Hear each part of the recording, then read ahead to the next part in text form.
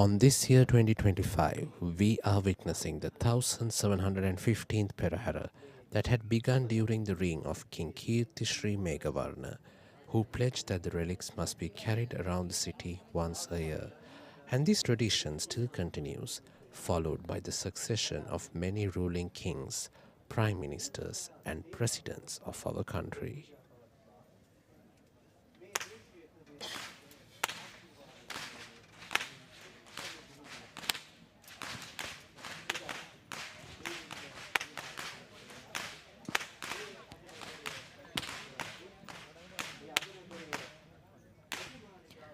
Walking up front with the sound of thundering whips piercing through the skies are the whip crackers announcing that the procession has commenced. And these whip masters are tasked with clearing the way for the sacred relic casket and the king.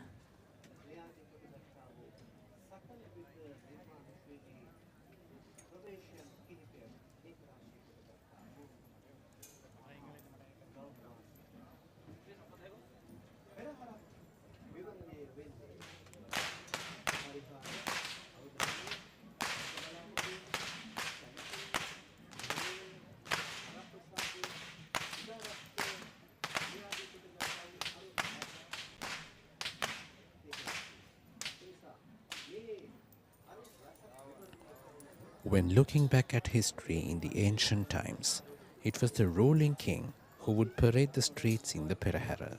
But now it is the Devala, the lay custodian of the sacred tooth relic of Lord Buddha, who will resemble the king in the modern day Perahera.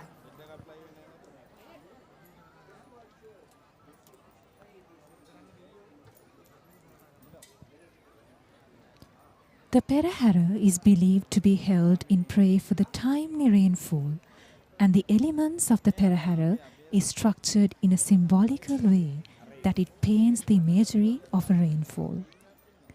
Rain would never be showered without the striking sounds of thunder, and these whip wielders are the symbolic imagery to depict the sound of lightning and thunder to pay homage to the rain gods, requesting to bless our crops and cultivations with rain.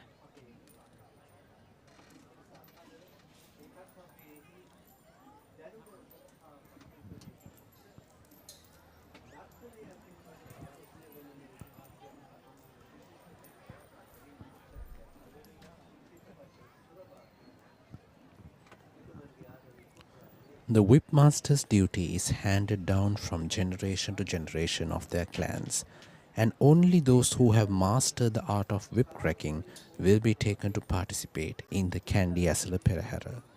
According to traditions, a Perahera which does not have this pedigree are not even being worth called such.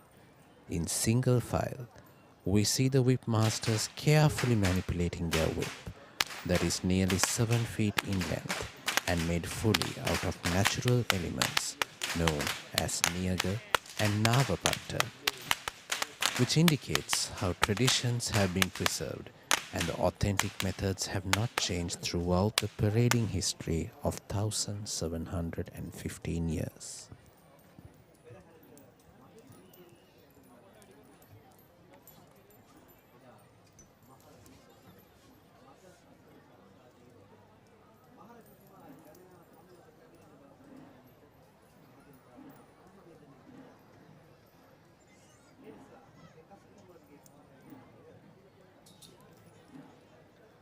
It can be noticed how these whip masters are untying the knots that are formed with the whipping, and that is symbolic to the various problems that we face in this journey of life, where we too spend a careful expense of mind in untying our problems down our own walk down the journey of life.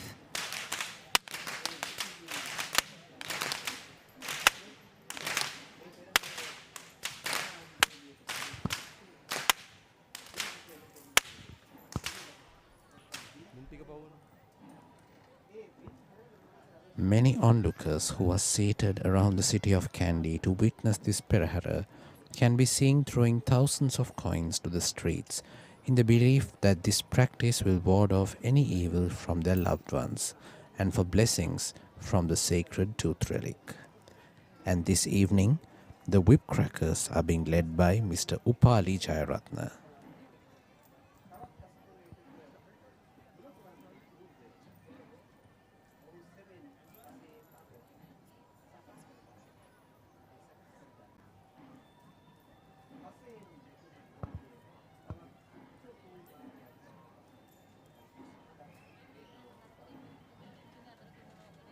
This is a beautiful tradition that highlights the basis of giving, offering, and sharing among the people of our land.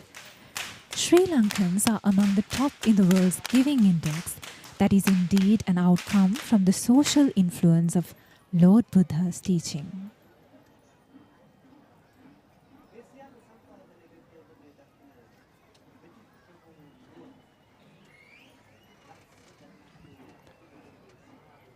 An ancient poem translated from the book Sangarajapata recites the story of the Kandy Esala Perahera as follows.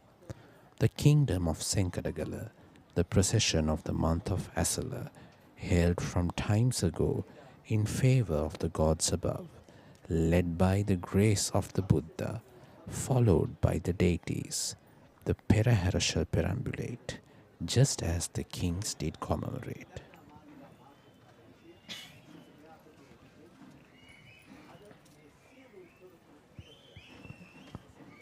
Rain does not come with thunder alone.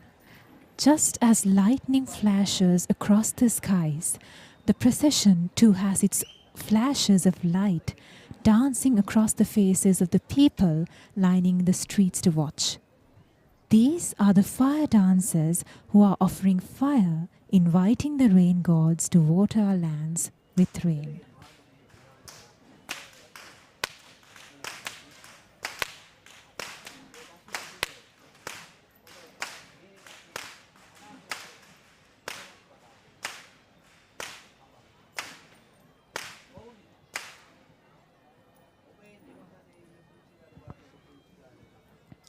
Even though it seems very paradox to learn that we offer fire to seek for water, this phenomenon of nature is magnificently depicted by this group of fireball dancers who perform this thrilling stunt of acrobatics while illustrating how lightning comes with the rain.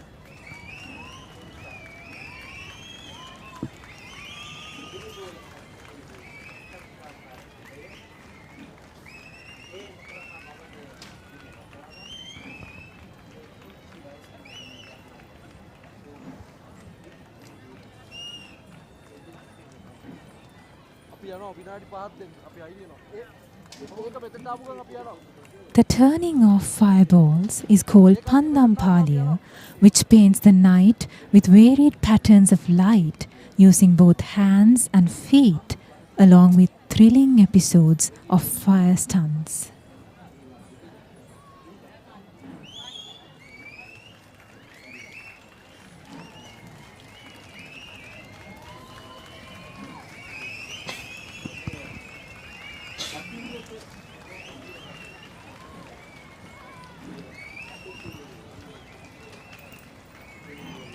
Back in history, Kandy and performing arts have been classified into 5 variants, which were known as the Vahala Ilangama, Singakari Ilangama, Tambarapittukari Ilangama, Natum Ilangama, and the Kavikara Maduva. Interestingly, it was the king's order that all 5 of these classifications must be performed in the Perahera, which is a royal order that is still being obeyed since the ancient times till the modern days.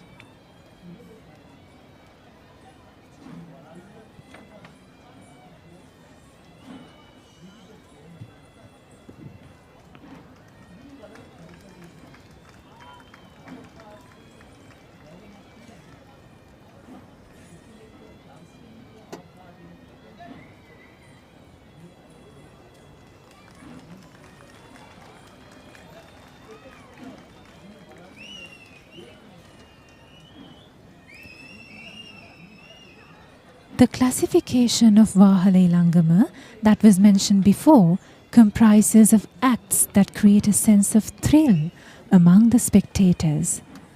And the fireball dance we see in front of us is one such example of a performing art that belongs to the Vahala Ilangama. The fireball dance is performed in all three levels that we can see in the screen, known as the Bintale or the low level, Madatale or the mid level, and Ahastale, the sky level. That is definitely the highlighted episode of the fireball dance that is performed while standing on each other in great discipline and balance.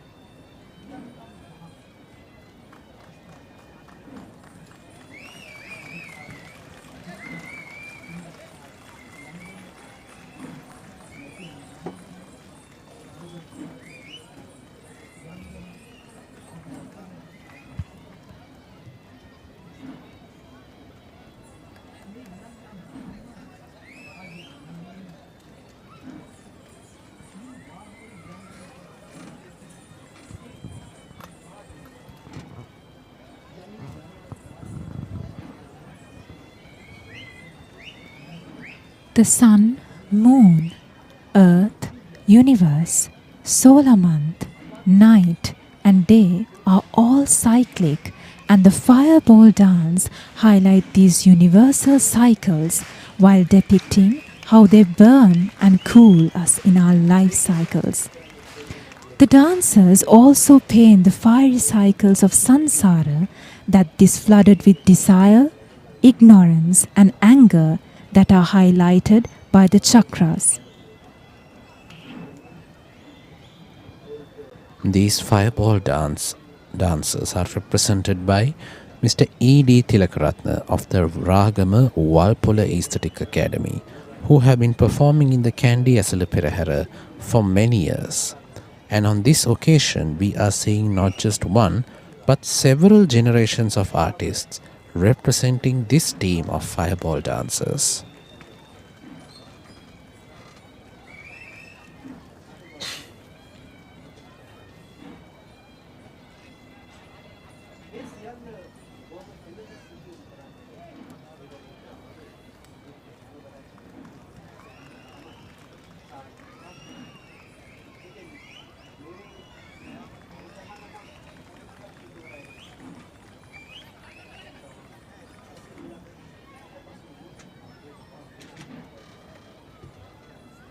The dancers are seen creating their paintings of fire across the night sky as they move in the procession. For the children, it is a fire play, but for the experienced elders, it is a devout and a committed fire offering.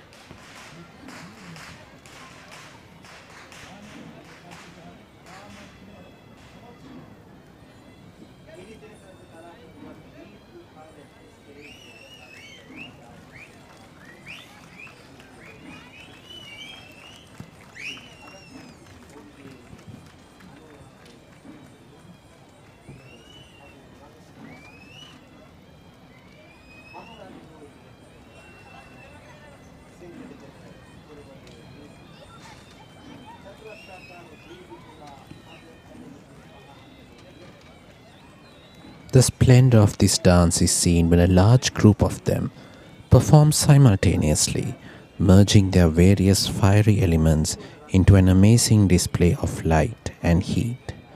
This tradition is handed down from generation to generation with individuals of all ages, from the very young to the very old, taking part in the display of the priceless and cultural heritage of their clans.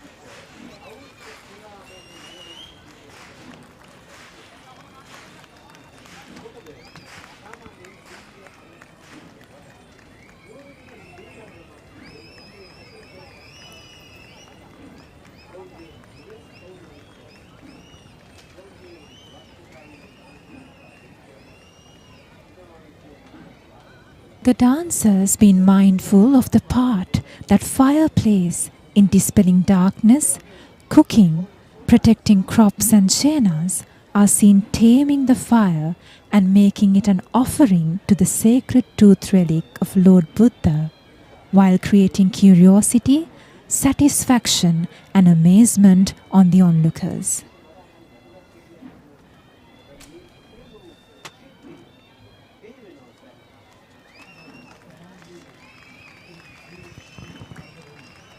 This evening, the Perahera commenced at the auspicious hour of 6:51 p.m., heading the auspicious direction of north, and shall parade down the Dalada Vidya, the Yatinwara Vidya, Kandy Vidya, T.S. Senanayaka Vidya, and conclude ascending the Raja Vidya.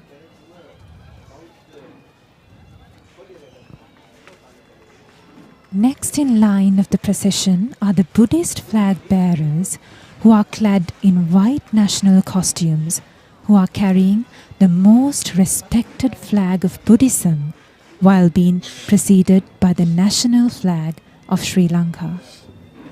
The sight of these Buddhist flag bearers create a sense of tranquility among the spectators, reminding us the fact that this procession is in celebration, devotion, and an offering to the great Lord Buddha.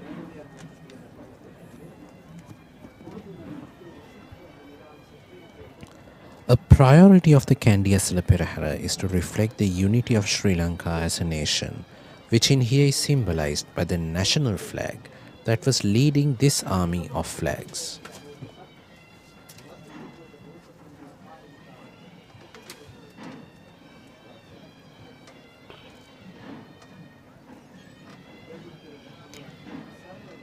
The Buddhist flag is a symbol of faith and peace.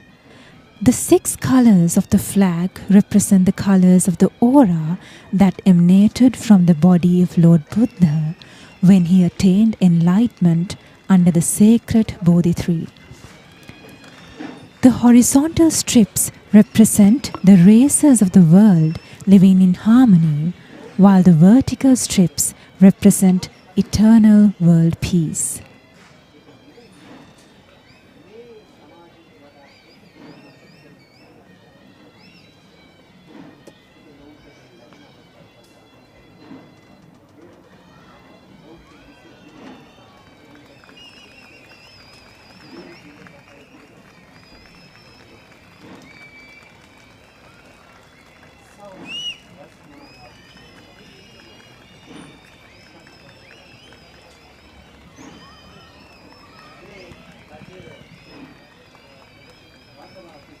The colors displayed in the Buddhist flag represent the perfection of Buddhahood and the Dhamma, his preachings.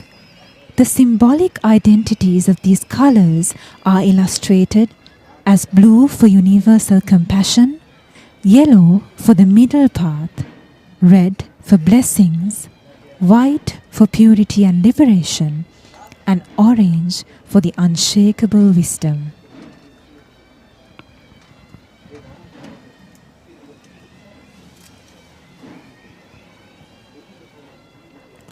This ceremonial procession is performed in the adulation of the living Buddha and as well as a paramita or act of kindness for the future Buddha.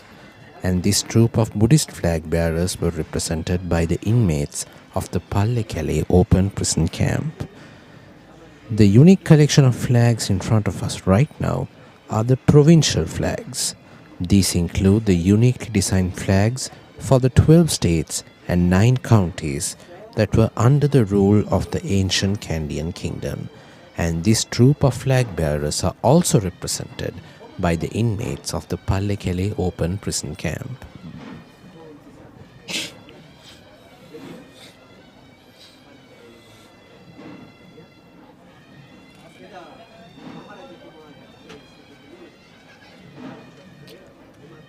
It was a tradition that the respective chieftain of the state, known as the Raterala, would participate in the Perahera with their respective flag that is unique to their state to showcase their loyalty towards the king.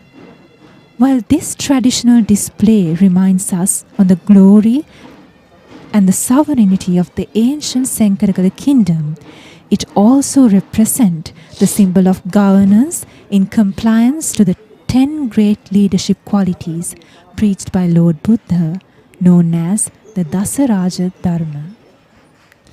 The flag seen here could be identified as the sun and moon flag of the Satara Koralaya, the lion flag of Sat Koralaya, a white flag of Matale, silk flag of Sabaragamuwa, Beherunda Pakshiya flag of the Tun Koralaya, peacock flag of Uwavellassa, and the lotus flag of Udapalata, which represents the states of Sri Lanka.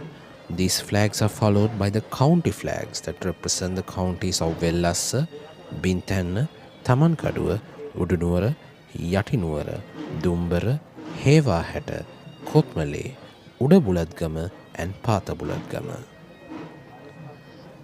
The same flags we saw before are now displayed in metallic form, and these are the brass flag bearers who remind us of the proud heritage of the Kandian era, and this troop of brass flag bearers are represented by Mr. Ajit Mahendra.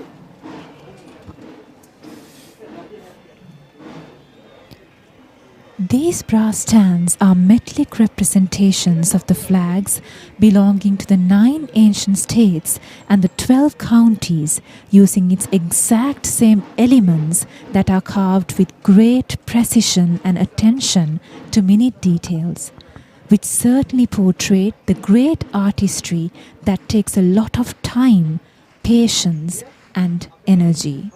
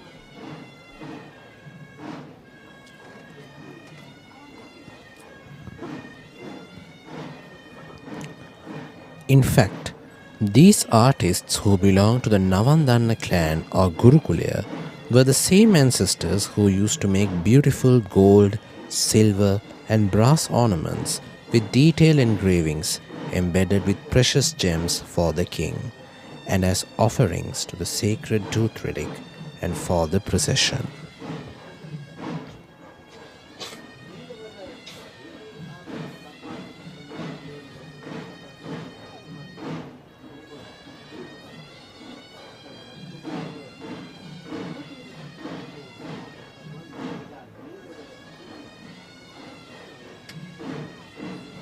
The army of officials who are carrying these stands are dressed in a white sarong and a turban with a bare upper body, which interestingly symbolizes the energetic lifestyle of our people back then in the ancient times. And they too were chosen to represent it from the ones that were practicing the traditional martial art of Angam.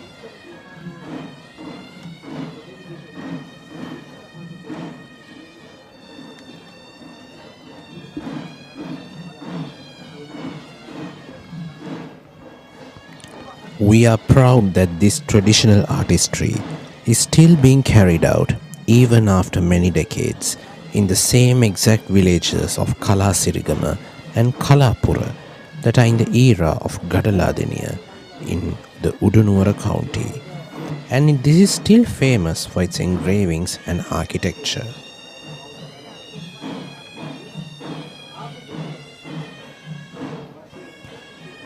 The sight we see in front of us was exactly what the kings wanted to present, to symbolize the unity of the nation, the strength and the sustainability of the kingdom.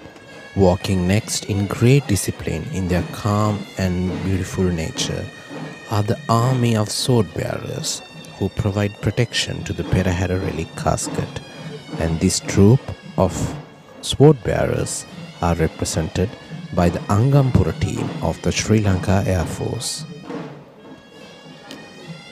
Clad in white sarong and a white headdress, this army is seen carrying the raised swords not in warfare but in a disciplined walk of calm serenity.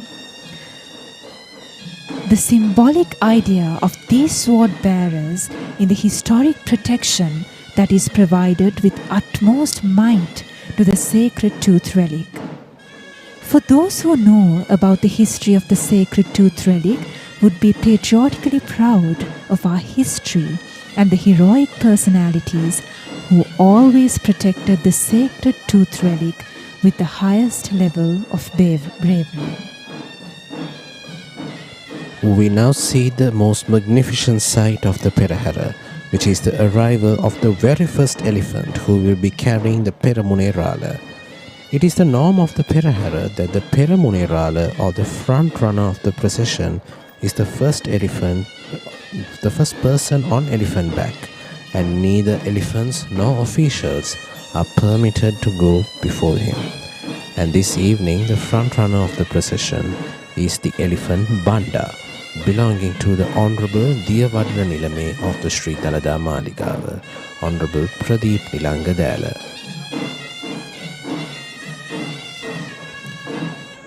Clad in the traditional white costume that comprises of the white jacket and the triangular hat, the Peramunerala comes into the view carrying the secretarial scroll known as the Le-Keli, which is encased in the long cylindrical silver casket.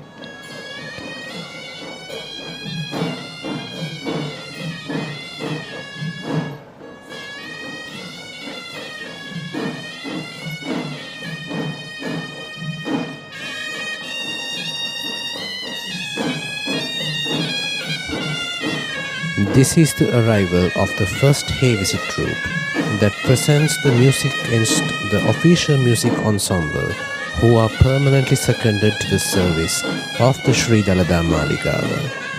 They perform in dignified presence in front of the procession as a tradition which they practice with majestic skill. In fact, no Panchatura Vadana or traditional orchestra of Sinhalese music that produce sounds using either drums or any other musical instruments is permitted before the hay visit, as per the rule of the Kandy and Perahera tradition.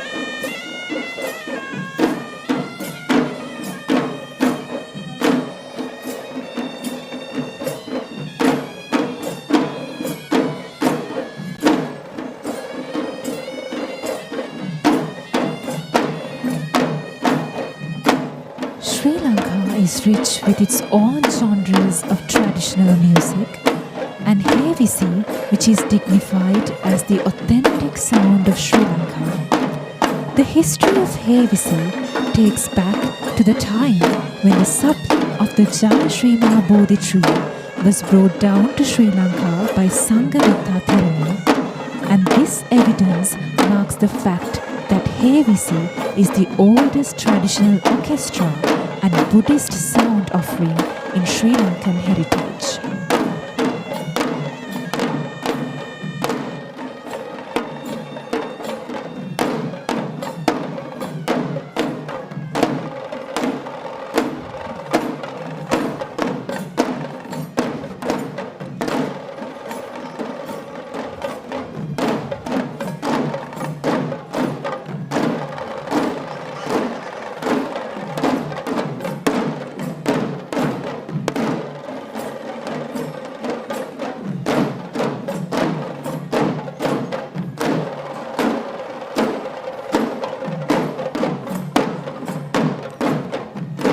Havisi is the most popular orchestra of the five-fold musical instruments too, has its own variants that are authentic to various parts of the country, known as upcountry, low country and Sabragamua. The specialty of the Kandy Esala Perahera is the pure domination of upcountry traditional arts. Wherefore, this particular Havisi instrumental performance belongs to the upcountry tradition of Havisi, which is known as Udarata Havisi in Sinhalese.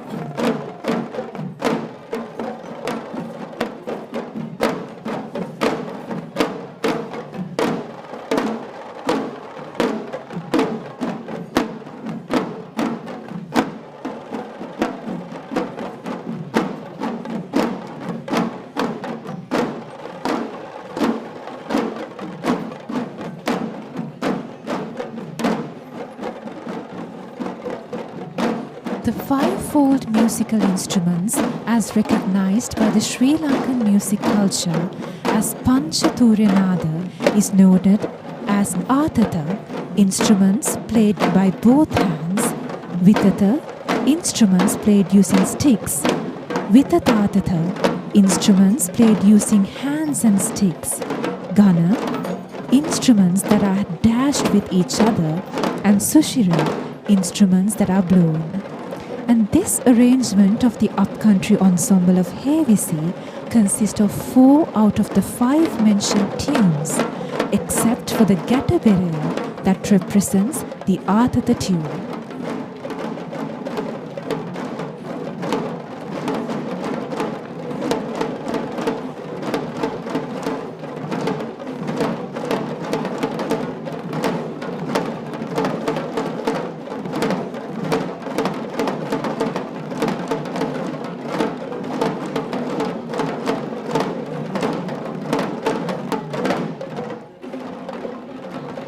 If we would identify the other instruments that are played here, we see the horanava or the traditional windpipe representing the tune of Susira, the thammatama or the kettle drum that represents the tune of Vitata, the daula that represents the tune of Vitatatata, and the talampata or the little hand cymbals that represent the tune of Gana.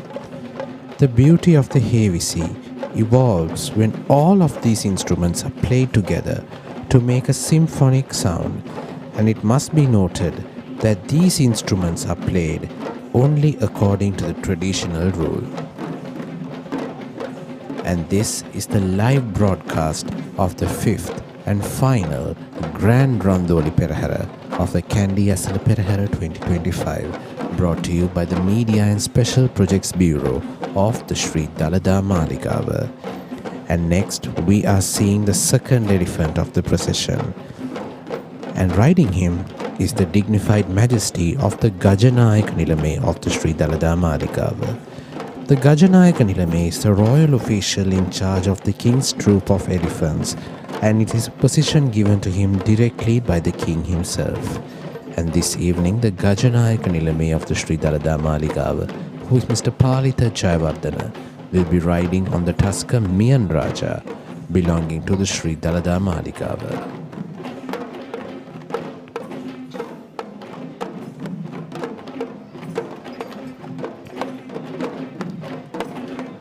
To symbolize this ancient degree, the Gajanayaka Nilame, who is attired in the traditional Sinhala Mullanduma, majestically approaches on a tusker while holding the Ankus or the Ankusaya, which is the official symbol of the Gajanayaka Nilame.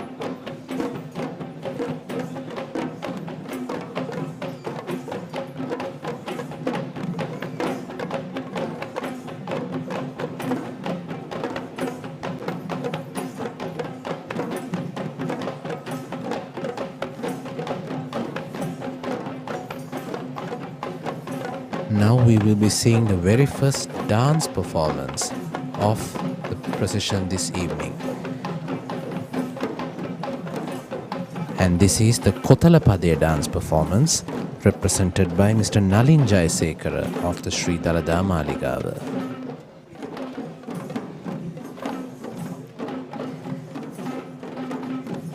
Kotalapadaya is one of the most gentle dance performances of the upcountry tradition of dance, which is traditionally a dance of purity.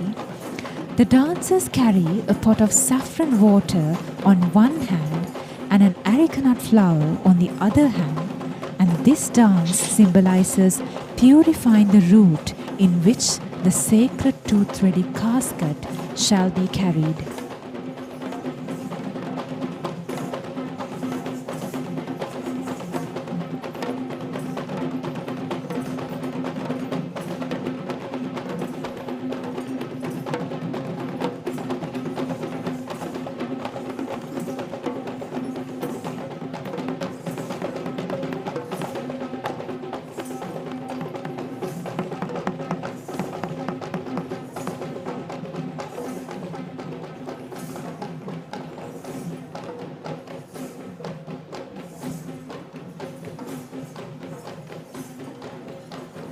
Kotalapadaya is one of the most gentle dance performances in the upcountry tradition of dance, which is traditionally a dance of purity. The dancers carry a pot of saffron water on one hand and an arecanut flower on the other.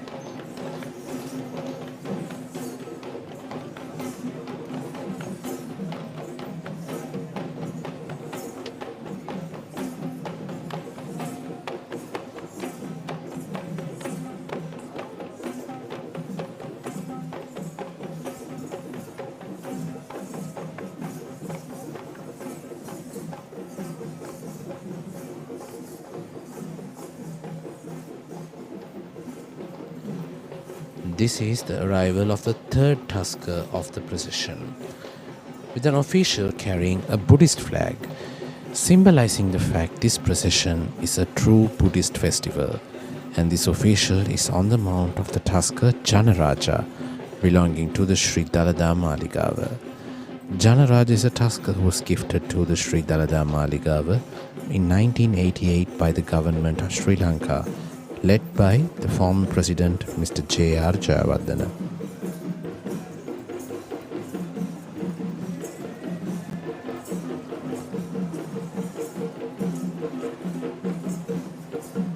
Now we will be seeing the Polmal dance performance represented by Mr. W. M. Dayananda.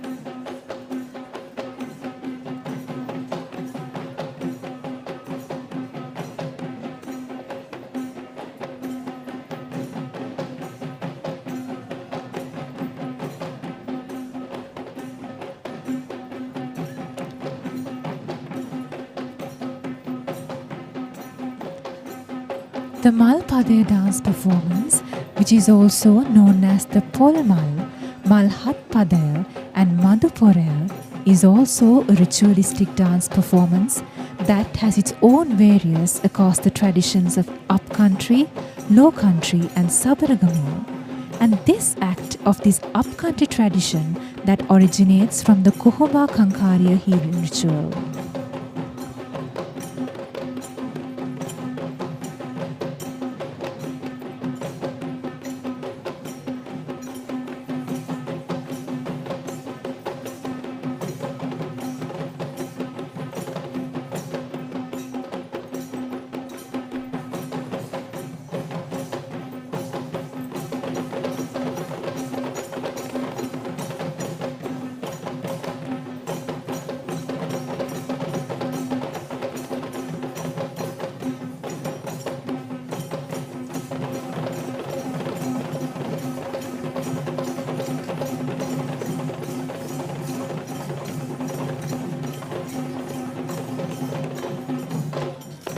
The polmala or the coconut flower is the flower that blooms from the traditional kapruka of the national tree of bounty, which denotes prosperity. In fact, the national emblem of Sri Lanka too consists of the vase of coconut flowers known as the punkalasa that is considered as the national symbol of prosperity. The Malpade dance consists of dancers who hold this polmala, the national symbol of prosperity, with both hands while sincerely representing the same bounty and abundance in their dance.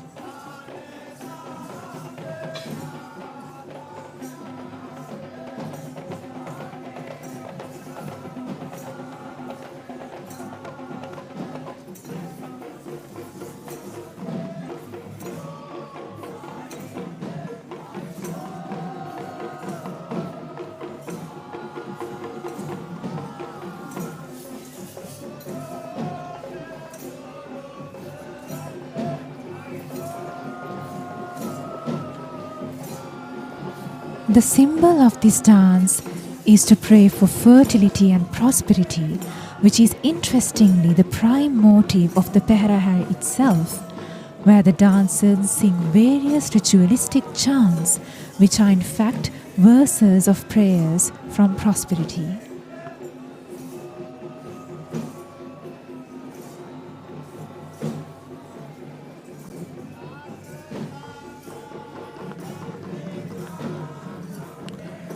Similar to the Kotalapadaya and the Bulatpadaya dance performances which we saw, the Malpadaya too is one of the 7 ritualistic dance episodes known as the Hatpadaya, that is an essential dance ritual among the healing rituals of the upcountry.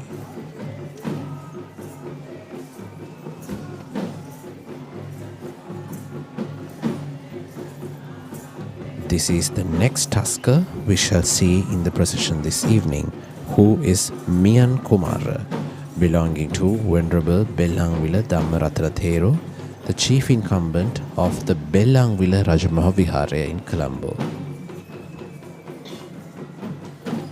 Mian Kumara is a young Burmese tasker who was gifted to the Bellangwila Rajamahavihara in the year 2013.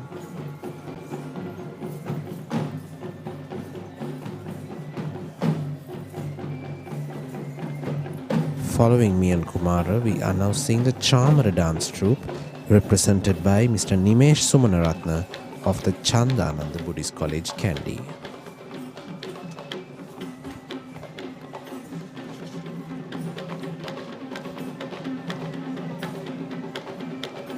The ancient poetic anthology that was written during the kingdom of Kotte, that is famously known as the Salalihini Sandesha, quotes that the white tussle in motion along with majestic elephants are one of the supreme sights of auspicious visualizations, and the Chamara dance is certainly an inclusion to add more auspicious value to this Perahera.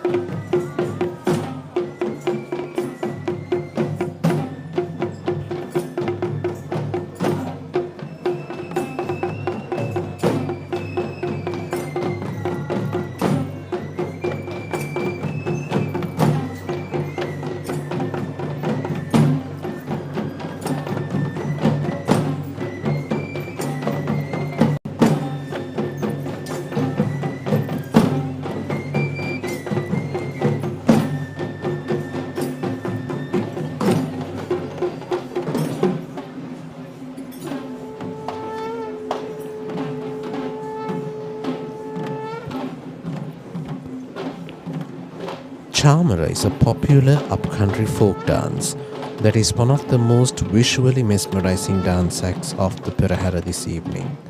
The Chamara is a white tussled object that was used historically as a fanning tool for the sacred tooth relic.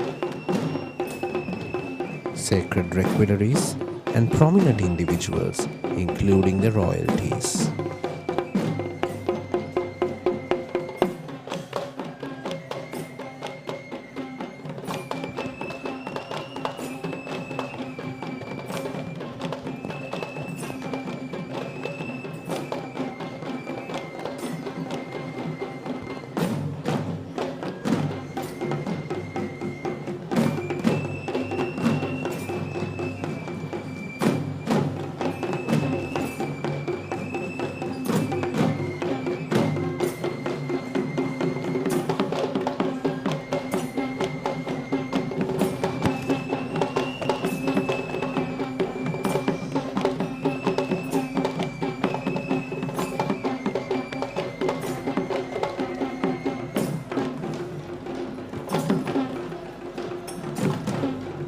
The tassels are fanned to the rhythm of the flute and the Kandian drums, where the gentle cool breeze that is produced by these charmeru brings a very pleasant feeling.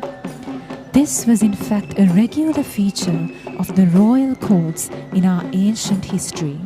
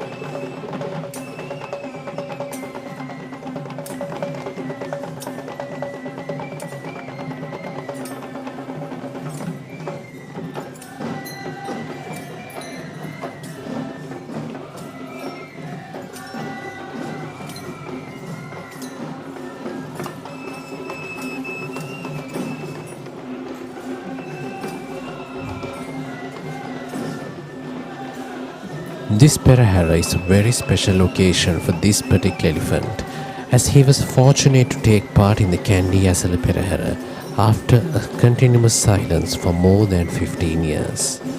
This is the elephant Raja, belonging to the Honorable Devala Nilame of the Sri Dalada Maligav in Kandy, Honorable Pradeep Nilanga Dayala. Raja is an elephant who was found lost in the year 1973 and was a member of the herd of elephants living at the Devala Zoological Gardens until he was auctioned in the year 1991 and stands to be one of the tallest elephants living in Sri Lanka today.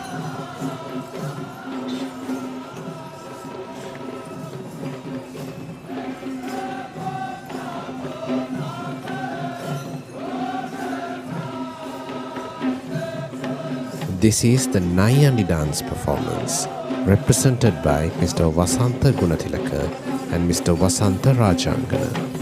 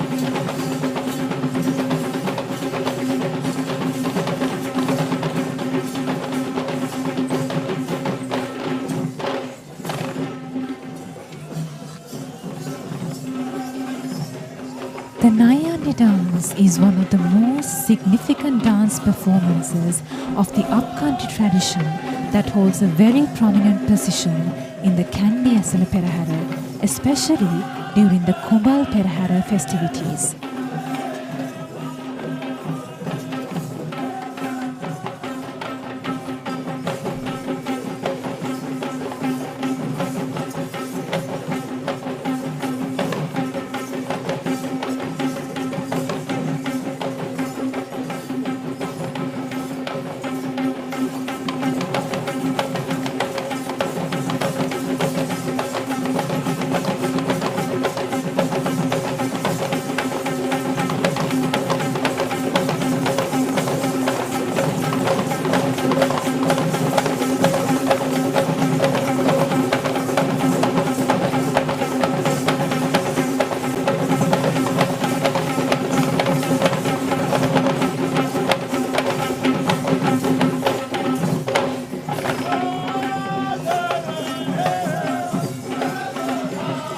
The word Nayali is in fact the name of the costume that is worn by the Nayali dancers, which is the same costume that is worn by the Kandy and West dancer, with the exclusion of the devoted headdress.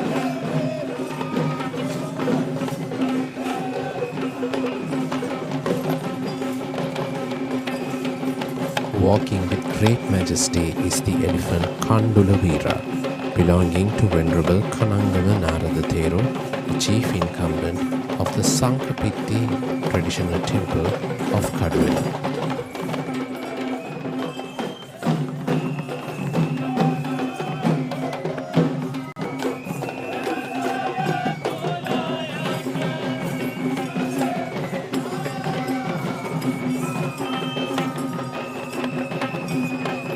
Next we are seeing the Savarang dance performance, and this team of Savarang dancers are represented by the Nalanda Buddhist College.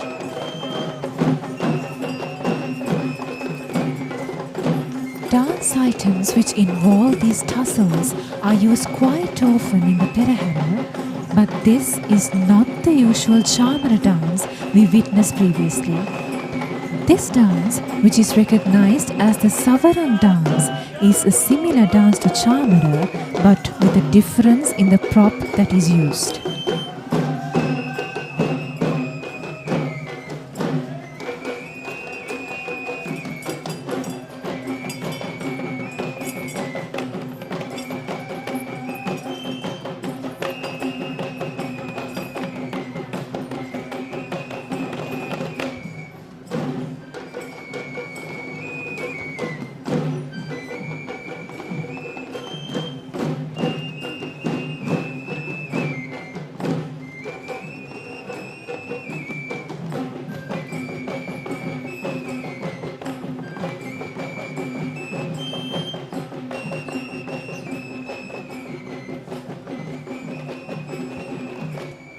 The Savarama is the main tool used by these dancers, which consists of not one but two tussles attached on both its ends, which makes it a longer version of the Chamara instrument. However, the Savarama too is meant to serve the same purpose as the Chamara, which is to a fan, and the cooling is the impending icon of worship, which was traditionally the king, and today the relic casket or the requelaries of God.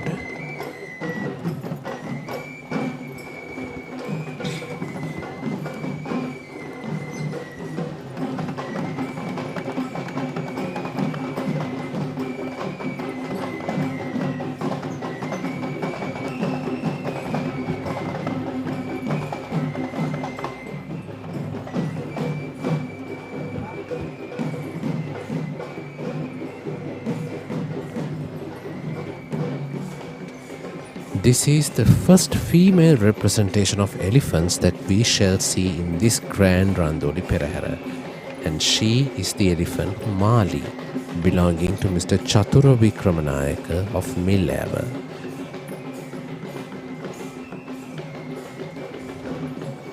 Mali is one of the most senior female elephants living in Sri Lanka, who was once the most iconic Devala or the accompanying elephant of the Sri Maha Vishnu Devala Perahera in Kandy.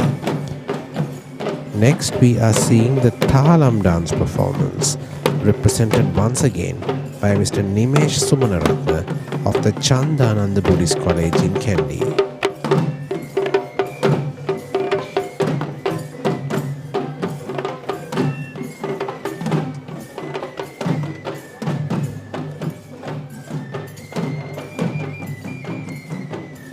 This is the live broadcast of the Grand Randoli Perahera, brought to you by the Media and Special Projects Bureau of the Sri Dalada Maligava.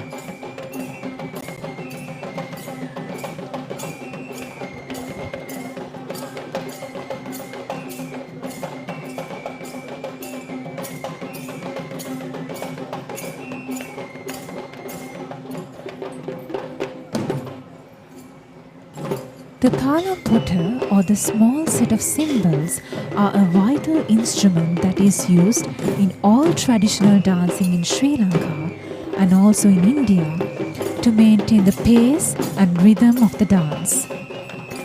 That is technically mentioned as the Titmatre. But here, the Talam dance considers these little symbols as the main prop itself, where the dancers play the cymbals in the denoted rhythm, which aligns to the footwork and hand movements accordingly.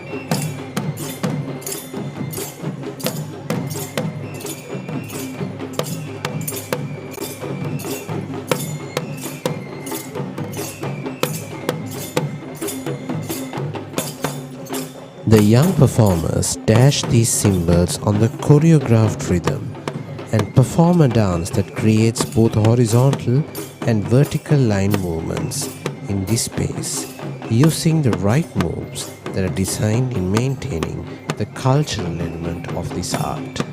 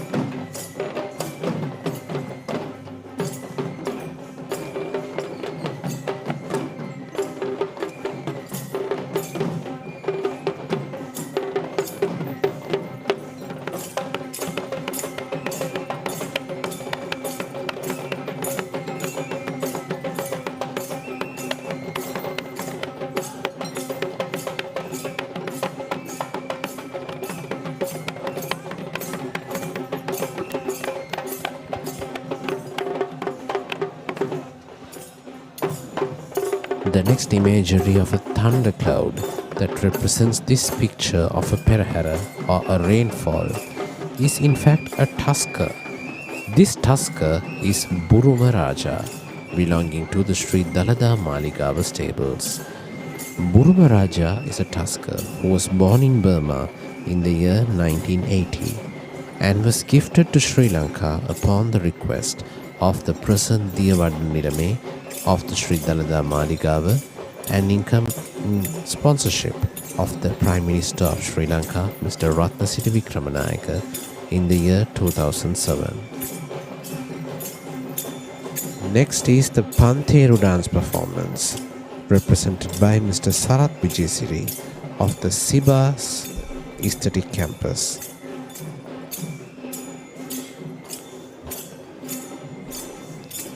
The Panteru is a musical instrument that is used as a rhythm tool across all three traditions of upcountry, low country and Sabaragama, but the Panteru dance is exclusively belonging to the Udarata or upcountry traditions of dance.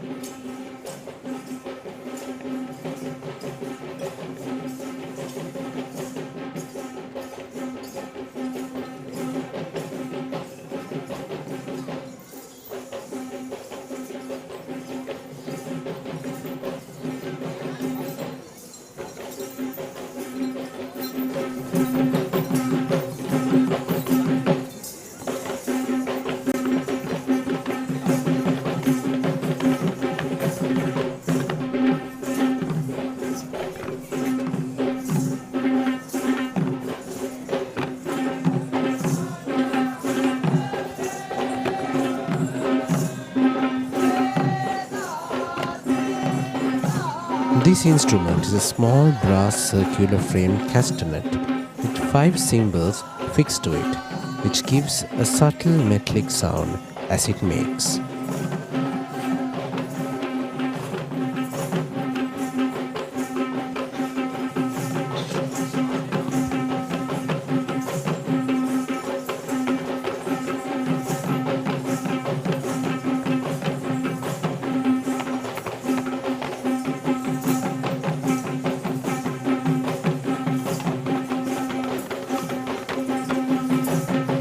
It was regularly used to keep up the beat in the chamber of versifiers, as of the Kavikara Maduva, and is considered as one of the authentic tunes that are engaged with the sound offerings associated with the Dalada Puja.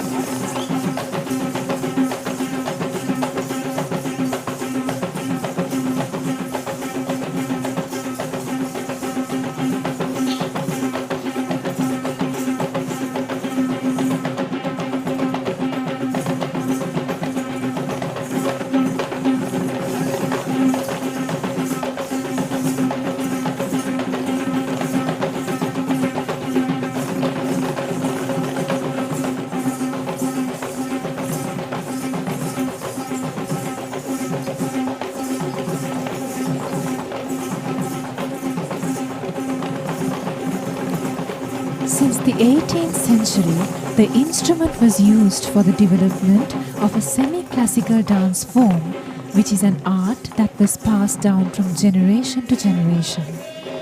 The dance is classified as a Gana Natuma as per the theory of Panchaturyanadana, since the Panteru is an instrument belonging to the Gana classification, as it needs to be dashed in order to be instrumented.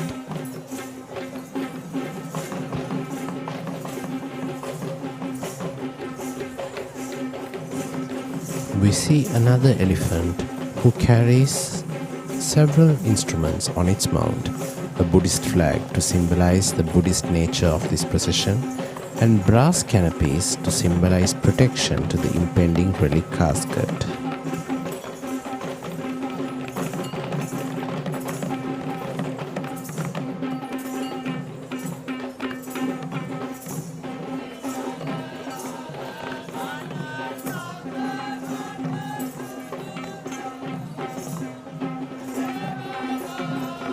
And these officials are riding on the mount of the elephant Gamunu, belonging to Mr. Ratnasiri Arangala of Veyangoda.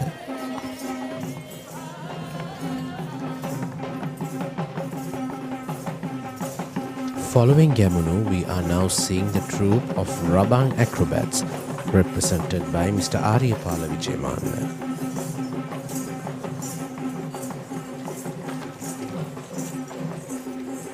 The Rabana, or the hand tambourine, is a very popular object used in the folk dancing tradition in Sri Lanka, But this is no such dance, even though we see the presence of the tambourine in play.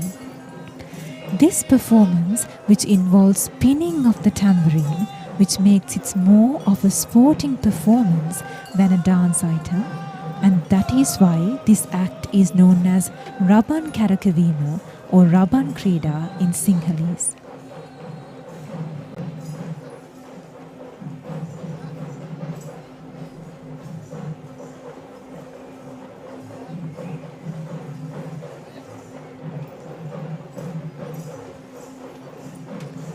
There are many forms of Raban in Sri Lanka. We have the Maharabana or the Banku Rabana, which is a considerably large drum that is played by multiple artists at the same time. The Virindu Rabana, that is played while singing comical verses of Virindu. And the Atrabana, which we see now, that is of most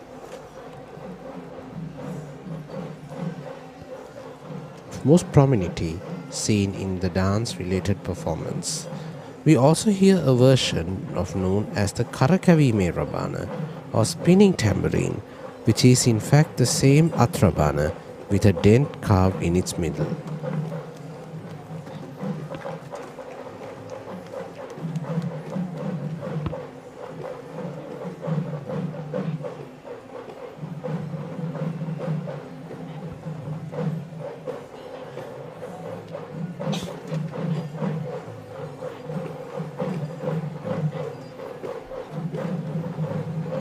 They spin the Raban in their flexible long stick canes in great balance, and the highlighting episode of this act is when they throw the tambourines toward the sky and surprisingly catch the Raban back on their sticks or from their hands with no room for failure.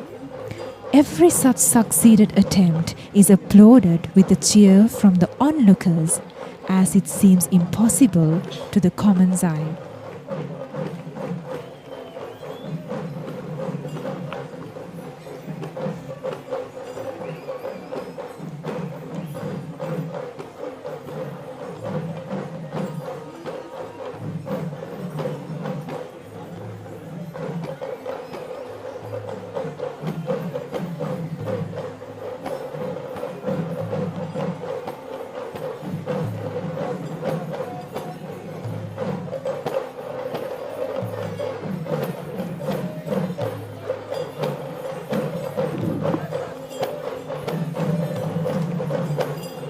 The artists do not forget to initiate several creative twists to the play of Raban, where some artists create episodes of changing the Raban with their colleagues while the tambourines are flying high in mid-air. And we see how some artists spinning multiple Raban on specially designed stands. All of these wonderful episodes of skill are certainly expressing the talent behind native Sri Lankans to the world that witnesses this great pageant of Kandian heritage.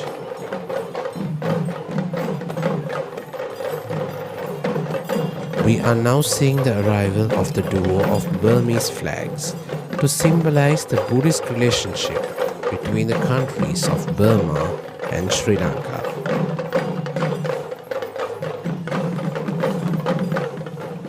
Here we see the elephant Mutubanda belonging to Venerable Murundani Dhammaratratero, the chief incumbent of the Mutiyangana Rajamahaviharaya, alongside with the elephant Kandulatissa belonging to the Basnayak Nilame of the Ratnapura Mahasaman Devalaya.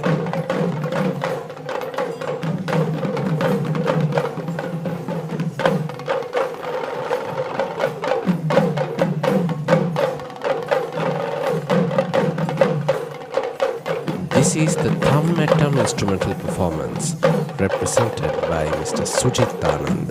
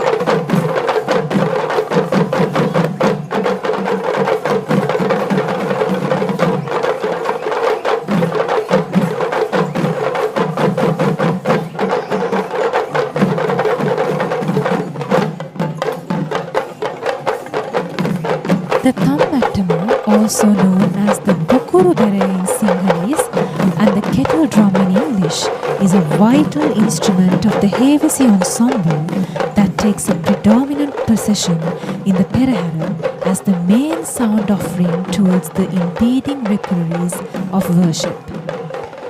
However, this act of celebrates the Tammatama as an individual performance, excluding any other musical instruments we saw in the Hevesi troupe.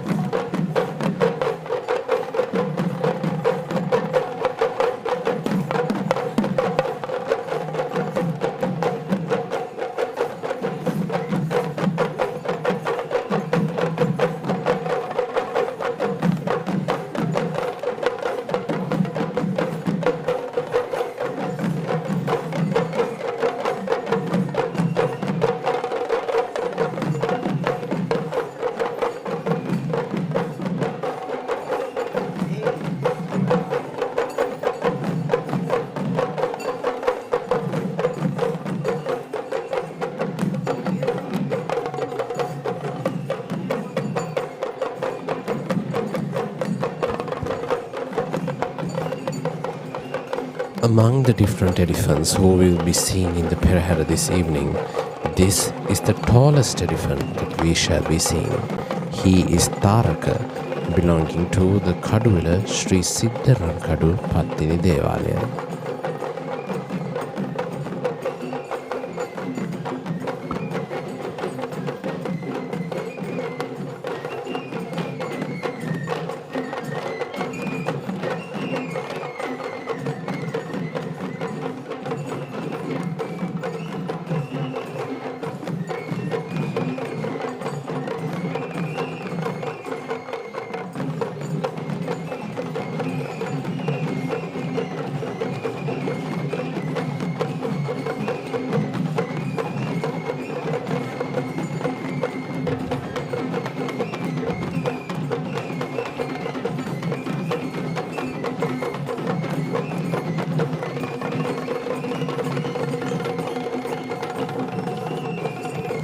This is the mixed folk dance represented by Mr. P.C.B. Vijay Surya, and it's interesting to find this folk dance among the many different classical dances that we saw in the Perahera.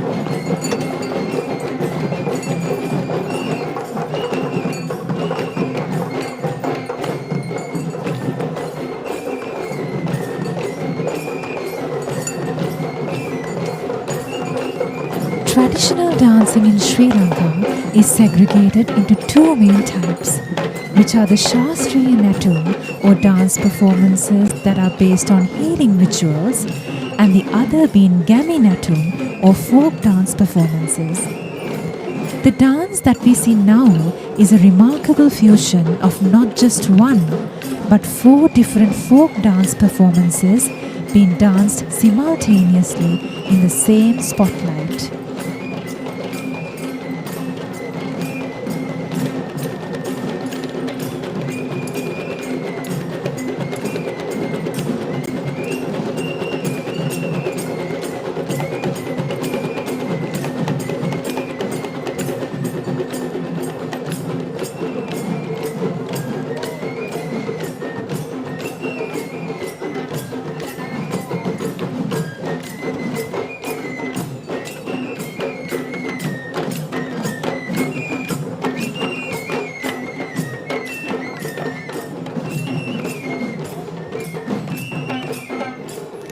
Here we see the dance artists presenting 4 different folk dances, which are the Talam and Panteru, the Le-Keli, Raban and the Savarang, which we could see being performed as individual dance items across all 5 segments of this majestic Perahera. And this dance act is certainly a snapshot of the beauty of the Sri Lankan folk culture.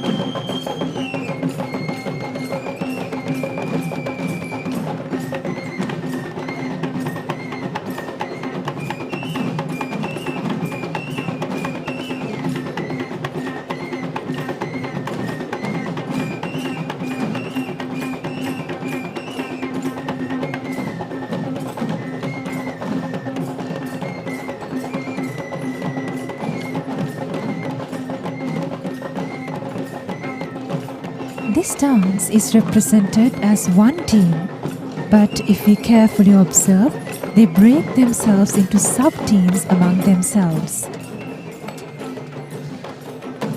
This Perahera contains several groups of elephants of various ages. This representation of 2 junior elephants. This is Devmini, belonging to Venerable Puralande Vajranyana Theru, the chief incumbent of the Sambodhi Vihara in Colombo, alongside with the elephant Suddhi, belonging to Mr. Premasiri Kaluarachi of Habarana. Following this interesting duo of elephants, we shall now be seeing the Le-Keli dance performance, represented by Mr. Nimesh Sumanaratna of the Chandananda Buddhist College in Kandy, which makes it the 3rd dance item that is represented by the Chandananda Buddhist College.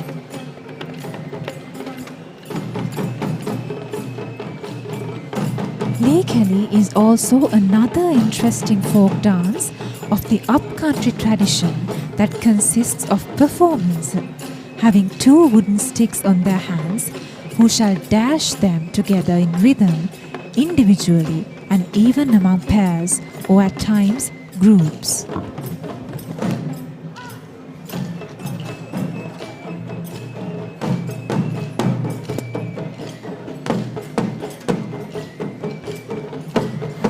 Being a folk dance itself, this dance too sets a village picture for the audience, but the origin of the exact movements performed can be guessed in the ancient practices for war battles among the folk lifestyle, as the name of the dance itself with the word Kelia translates to battle.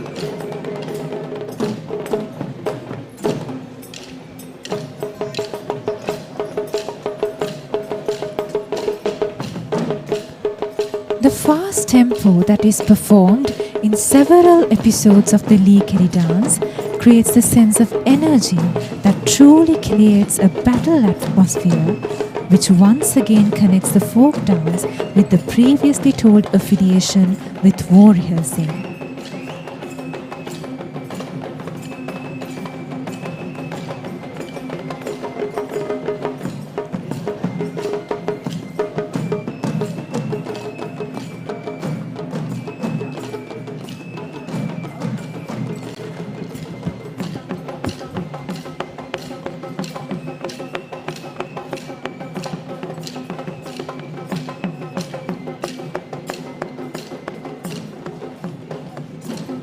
Le-Keli is one of the dance performances which has been performed since more than centuries ago, which is proved by the evidence that is still visible in all of us. In fact, the wooden carvings of the Embakke Kataragama Devala that belongs to the Gampola era too portrays a pictorial carving that illustrates a Le-Keli performance.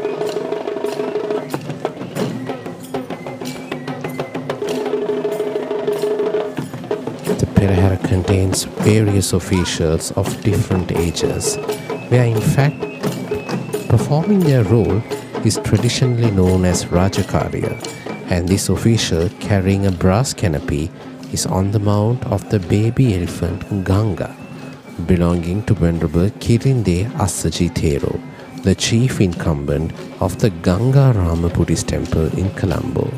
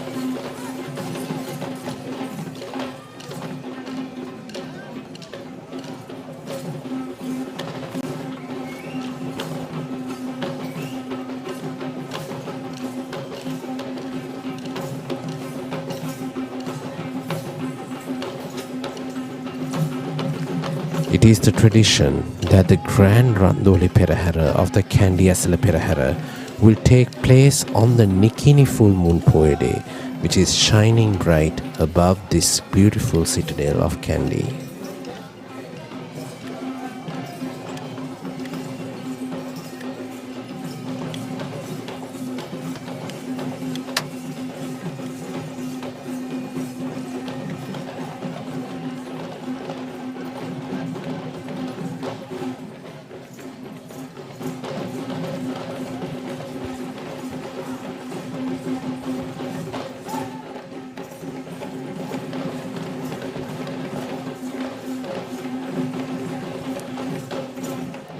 This is the Panteru dance performance that is represented by Mr. Palita Hapugoda.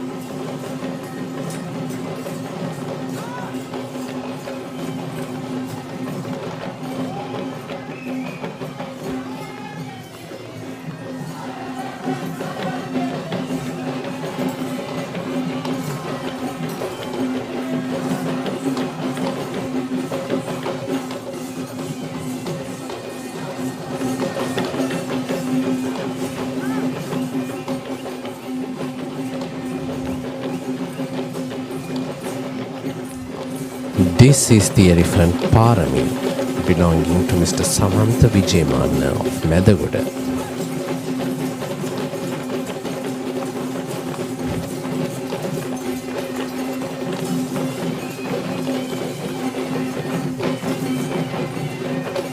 In fact, this is the first year that the elephant Parami has joined the procession of the Sri Dalada Maligava, where previously she has been a participant of the Sri Maha Nata Devala and the Sri Maha Patini Devala in Kandy. In fact, despite her young age of just 18, she has proven herself to be one of the promising young elephants to be a great participant of the Kandy Esala Perahera.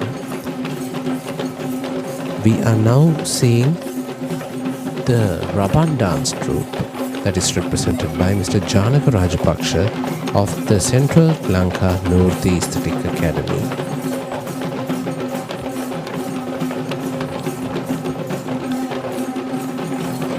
The Raban or the hand tambourine is a very popular object used in the folk dancing traditions in Sri Lanka known as Raban Natuma.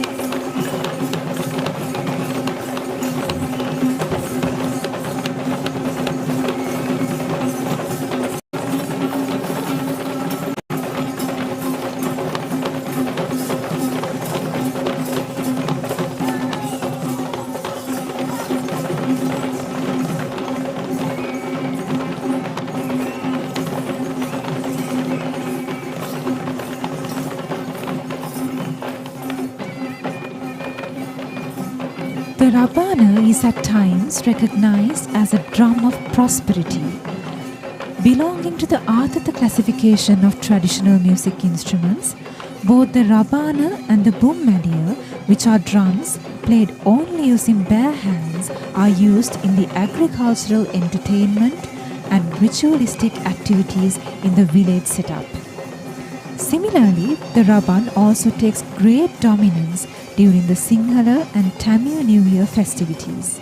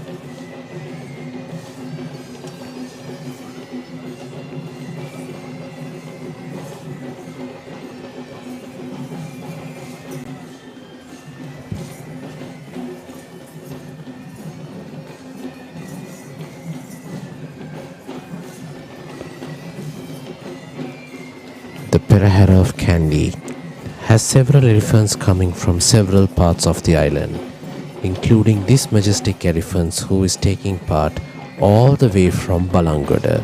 This is the elephant Raja belonging to Mr. Asanka Vijayasinghe. Following Raja, we are seeing another interesting dance performance, and this time it is the Paturu dance that is trained and led by Mr. Nalin Jayasekara of the Sri Dalada Maligava troupe of dance. Paturu is an upcountry styled folk dance act that is known for its faster tempo when compared to other folk dance acts that is performed in the country. The dancers hold a set of wooden splinters known as Paturu on one hand, and they perform to the beat of the upcountry Gatabere drum and the melodious flute while clapping the splinters on various designated parts of the body.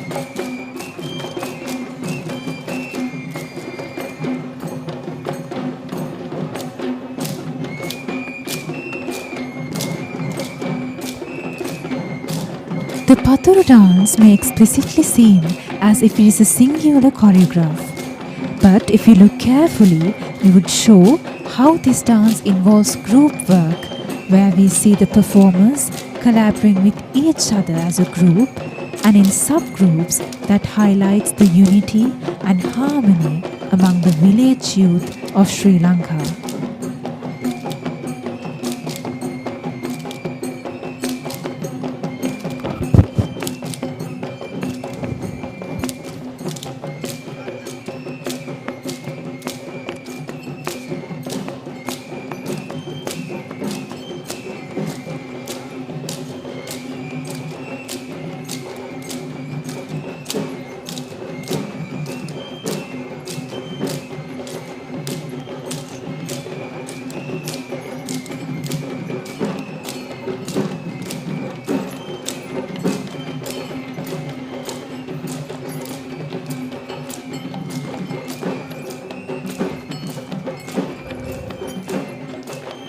A duo of elephants is always a mesmerizing sight to see in a Perahera. Representing this duo is the elephant Kanchana, belonging to the Sri Lanka Amarapura Nikaya under the bearership of Mr. Udara Galapatti. Along with Kanchana, it is the elephant Rani, belonging to Mr. Chanaka Jayasekara of Palliveda.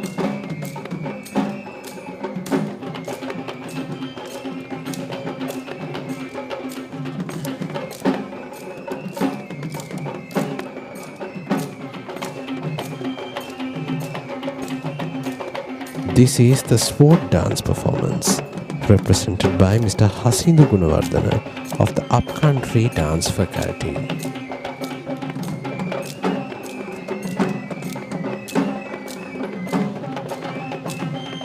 The Kadulatuma or the sword dance is not at all meant to promote violence in this Perahera, that is meant to reflect the love, peace and care that is preached by the doctrine of Lord Buddha. This dance actually is meant to be a tribute and to illustrate the bravery of our ancient Sri Lankan warriors who risked their lives to protect Sri Lanka as a nation.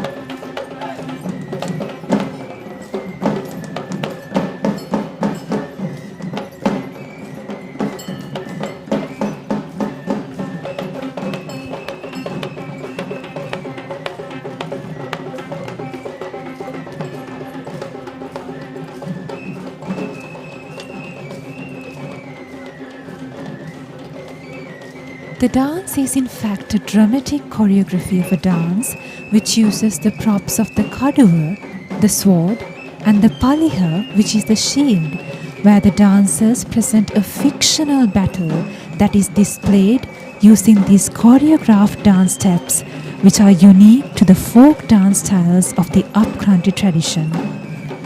One could notice how the facial expressions of these dancers show an abundance of bravery and courage to ignite the true momentum of this play.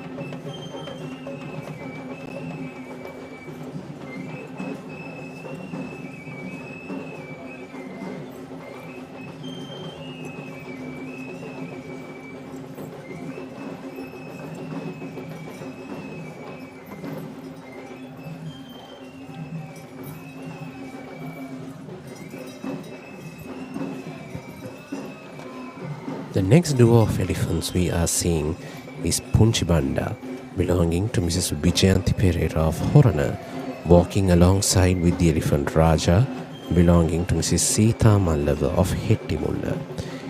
Both of these elephants have not taken part in the Kandy Esala Perahera until the year 2005, where in fact it was the thankful move of the present Diyavadara Nilame of the Sri Dalada Maligava who took initiative to retire these working elephants and introduce them to the Kandy Esala Perahera, where now Punchi Banda and Hetti Mulle Raja are two elephants who have been taking part in prominent roles of the Kandy Esala Perahera.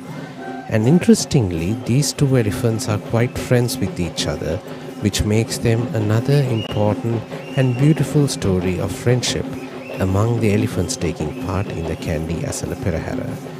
And next is the Nayandi dance performance, represented by Mr. Saman Nilvita.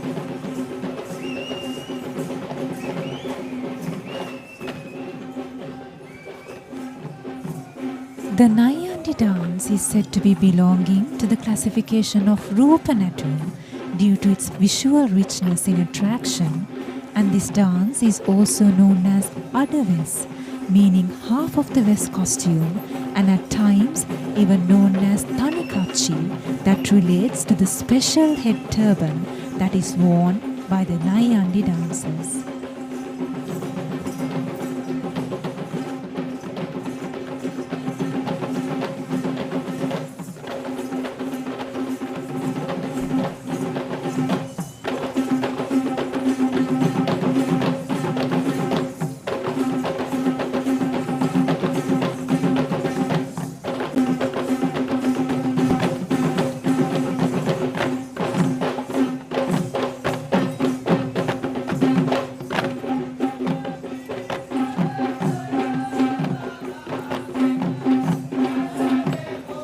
The speciality of the Nayandi dancing is that this dance is primarily performed by the primitive Kandyan dance artists who have not yet been attained reverentially as a West dancer, and any dance artist who aspires to be crowned as a Kandyan West dancer would first need to master the skill of Nayandi in order to proceed.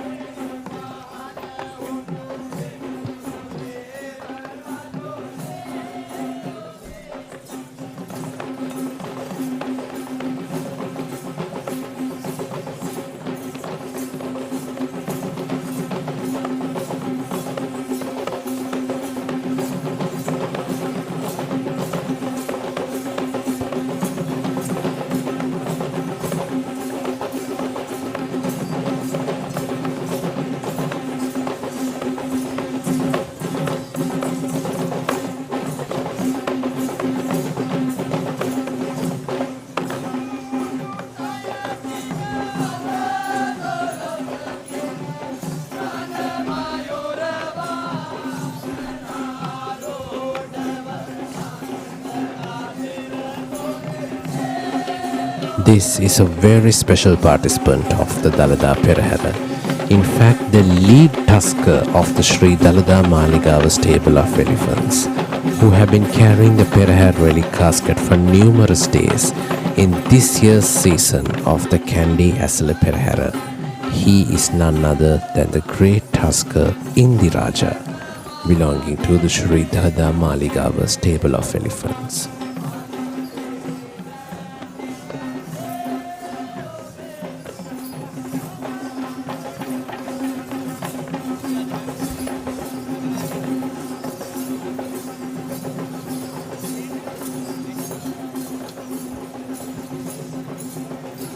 Next is the Udaki dance performance represented by the veteran artist M.B. Tennakon.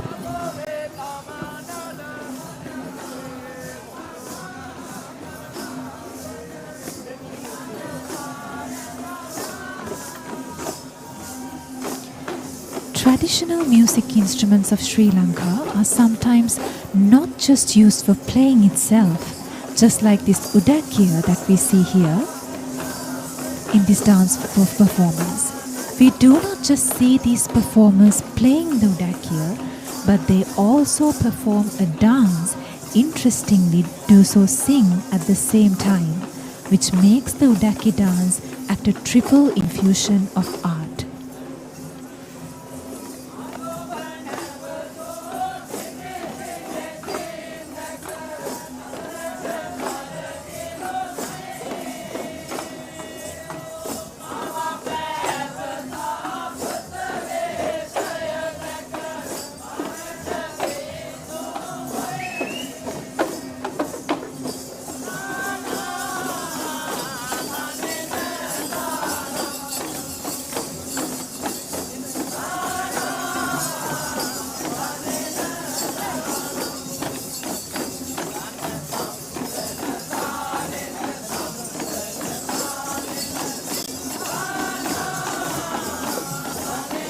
Most of these dance performances have various episodes that are highlighted in this performance, and what you see right now is this particular episode known as the Udaki Gatea, where they make a knot out of the Udaki drums they play.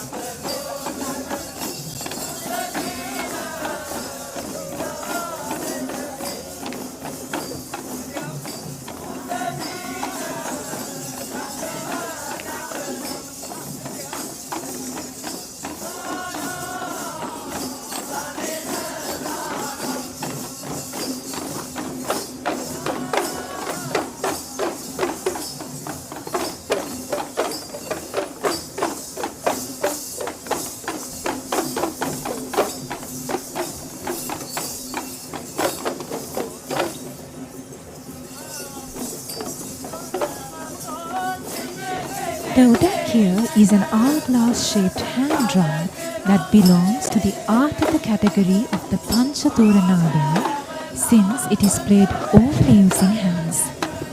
The dancers are dressed in the traditional Kandian attire and dances while playing this instrument along with recitals that glorify the qualities of Lord Buddha.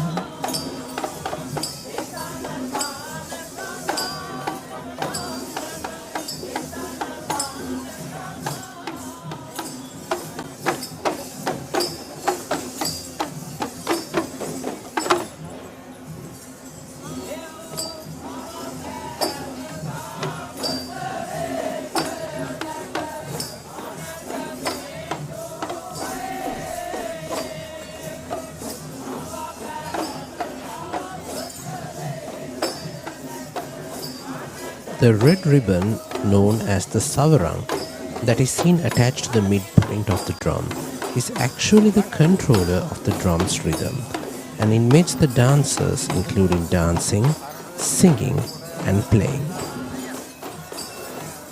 A very beautiful and majestic sight indeed. Three tuskers who are the future of the Dalada Perahera someday. In the middle, it is the tusker Kotte Raja, belonging to Venerable Alutnuwar Anuruddha Nayaka Thera, the chief incumbent of the Kotte Rajamahaviharaya.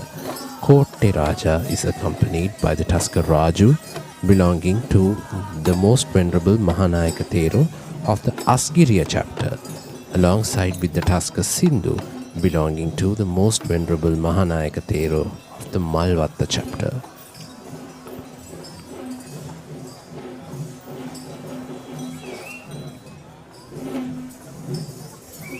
Sri Lanka has its own variant of Asian elephants, but unfortunately, only 3% of the Asian elephant population in Sri Lanka is blessed to become a tusker.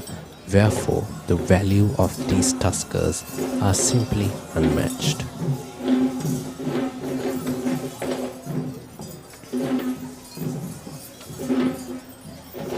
The cooling breeze that flows from the surroundings, from the Udavatta forest on the right and the Kandy lake on the left, certainly creates the feel of how nature too combines to the Perahera by displaying its unmatched unique forms of beauty to the Perahera that will bless our country. And this is the highlighted moment of this evening's grand Randoli Perahera, the arrival of the ceremonial troop of tuskers who shall be carrying the Perahera relic casket. And this trio of tuskers will be escorted by the majestic West dancing troupe. This troupe of West dancers are represented by the generational artists Mr. Ishanta Ihalavina and Mr. Lasanta Mansekara.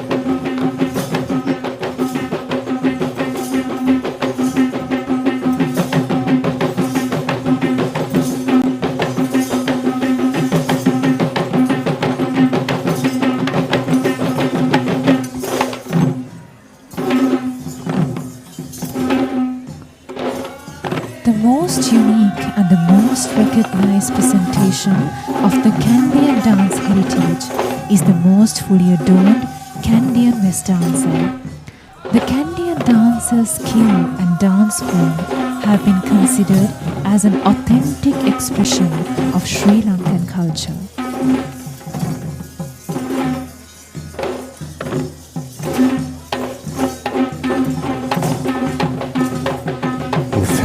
Is the icon of the West dancer, who is the branding identity of traditional Sri Lankan dancing across the seven seas, despite the presence of many artistic performances that are authentic to traditional Sri Lankan dance. It is amusing to hear that this is the same picture that is illustrated on anyone's mind when they hear the phrase Sri Lankan dance, which we as Kandians could certainly be proud of.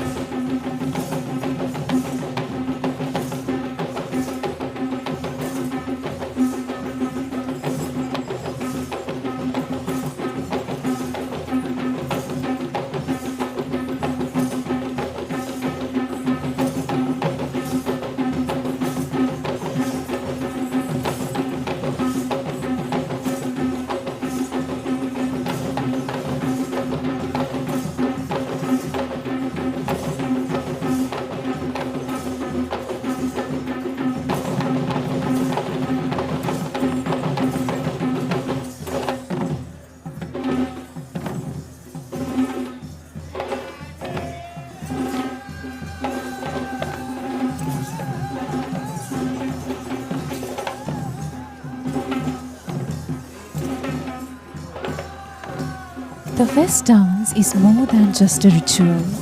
It is a sacred recitation for the protection against misfortune.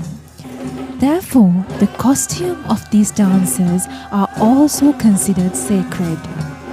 This most glamorous costume symbolically represents the regalia of the King Malaya, the royalty who performed the ancient ritual of Hattapasmangalaya, which is a healing ceremony that was held 2500 years ago. This is the Karya Karavana Korala of the Sri Dalada Maligava, dressed in the white Dupotiya costume. He is the royal official that holds responsibility for all engagements in regard to the offerings, the Perahera and the relic casket. The special orchestra that you will hear is Nagasingha. This Indian-influenced ensemble of music that plays its authentic music to escort the relic casket as part of the traditions were conducted in Lord Buddha's origin country in India too, and was added to the Perahera during the time of King Veera Parakrama Narendra Singha. And this evening, the gracious moment of the Perahera relic casket be carried by the great tusker Vasana, belonging to the Ruhunu Maha Kataragama Devala.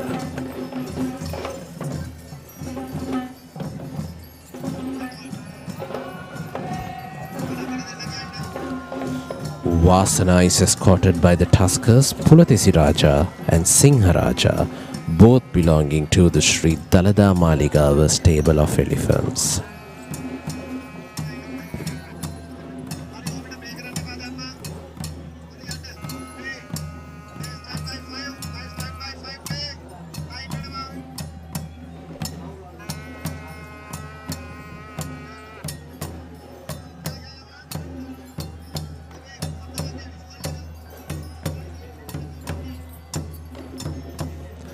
This is the chamber of versifiers, or the Kavikara, the group of poets who walk behind the relic casket while singing the virtues of Lord Buddha.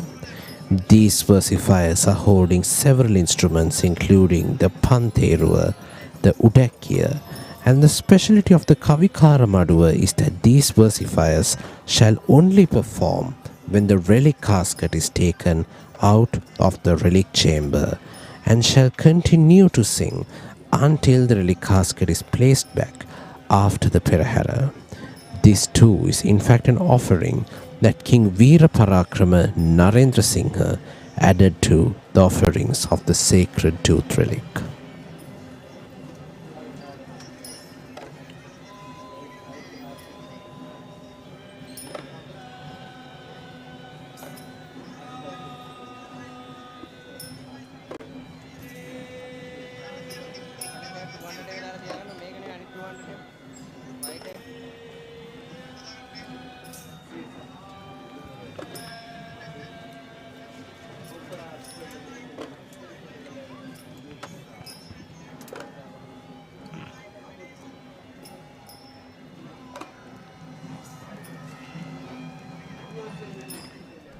Following the most sacred moment of this Perahera, we see the clan of devotees holding flowers and lamps that symbolize an offering to the relic casket.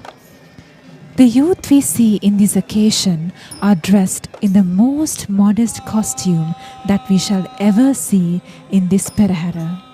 A plain white robe that illustrates the simplicity and the modest behavior that is expected out of the true Buddhist, which is even highlighted in the most gentle walk that we see out of these devotees.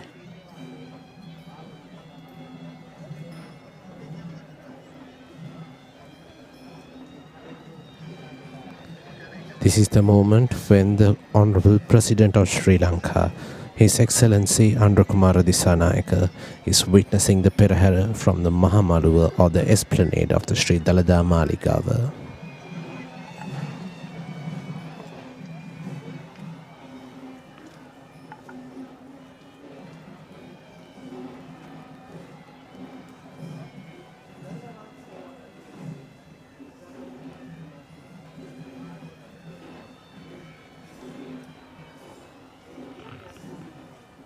There are several forms of offerings that Sri Lankan Buddhists pledge as puja towards the Buddha, and one of its prominent offerings are flowers and incense sticks which offer fragrance to the Buddha, and oil lamps which offer light. We see both flowers and lamps in the hands of these devotees, which interpret this episode of the Perahera as an offering of fragrance and light towards the sacred relic casket.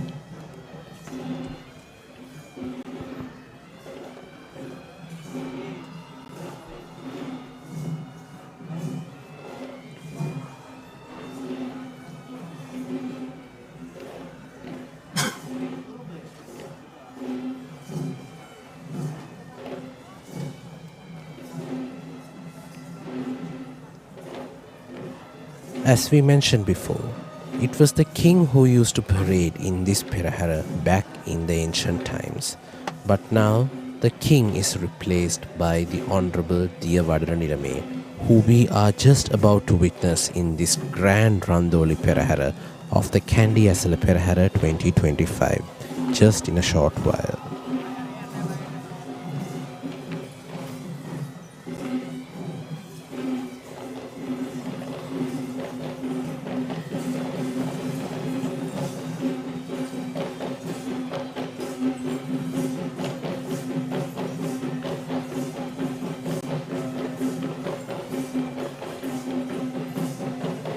In order to welcome and pave the way for the majestic walk of the Devala Nilame, we are seeing the second troupe of West dancers in this evening's Perahera, represented by the generational artists Peter Surasena and Sanjeeva Verapitiya.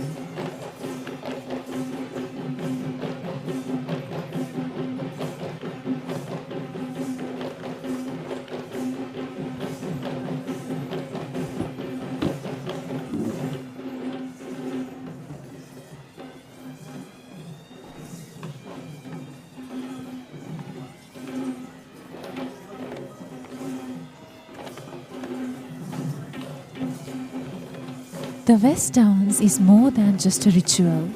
It is a sacred recitation for protection against misfortune. Therefore, the costume of these dancers are also considered sacred.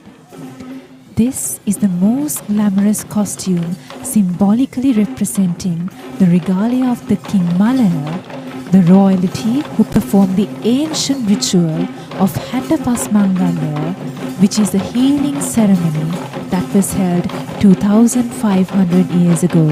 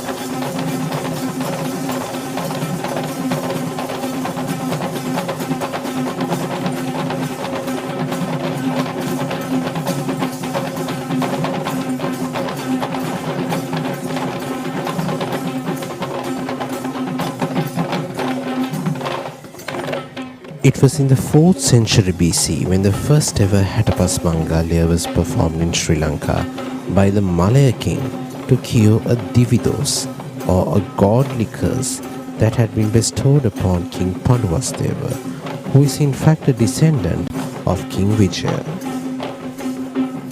the Indian prince who discovered the land of Sri Lanka as Tambapanni. The story of King Vijaya and his tribal wife Kuveni is in fact the birth story of the royal tradition of Kandian dancing, which is quite something interesting to learn.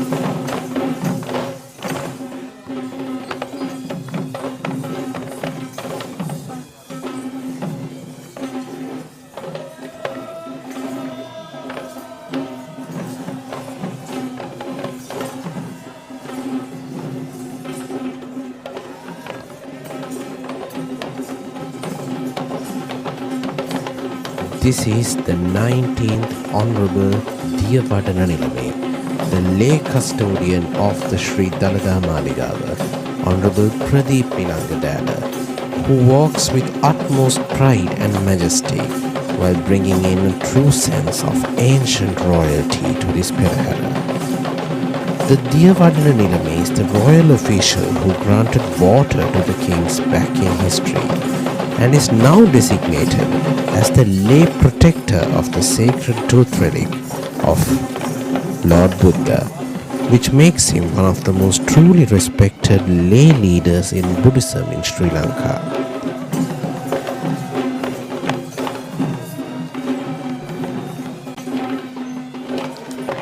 Honorable Pradeep Nilangadana is a devoted Buddhist who is honored internationally for his service rendered towards Buddhism and for his outstanding leadership in preserving Sri Lanka's tradition and cultures for many years ahead. The Devala Nilami shall walk under the Muthukudaya or the pearl umbrella, surrounded by his army of guards and followed by Vidanis or the chieftains of the 10 associated villages of the Sri Dalada Maligava.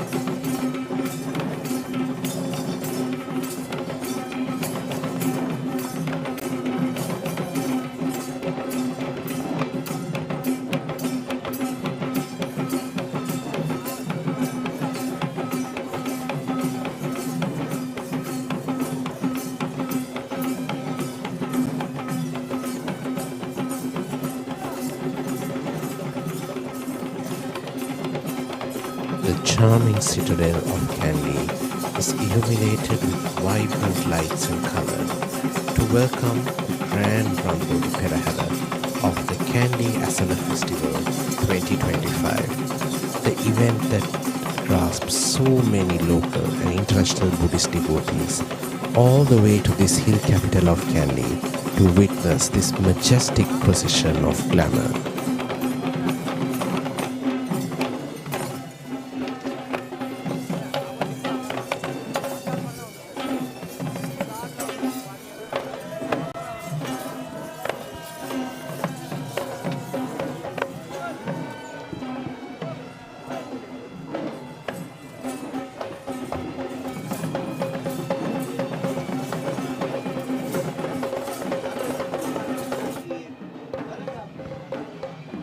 While that marks the end of the Dalada Perahera, let us now commence the second episode of this Perahera, which is the procession of the Sri Maha Nata Devala in Kandy.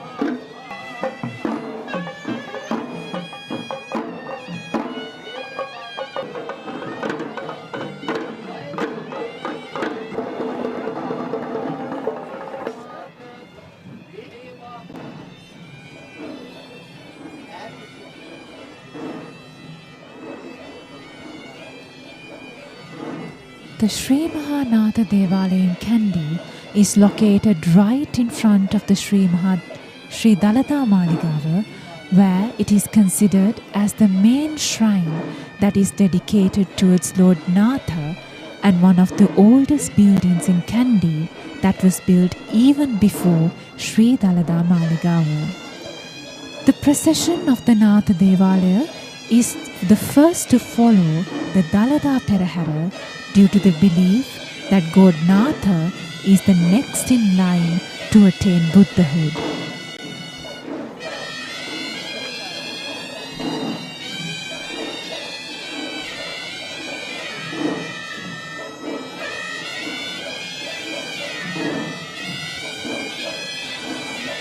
The first item of the Sri Mahanatha Devala Perahera are the Buddhist flag bearers, represented by the Civil Defence Authority of Le-Keli.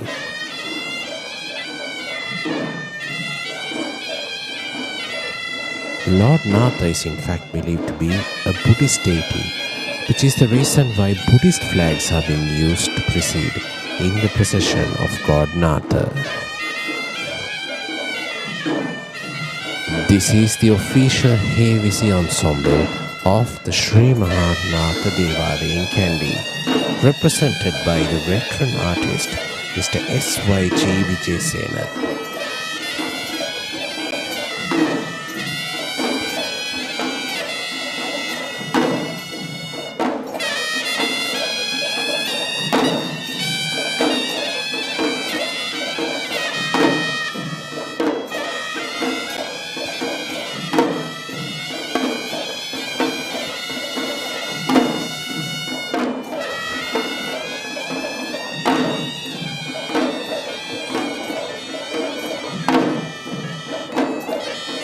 Hevisi is in fact the predominant form of music that is used for religious venerations in Buddhism and Buddhist affiliated gods in Sri Lanka, and this orchestra too has its own differences, not just in traditional but also according to situations.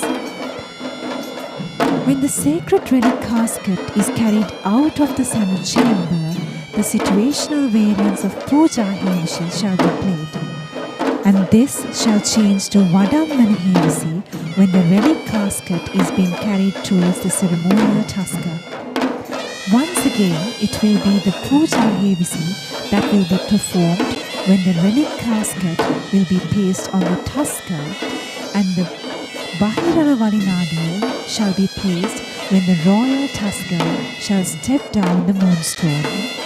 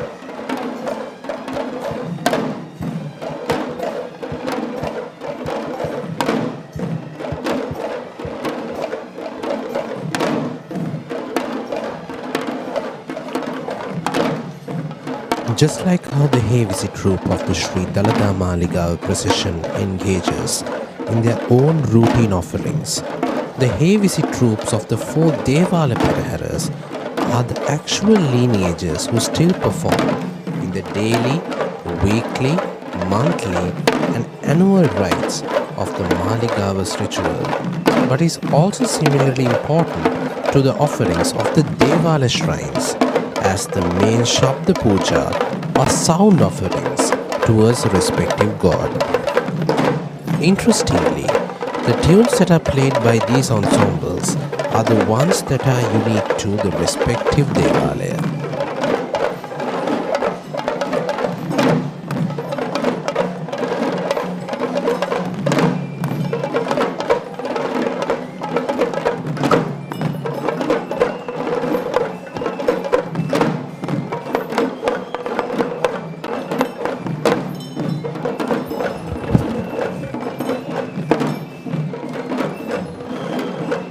The first elephant of the Sri Mahanatha Devala will be carrying a special flag that is unique to the procession of God Nata, where we see a flag depicting an image of Ravana being carried. And this evening, the elephant who will lead the procession of God Nata will be Arjuna, belonging to Venerable Karatota Thero, the chief incumbent of the Vauru Kannala Puduracha Mahaviharaya. Following the elephant Arjuna, we can see the Le-Keli dance troupe represented by Mr. Upali Dharmaratna.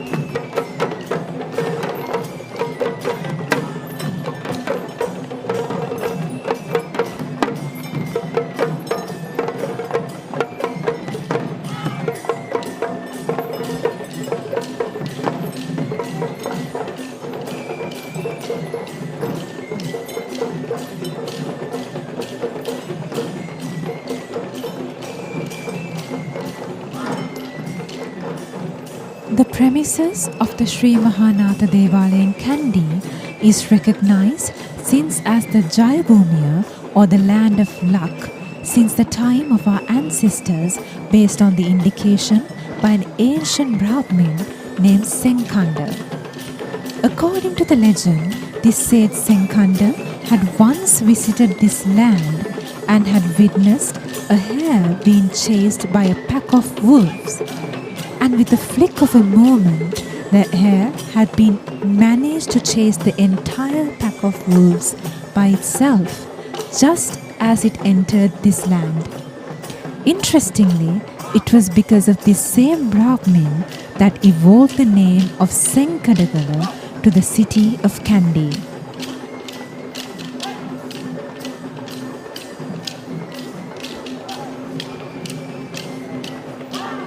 Here we see the Panteru dance performance represented by the artist Mr. Ruwan Marasinghe.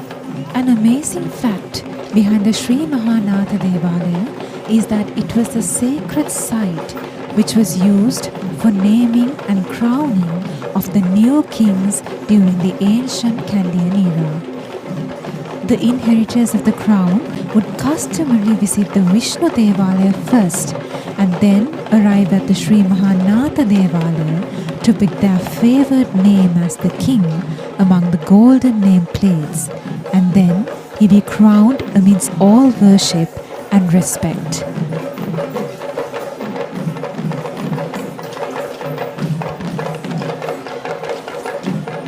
This is the Gajanayaka Nilame of the Sri Mahanatha Devala in Kandy, the royal official who will be in charge of the troop of elephants taking part in this procession of the Sri Mahanatha Devala. The Gajanayaka Nilame is on the mount of the elephant Handula, belonging to Mr. Dhammika Samarakodi of Maharagama.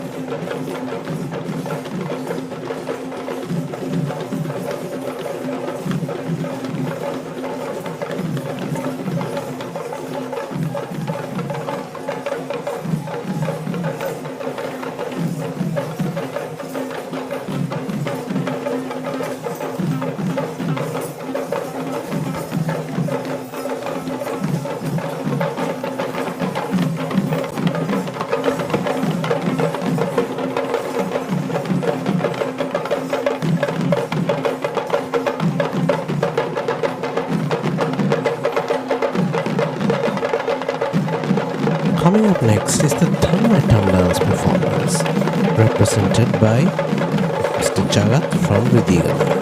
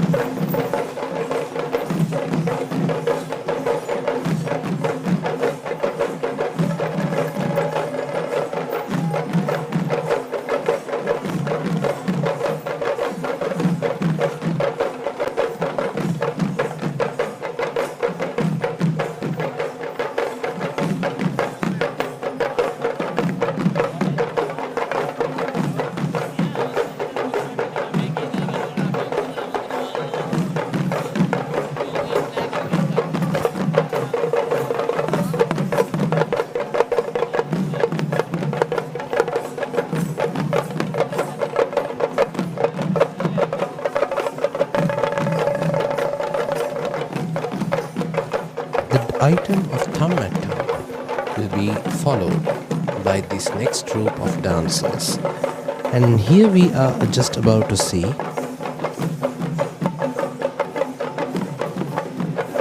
Nayandi dance troupe, and this team of Nayandi will be represented by Mr. Indika Pradeep Velikundura.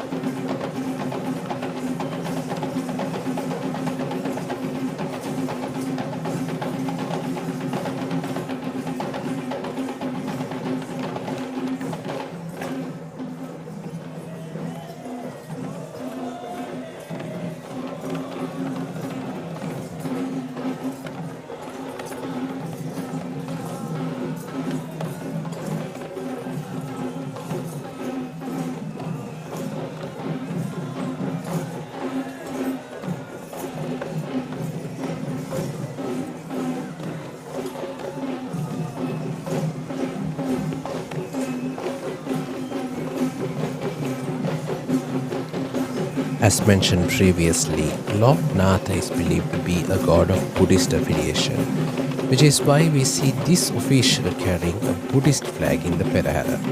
This official is riding on the mount of the elephant Sumana, belonging to Venerable Boranande Vajrayana Theru, the chief incumbent of the Sambodhi Vihara in Colombo. This is the Udaki dance performance, represented by Mr. Dhammika Tennapol.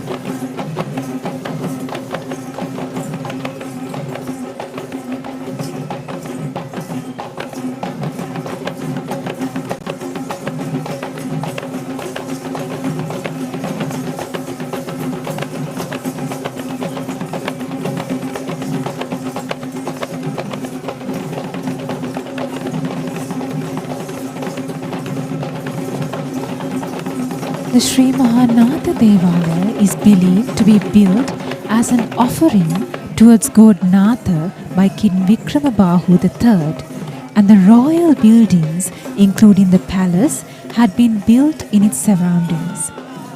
The Devala is built in the form of a Gedige Devala, which is of Indian architectural style during the Gampala era. That is the main shrine dedicated towards God Nata. Adjoining the main building is a smaller shrine that is dedicated to god Gambara. It is believed that the Dutch armies had used this same space as their resting place when they arrived to meet the king.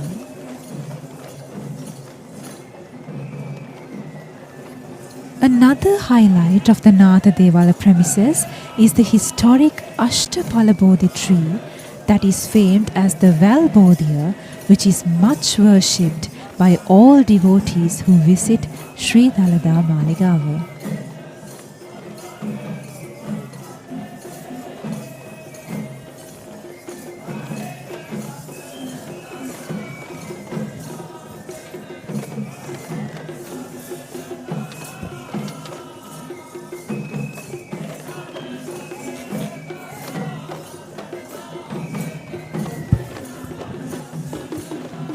The well-known fact behind God Nata is the belief that he is the next in line to attain Buddhahood as Maitri Bodhisattva, where he is also identified as Avalokiteshvara in Indian cults.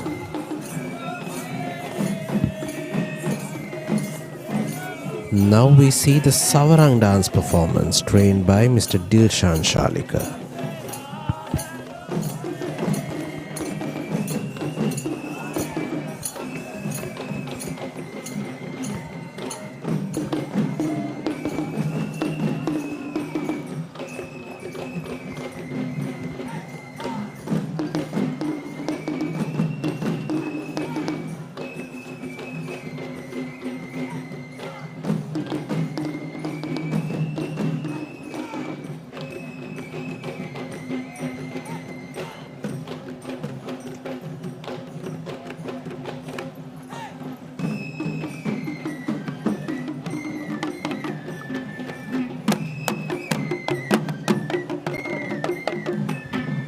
The iconography of God Nata is shown as a young gentleman of fair complexion who holds a lotus flower on his left hand. He is in fact famed as one of the most dominant gods associated within the hill country.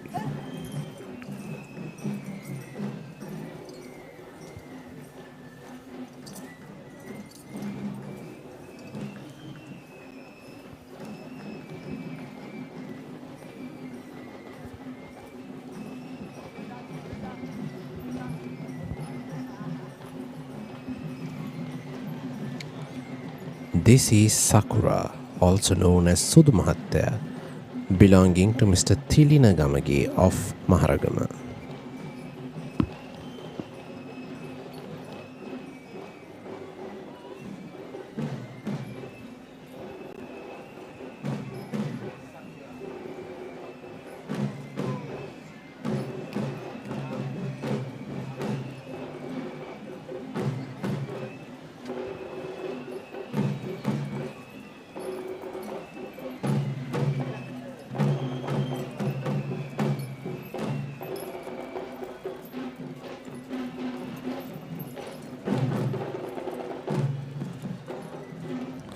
This is the Raban dance performance, trained and represented by the artist Mr. Anjana Gamage.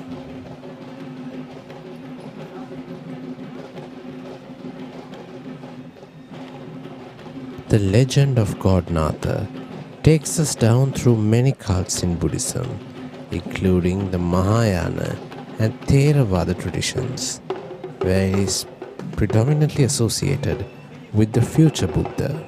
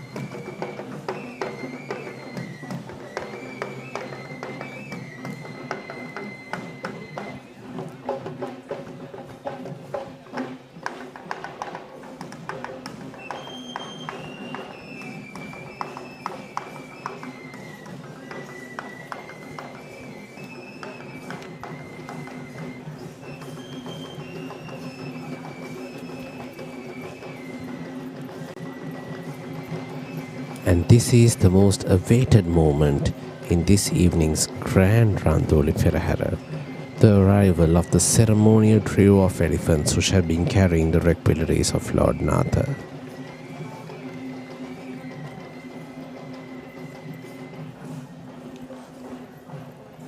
These ceremonial tuskers are being welcomed by the traditional West dance trained by Mr. Vishuddhi Verapetiya.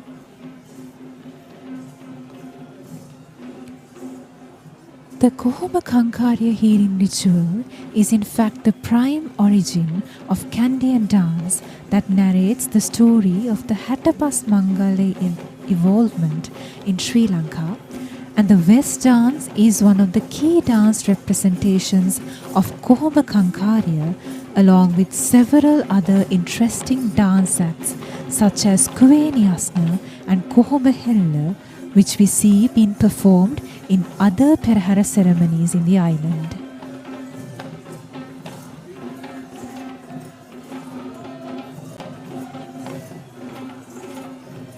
West dancing was considered as a part of royalty itself, where it was formally associated with the kings since ancient times. When going down history, the West dance was performed in the time of Anuradhapura kingdom, and this had been rebranded as Kandian dance only after the royalty had shifted to the kingdom of Kandy.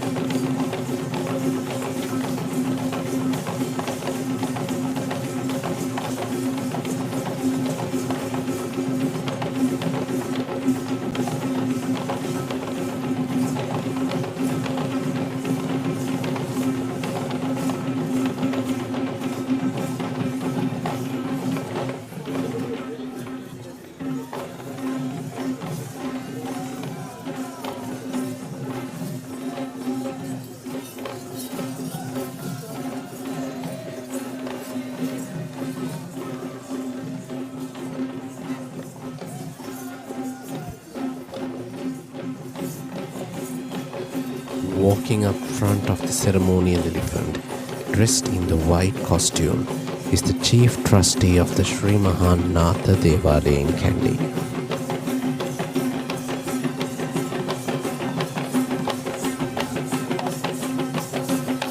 This evening, in the final Randoli Perahera, the requilities of Lord Nata will be carried by the elephant Rohana, belonging to Mr. Varuna Kannangara of Horana.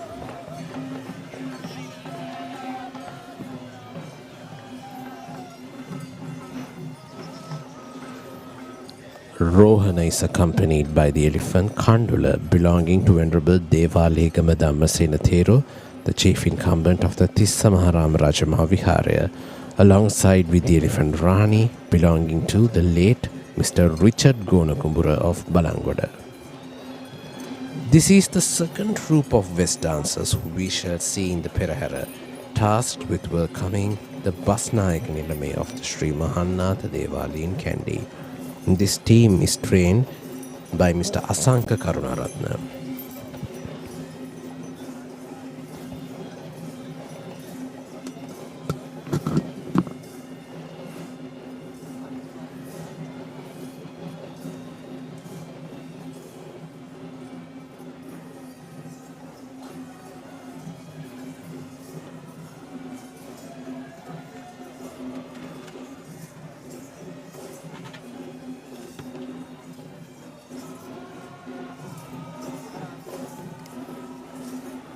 Being a West dancer is no easy deal.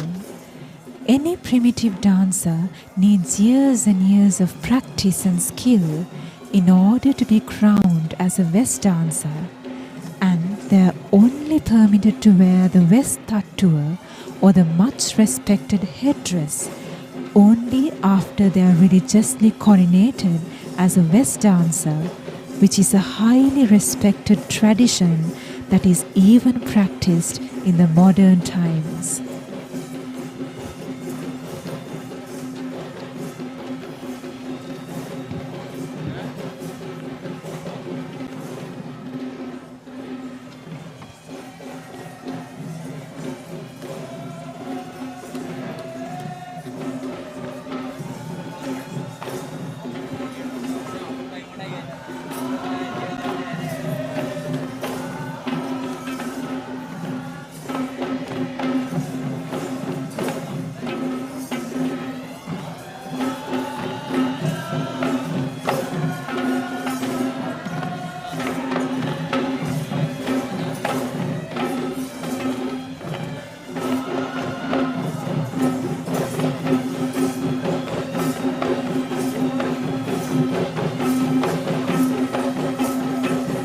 The costume that is worn by the West dancers are very unique, as it is believed to be half of the exact same costume that was the regalia of the Malaya king.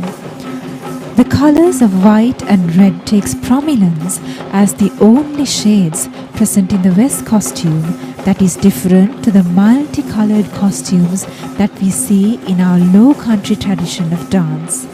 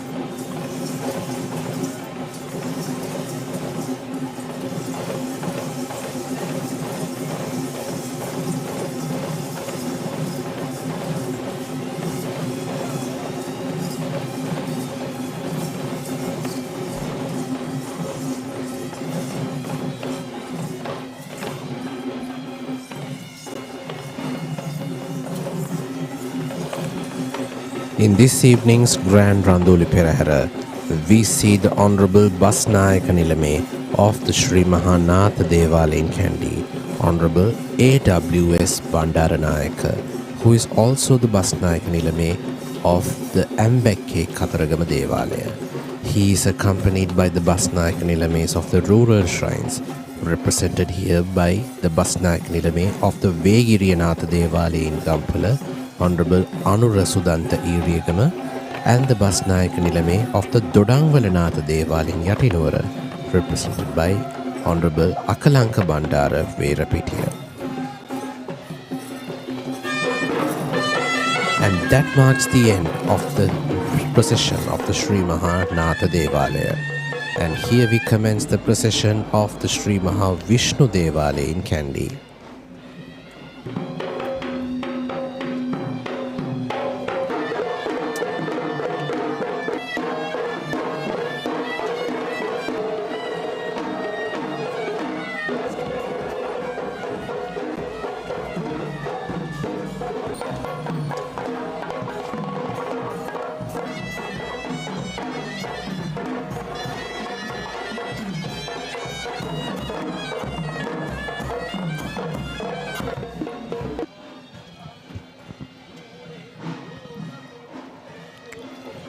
The first item in the procession of the Sri Vishnu Devalaya are the provincial flag bearers. Unlike the previous Devala procession, we do not see Buddhist flags, but instead we see these county and provincial flags being displayed. There is in fact a meaning behind this purpose. It is believed that Lord Vishnu is the guardian deity of Sri Lanka, and these flags are used to symbolize the fact that Lord Vishnu is overlooking all of these mentioned states and counties.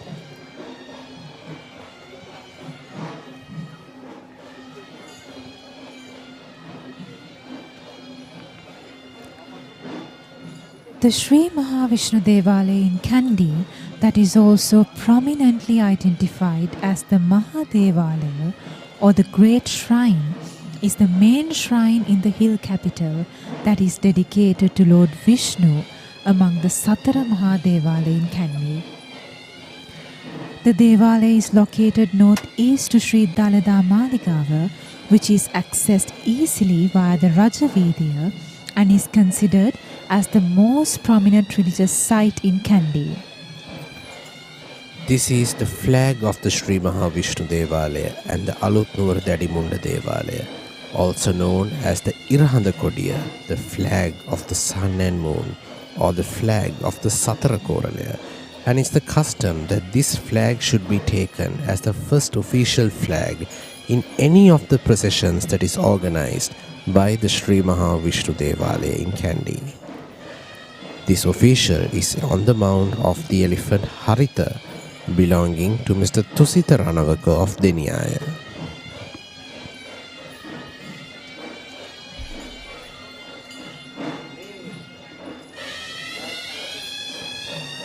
And here we see the official Hevisi ensemble of the Sri Vishnu Devalaya in Kandy, led by the traditional artist Mr. Saman Priyanta Arambegidara, who represent the Alutnura variation of upcountry Hevisi.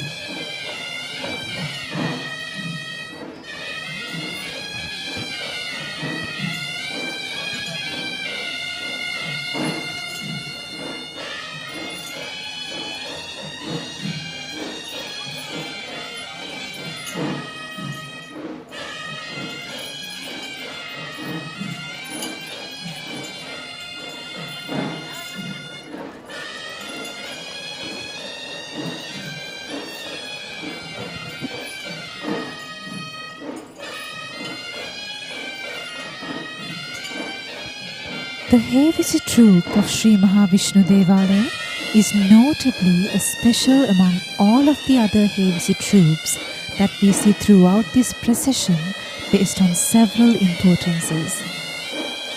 As we know, the inaugural ritual of Esala Perahera is Kapsituin, or the planting of a jack in auspicious hour, and this piece of jack plant is being cut from the village of Alutnora, that is located the footsteps of Kadugannava, which marks the entrance to the district of Kandy, and it is also known as Alutnora Sri Dadimunna Devalaya, that is the main shrine in Sri Lanka that is dedicated to Lord Dadimunna. The chosen piece of jack plant or copper is ceremoniously brought all the way from Alutnora Sri Dadimunna Devalaya premises to Dadimunna Devalaya in Kandy on the mount of a tusker along a distance of 25 kilometers. The Dadimunna Devalaya in Kandy is located in Sri Mahavishnu Devala premises itself, and this is where the main piece of jack plant shall be cut into 4 equal quarters and distributed to other 3 Devala shrines on the mounts of 3 tuskers. This heavy troop is in fact the exact ensemble that shall take part in all the events mentioned above throughout its rituals from Alutnora to Kandy.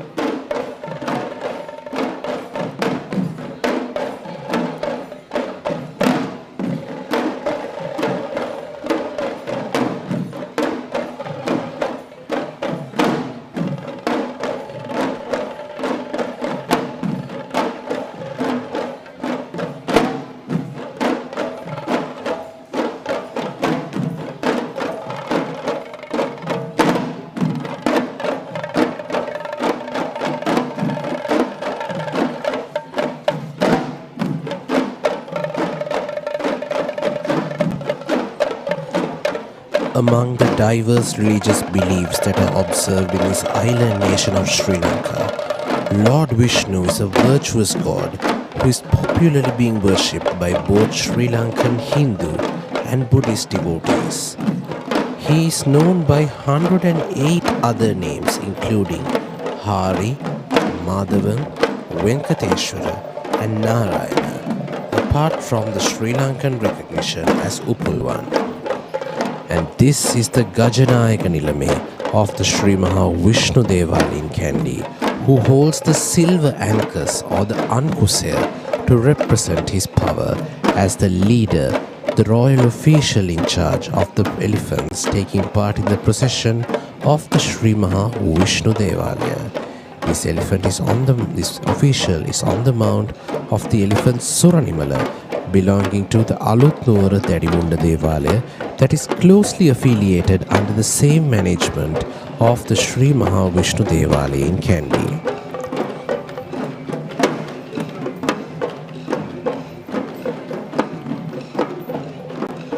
This is the Le-Keli dance performance, represented by Mr. Lakshal Veerasinghe.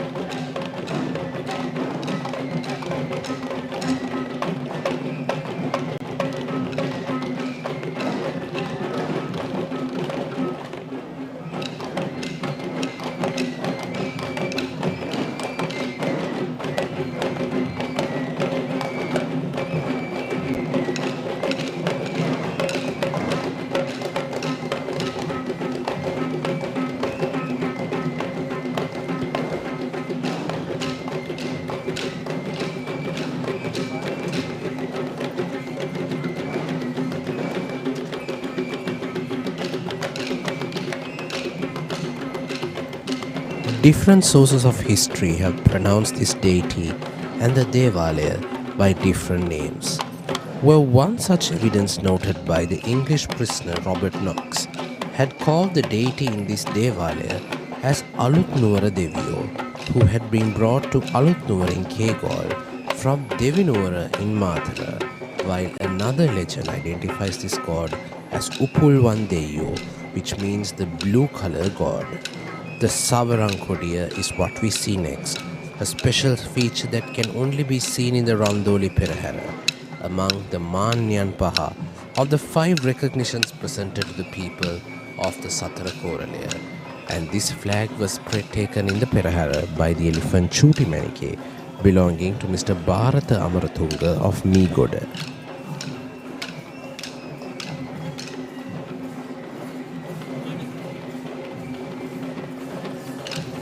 We now see a Panteru dance performance. And this Panteru dance performance is represented by Mr. K.P. Dharmasiri.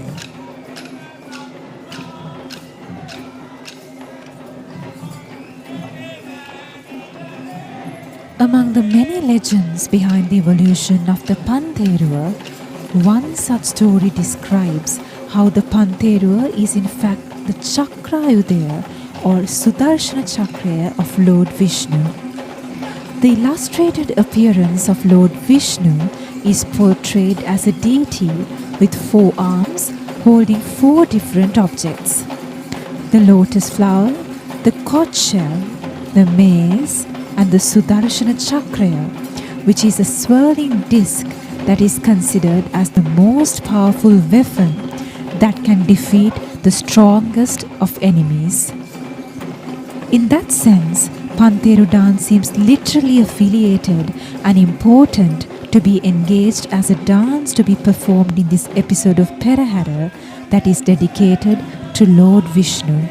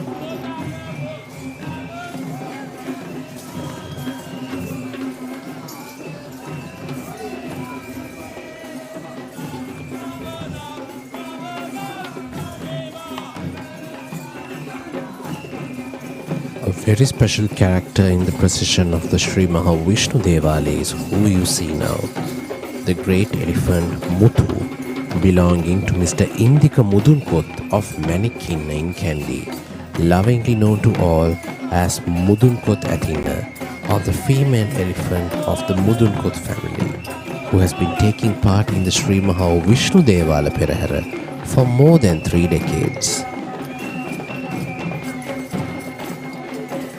Following Muthu, we are now seeing the Savarang dance troupe that is represented in the Perahera by Mr. Ruanthal Ragoda of the Nityatali Aesthetic Academy.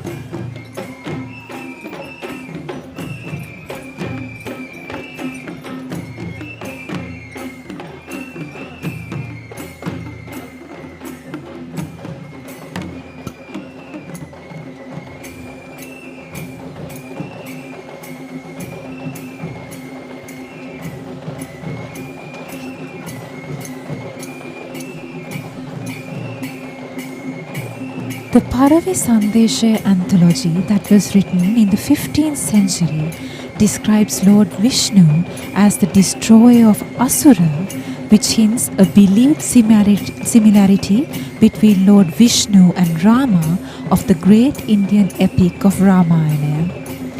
Interestingly, the poetic anthology of Alipala Vamanava that was written in the 19th century calls this shrine as the Rama Devala, or the shrine that is dedicated to Rama.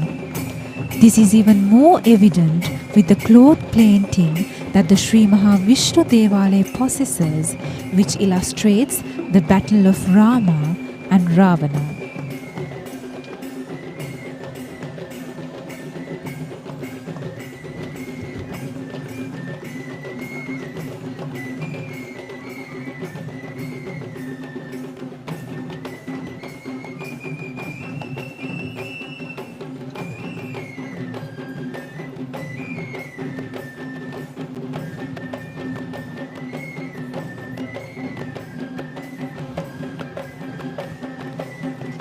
It is believed that the Sri Mahavishnu Devala in Kandy was built by King Senarath in between 1604 to 1635, during the time in which the Upulwan Devala in Alutnura was destroyed by the Portuguese in midst of their Kandian invasion.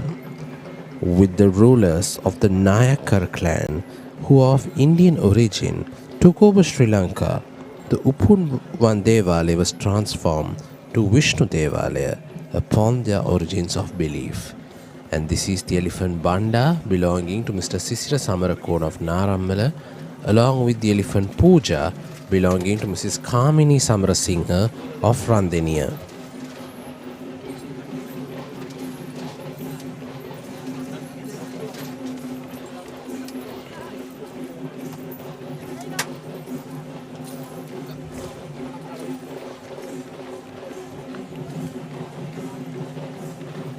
And this is the Nayandi dance troupe that is represented in the procession of the Sri Mahavishnu Devalaya by the artist Mr. Sirisena Nittavela.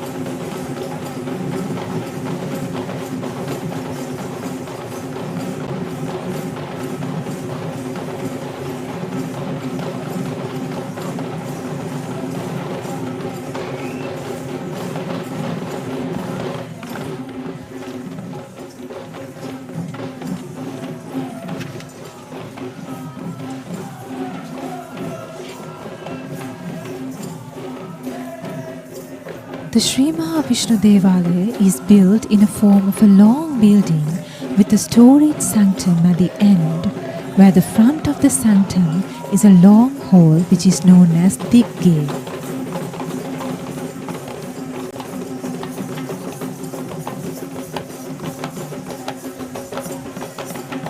This is the elephant Kumari belonging to Mr. Kamalirugal Bandar of Kottava, alongside with the generational elephant native medicine practitioner Mr. Deepthi Kumara's little elephant named Surani.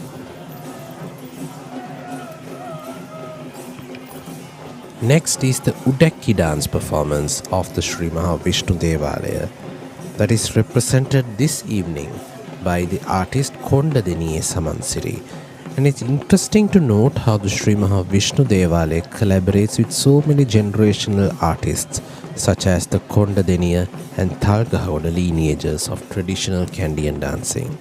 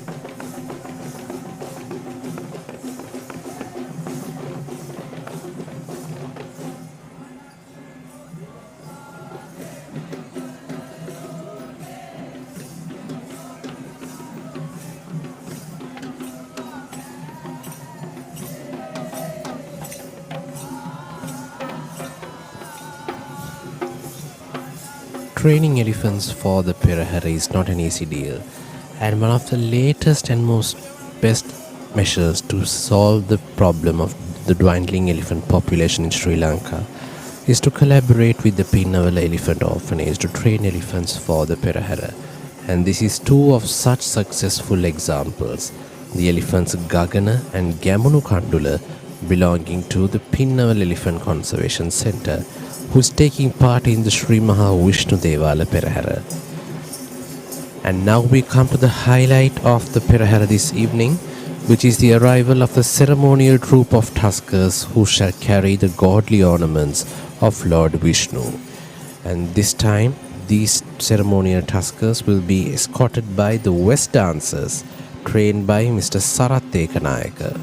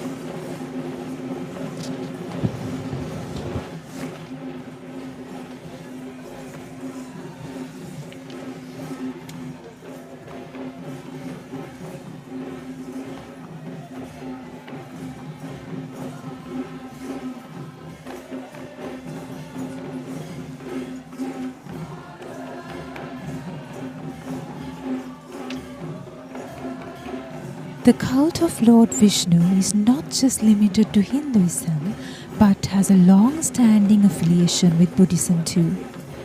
The Mahavansa Chronicles of Sri Lanka states that it was the great Upulvan Deviyo, or Lord Vishnu, who was selected as the guardian to protect the land of Sri Lanka and Buddhism within its time of passing away of Lord Buddha.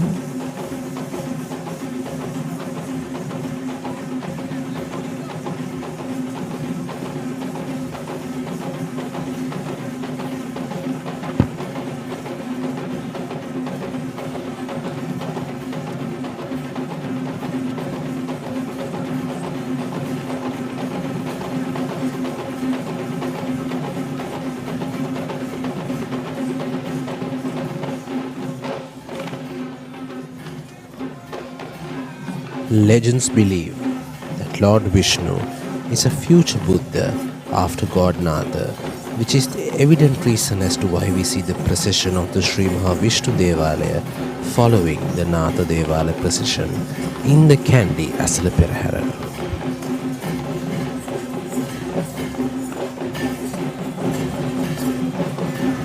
Dressed in white is the main trustee of the Sri Maha Vishnu Devala in Kandy. And just as similar to the Sri Dalada Maligava, the ceremonial tusker is welcomed with the Nagasingham instrumentalists.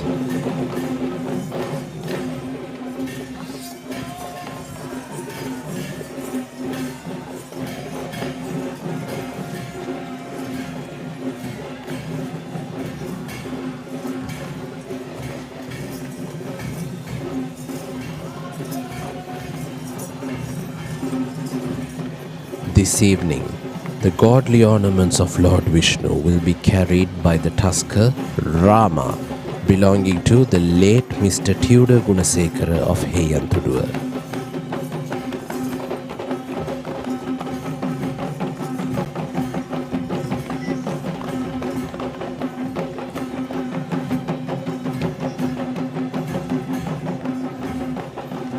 Rama is accompanied by the elephant Rani belonging to Mr. W.P. Deepthi Kumara of Biyagama, and the elephant Vasana belonging to Mrs. Krishanti Alapatha of Ratnapura.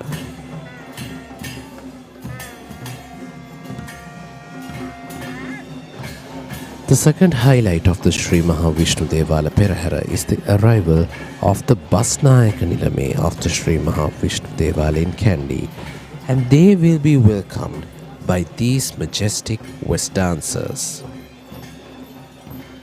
And this troupe of West dancers will be trained by Mr. Kondadiniye Savansiri, yet again another generational artist who takes part in several items in the procession of the Sri Vishnu Devalaya.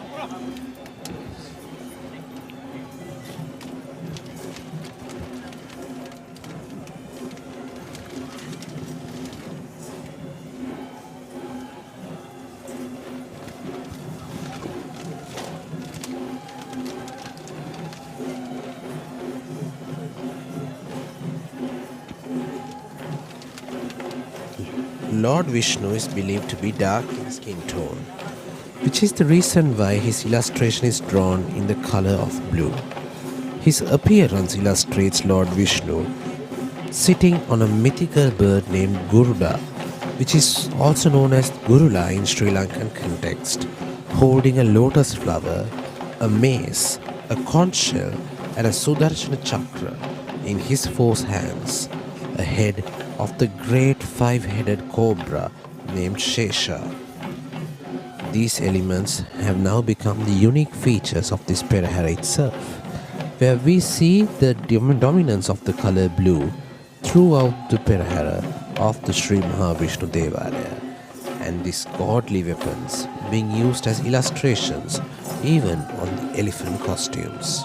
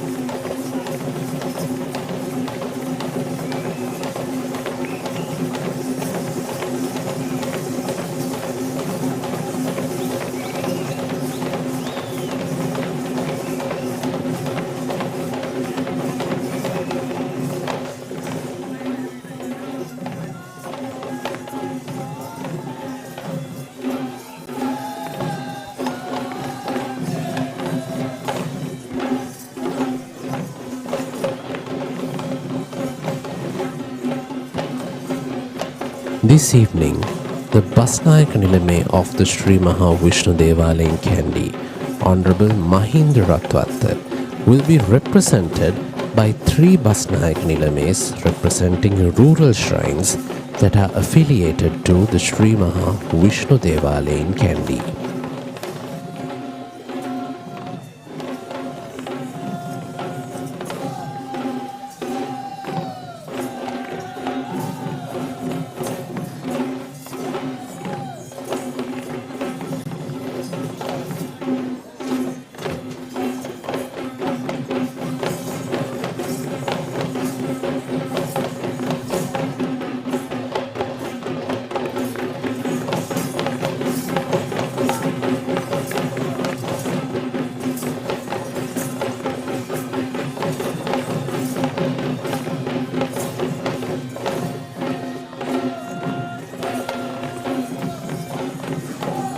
Here we see the Basnayaka Nilame of the Lanka Tilaka Vishnu Devalaya, Honorable Priyantha Amunugama, the Basnayaka Nilame of the Gadaladeniya Vishnu Devalaya, Honorable Priyantha Yapa Bandara, and the Basnayaka Nilame of the Ganegoda Kataragama Devalaya, Honorable Asanka Ranavana. And these are the representations who will represent the Basnayakangalame of the Sri Maha Vishnu Devala in Kandy on this grand Randoli Perahera.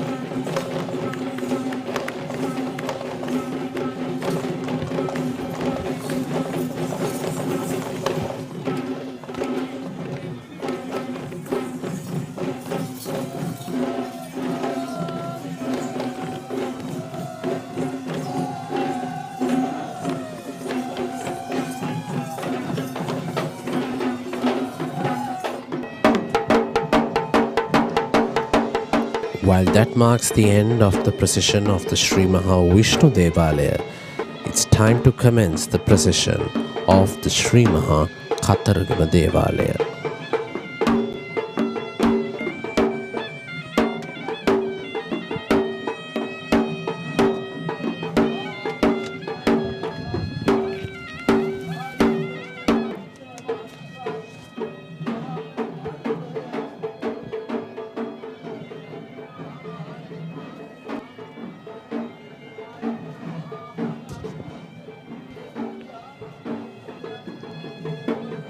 The Sri Maha Kataragama Devala in Kandy is one of the key places of worship that are dedicated to Lord Kataragama in this city of Kandy.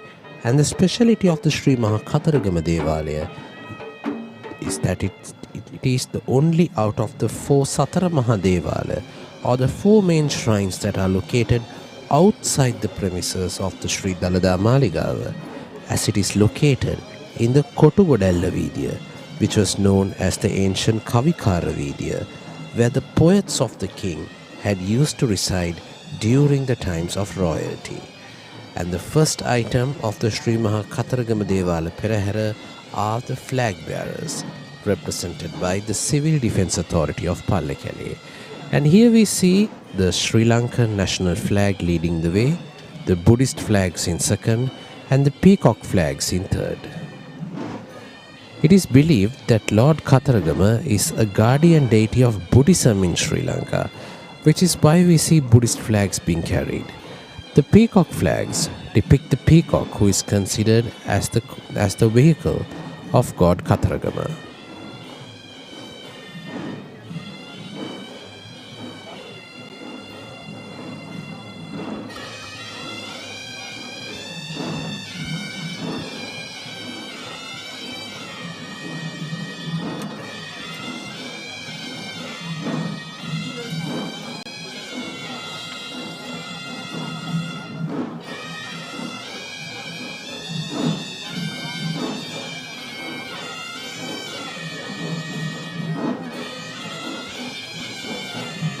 This is the official ensemble of Hevisi that is seconded to the service of the Sri Maha Kataragama Devalaya. And this team of Hevisi is led by the veteran artist Mr. P.V. James.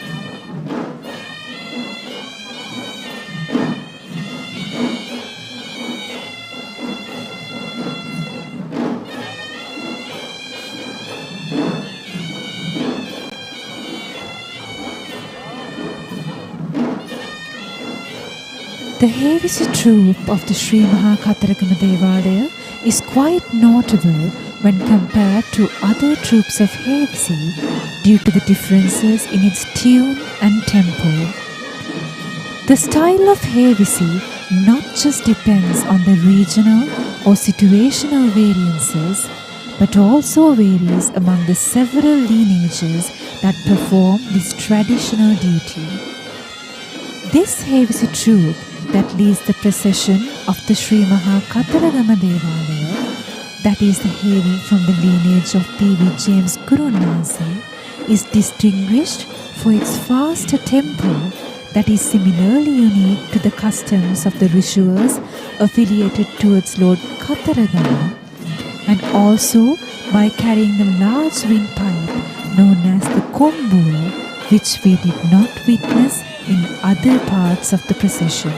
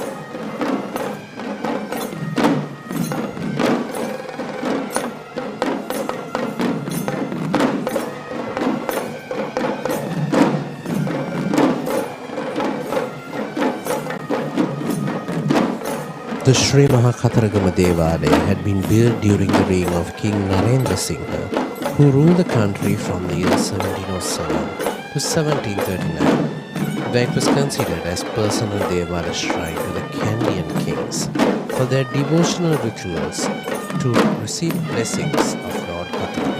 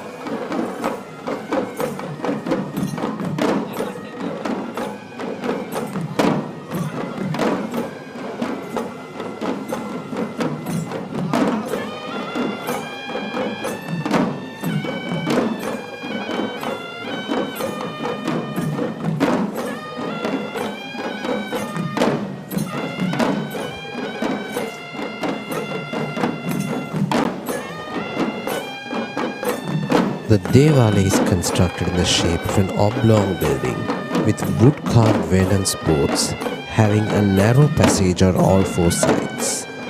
The premises hosts a main shrine dedicated to Lord Kataragama, along with several other shrines dedicated to several gods including Lord Ganapati and Lord Ishvara.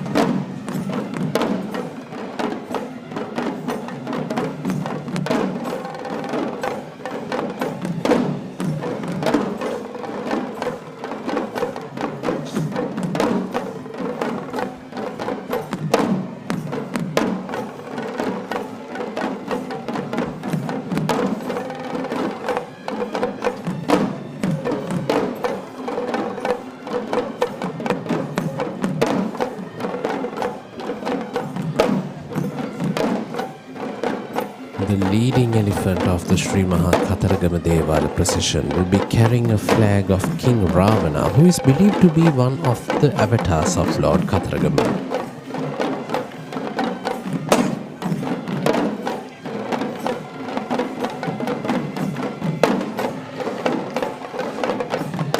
And this official is on the mount of the elephant Manike, belonging to the late Mr. Anura Kempitiya of Kegol.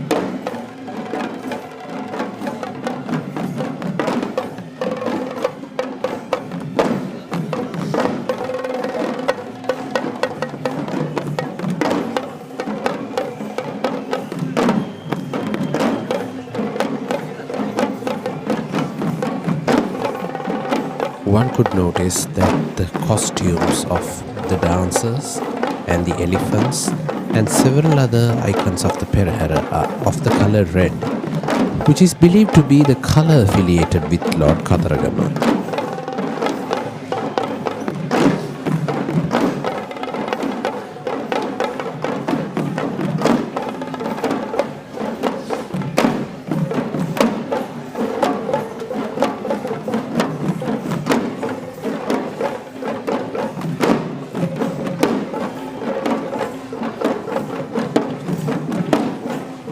This is the live broadcast of the grand and final Randoli Perahera of the Kandy Esala Perahera 2025, brought to you by the Media and Special Projects Bureau of the Sri Dalada Maligava.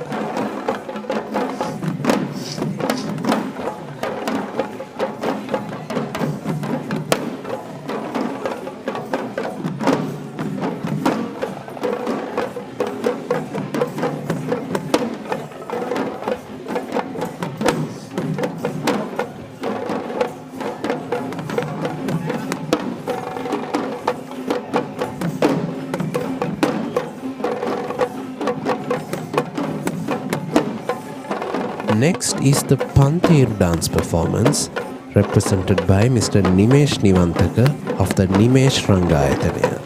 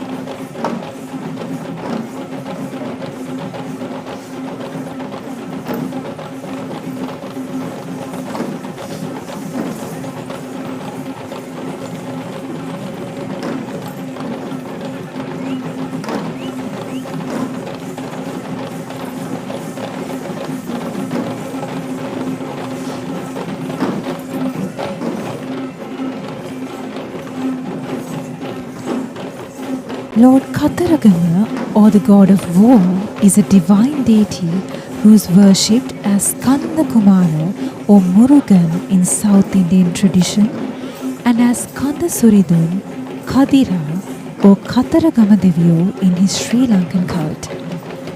He is considered as one of the most powerful deities who has an appearance of 6 heads and 12 hands.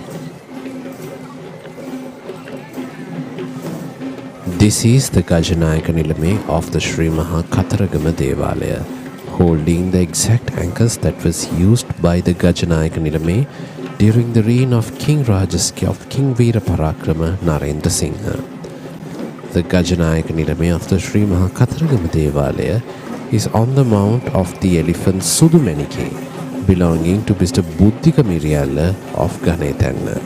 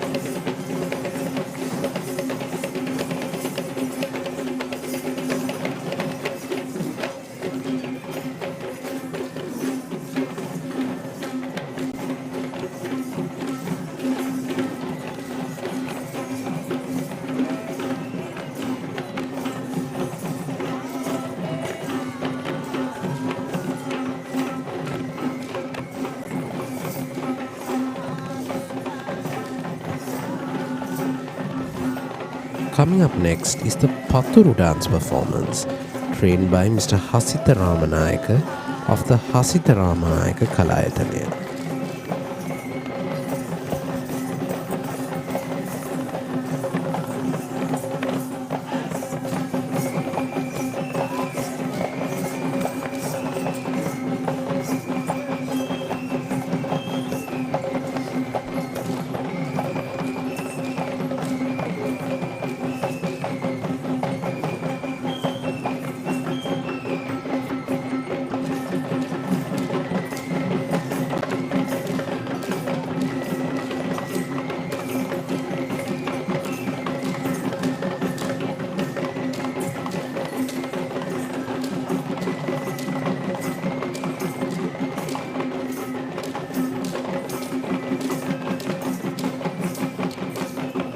It is believed that Lord Kataragama is the younger son of Lord Shiva and goddess Parvati, and he is considered as an important deity in Indian subcontinent since ancient times, and he is worshipped as Mahasena and Kumara in North India and is predominantly worshipped in the state of Tamil Nadu and other parts of South India, Sri Lanka, Singapore and Malaysia.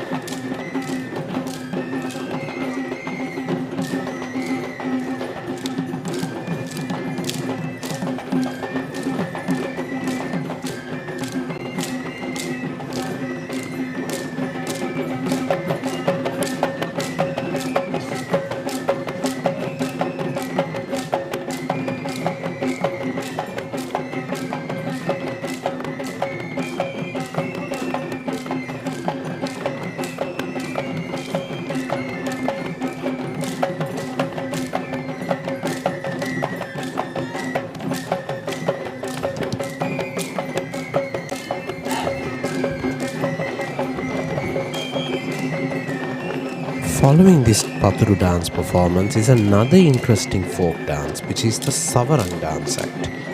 This Savarang dance is trained by Mr. Suraj Madhushan of the Divyanjali Kalayatane.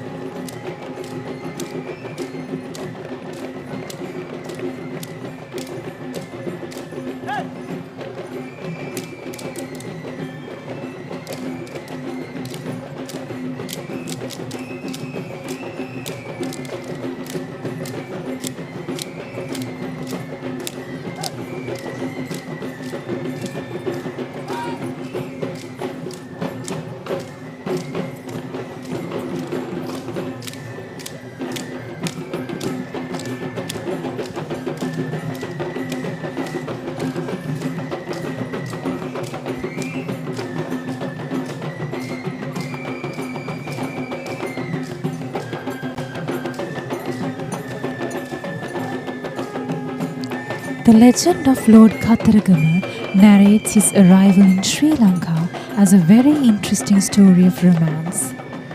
According to the story, Lord Kataragama had witnessed a tribal young girl named Valli from the southeastern wilds of Sri Lanka, whom he fell in love with. In order to win Valli as his consort, he had reached Sri Lanka via the shores of Deundari in Mataram and reached the city of Kataragama in search for Valli. With that fact being understood, let us welcome the next elephant of the Sri Maha Kataragama Devala Perahera. This is Sita, belonging to Mr. Roshan Samarakodi of Maharagama. Following Sita, we are now seeing a Nayandi dance performance trained by Mr. Pradeep Nishankar of the Susallava Sri Pratibha Netrang Shramaya.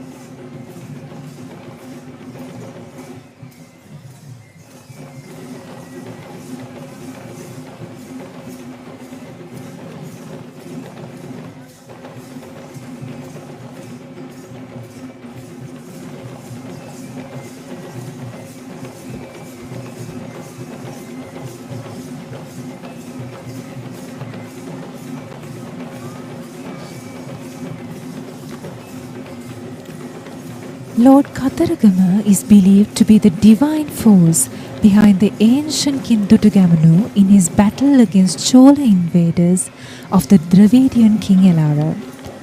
The present Ruhunu Maha Kataragama Devalaya was in fact the commitment of that vow that was made by King Dutugamanu, who built the Ruhunu Maha Kataragama Devalaya, inaugurated its Esala festival that commemorates the divine marriage between god Kataragama and goddess Valli, and commanded that the procession needs to be held annually regardless of any circumstances, still is the eternal existence of the sun and the moon.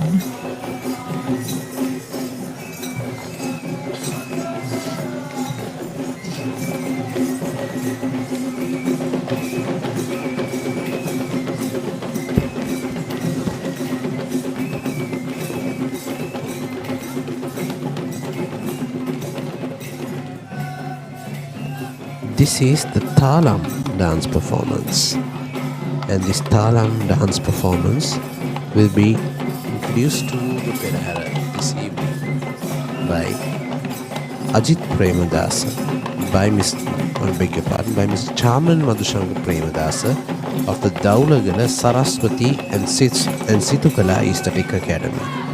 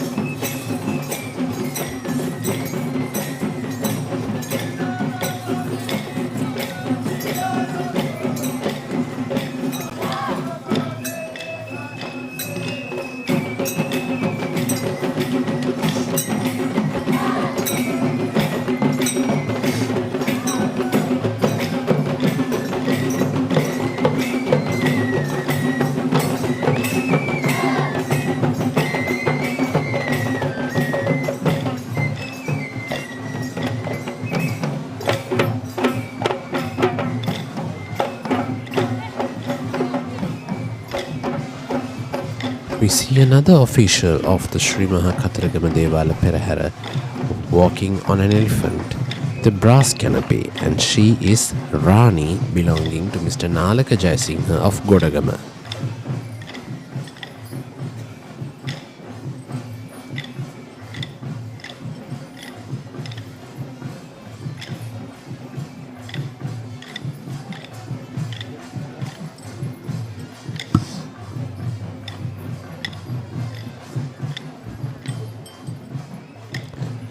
As we will take a turn of the tradition that we have been observing so far, we have only been noticing traditional upcountry dance items, and we are taking a slight turn towards South Indian tradition as we welcome this Kavadi dance troupe represented by the Kandurata Kavadi dance act.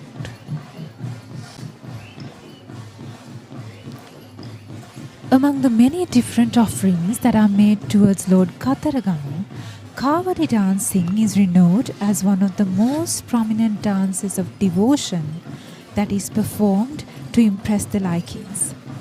Kavadi is in fact a Tamil word that translates to burden in English language, and this dance ritual originates from the South India by the name of Kavadi Attam or burden dance.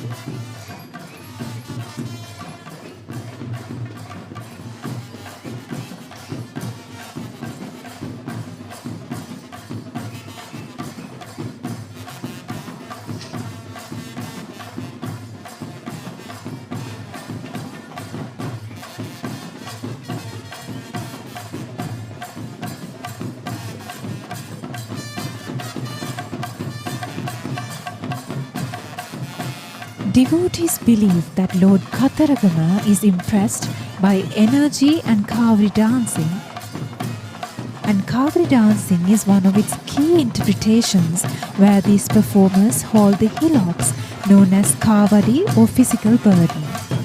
A semicircular shaped wooden prop with peacock feathers attached to it on their shoulders, and dance to the fast tempo music in full energy, while at times the most authentic form of kavadi is performed without a single practice of choreography, but instead a fast-paced and highly energetic dance.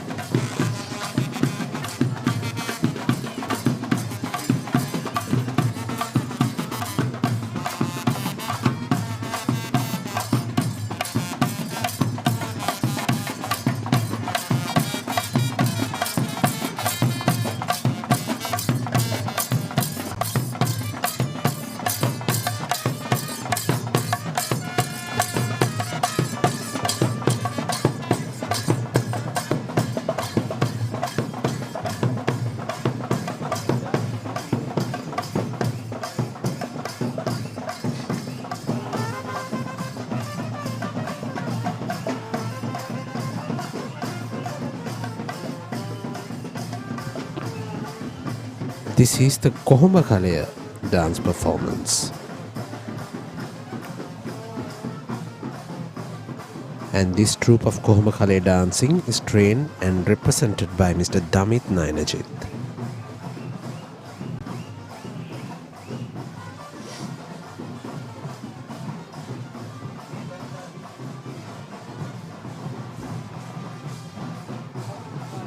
With the ceremonious cup cutting ceremony, the cup situima auspicious hour, the 5 internal processions, 5 days of Kumbha Perahera.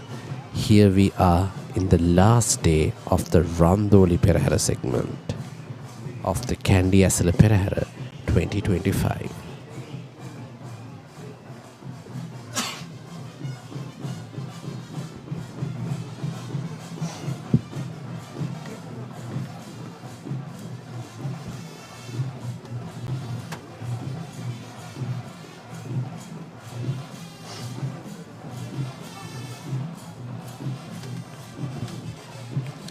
This is the Bhakti Kavadi dance performance represented by the Nipuna Rangayatana, trained by Mr. Deshan Nipun. The Sri Lankan orientation of Kavadi dancing has segregated into several variants which are known as Bhakti Kavadi, Kiri Kavadi, Agni Kavadi and Paravi Kavadi, which they have their own unique features different to each other. And what we see here in procession tonight is a variant of Bhakti Kavadi, where the uniqueness of this variant is the concept that the hillock is made under much purified practices and is lifted only after being offered to God with 120 peacock feathers attached to it, which the belief that even 100 people cannot lift the hillock apart from the designated devotee.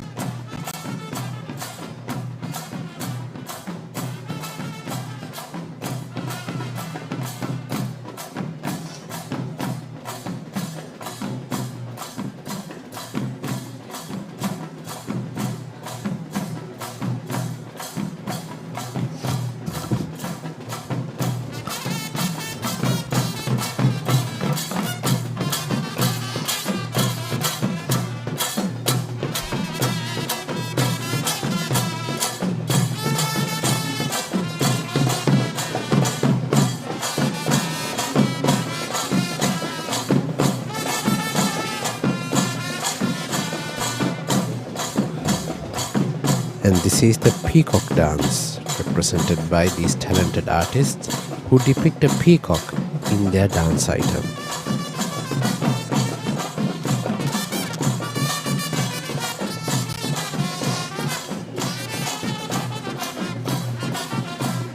The vibrance of the procession is multiplied by many with the peacock dance coming into the picture. Sri Lankans identify the peacock as a unique creation of nature due to its distinct features of physical appearance. But the speciality of the peacock dance in this Perahera is beyond its attraction, as this dance depicts the beauty of the peacock as the godly vehicle of Lord Kataragama.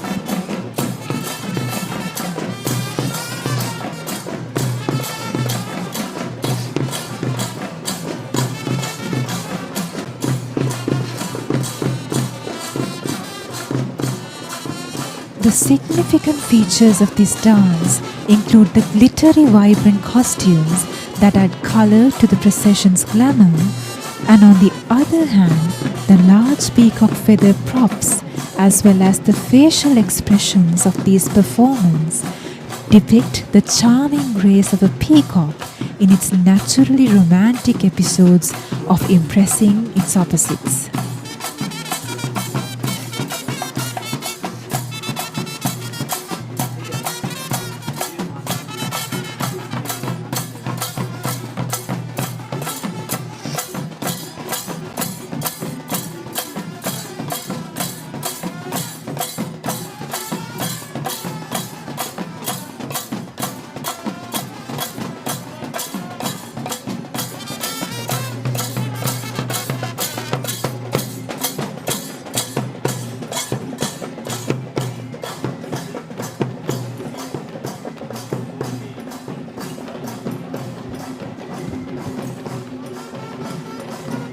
Following these vibrant peacocks, we see an elephant who is draped in a costume that depicts several imagery of peacocks. And this is the elephant Hiruni belonging to Mr. Ajit Gallage of Hokandara.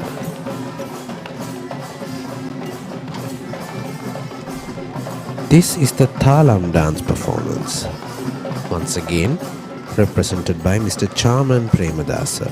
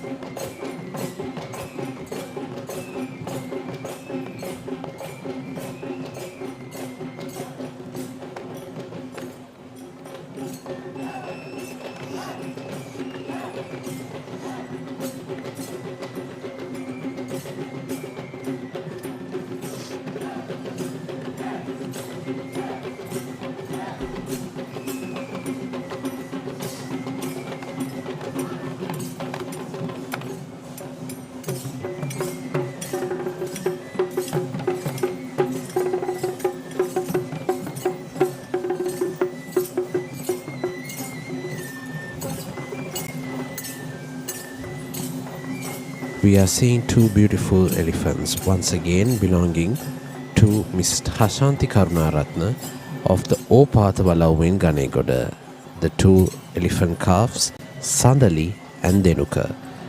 And we are now about to see the pinnacle of the Kataragama Devala Perahera, as we are just about to witness a blend between the upcountry Gatabere and the South Indian Tawil drum. And this is the West Dancing Troupe represented by the Malagammana Aesthetic Academy, trained by Mr. Gaishan Malagammana, as they shall welcome the ceremonial trio of elephants who shall be carrying the godly ornaments of Lord Kataragama.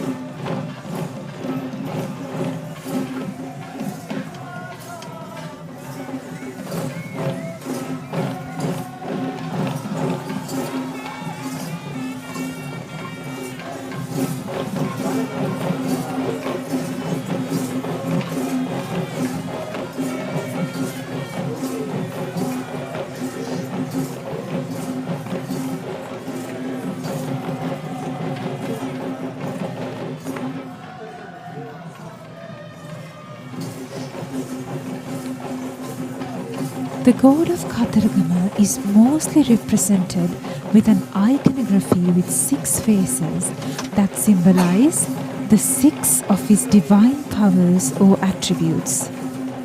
The first, which radiates light that dispels darkness. The second, that expresses compassion and pity for humans. The third, that shows goodness and gentleness towards the peaceful. The fourth, that shines beautifully as a moon while exploring the purity. And the fifth, that blesses the victims of the battlefield. And the sixth, as a kind husband who shows benevolence to both his consorts.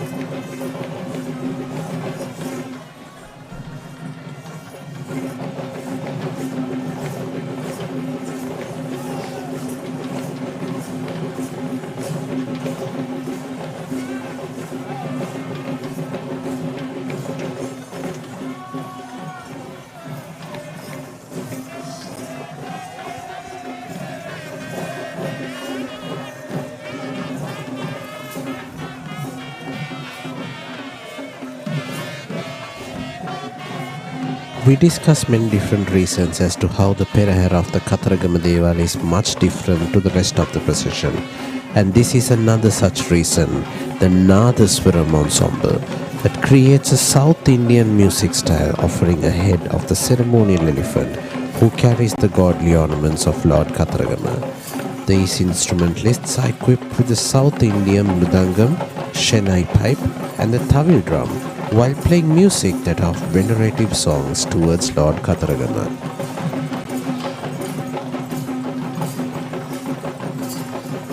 Unlike the other four shrines, the chief priest of or the Iyer of the Sri Maha Kataragama Devalaya is not of Sinhalese origin, but he is in fact an Indian national who is of traditional Brahmanic lineage and is dedicated to perform this venerative task since many generations, where it was his father who performed this duty before him. This evening, on the grand Randoli Perahera, the requilleries of Lord Kataragama will be carried by the elephant Aruna, belonging to Venerable Higgoda Chandimathero, the chief incumbent of the Handala Rajamahapihara in Vattala.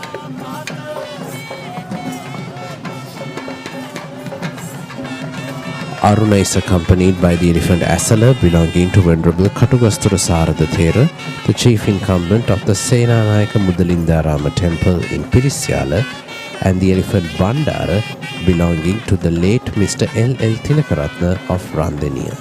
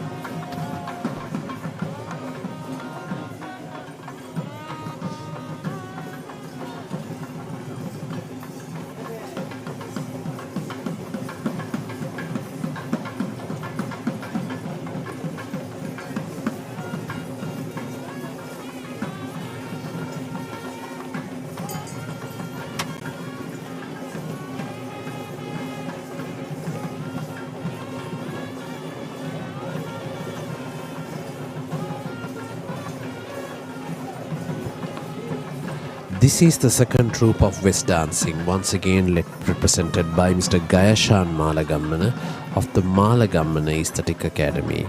And these West dancers are tasked with paving the way for the Basnayaka Nilame of the Sri Maha Kataragama Devalaya.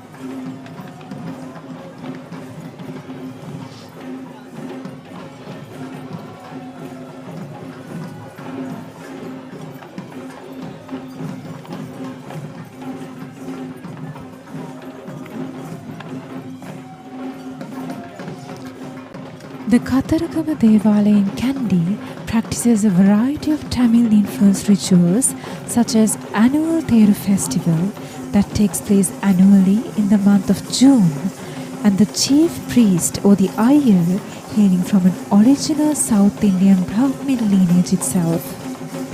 But the Buddhist affiliations of the shrine is not less, especially with the administration headed by a Sinhalese Basnayaka Nilame, and the Buddhist temple that is located within the Devala premises, and that's what makes this shrine as a Devala instead of a traditional kovil.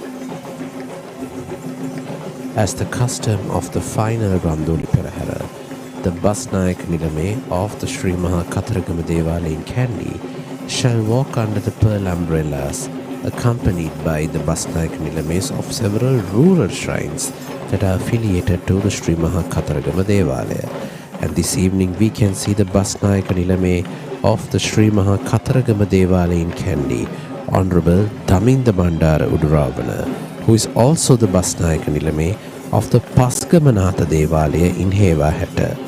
He is accompanied by the Basnayak Nilame of the Morape Kataragama Devala in Kotmale, Honorable S.K. Ratnayaka, and the Basnayak Nilame of the Wallahagoda Kataragama Devalaya in Gampala, Srimat Velivita Bandara.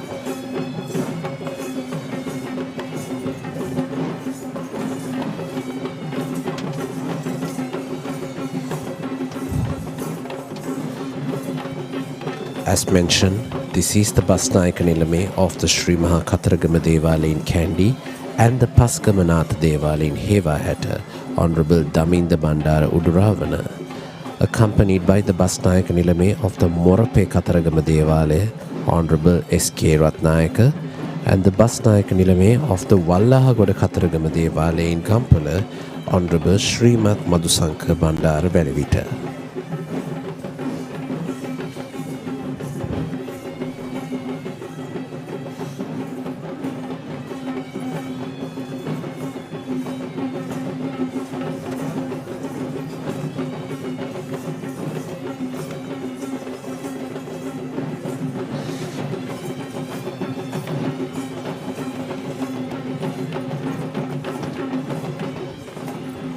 This enchanted city of Kandy wakes up on each of every August to welcome the glamour of the Kandy Esala Perahera. After 10 successful nights, tomorrow will be the day Perahera, in which there will be several other festivities that are done to conclude the Esala Perahera. While that marks the end of the Sri Maha Kataragama Devala Perahera, we are just about to commence the procession of the Sri Maha Patini Devalaya.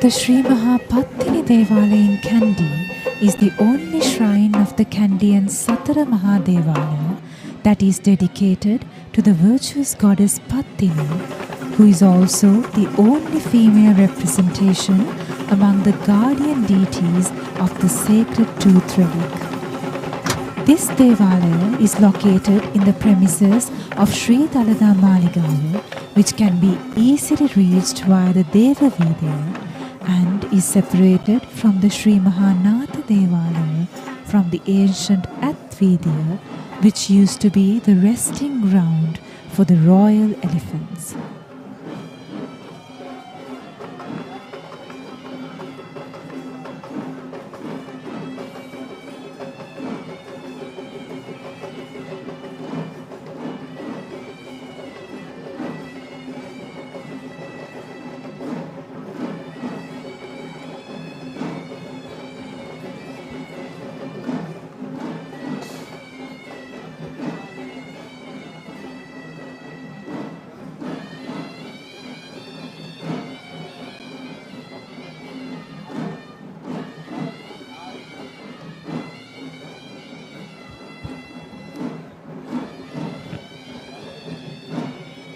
The first item of the Sri Patini Devala Perahera is the Buddhist flag bearers, represented once again by the Civil Defence Authority of Le-Keli.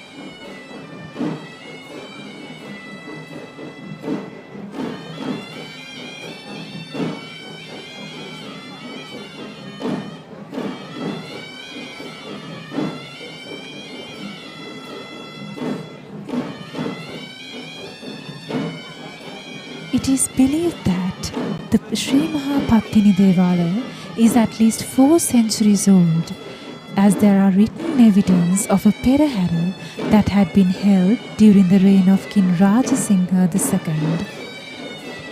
According to the folklore, the statue of goddess Patini at this Devala was brought from the Malagammana Patini Devala during the time of King Vimaladhanna Surya I. Even today, the statues at Malagammana Devala and the Kandy looks very similar, and this evidence suggests that Sri Patini Devala in Kandy goes back to the 16th century in history. And this is the official Hey Visit route that is seconded to the service of the Sri Patini Devala, represented by Mr. M.G. Palita Nishanka, Mr. M.G. Sirisena, and Mr. M.G. Premadasa.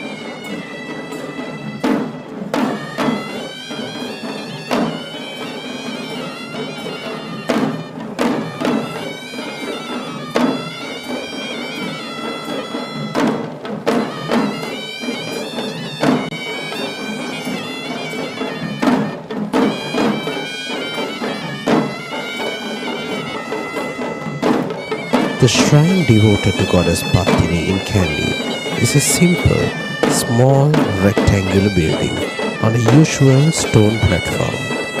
It consists of 4 compartments including the traditional Kandian roof adorns, golden entrance to the chamber, and a charming elegance that makes this Devala a simple but a beautiful shrine that is home to many devotees who flock to this Kandian shrine to worship goddess Patini.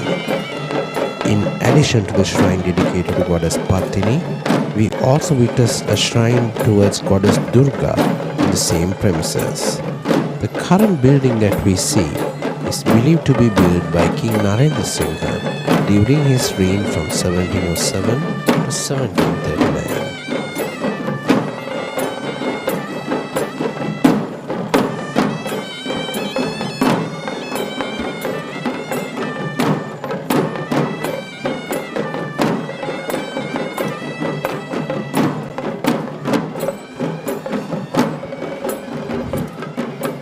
This is the Gajanayaka Nilame of the Sri Maha Patini Devalaya. The royal official who is dedicated to take charge of the elephants taking part in the procession of the Sri Maha Patini Devalaya. This evening, the Gajanayaka Nilame of the Sri Maha Patini Devalaya is on the elephant Mangala, belonging to Mr. Udaragalapatti of Kiriyulla, which under the ownership of the Sri Lanka Raban Nikaya.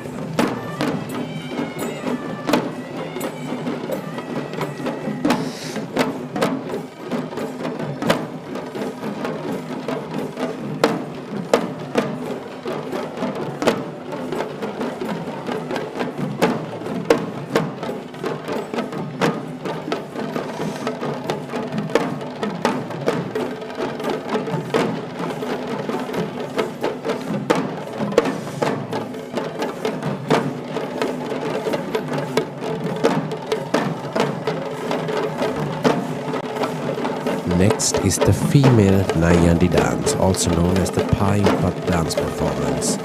And this troupe is trained by Miss UGLK Suryagoda of the Ketumati Aesthetic Academy of Murtalava.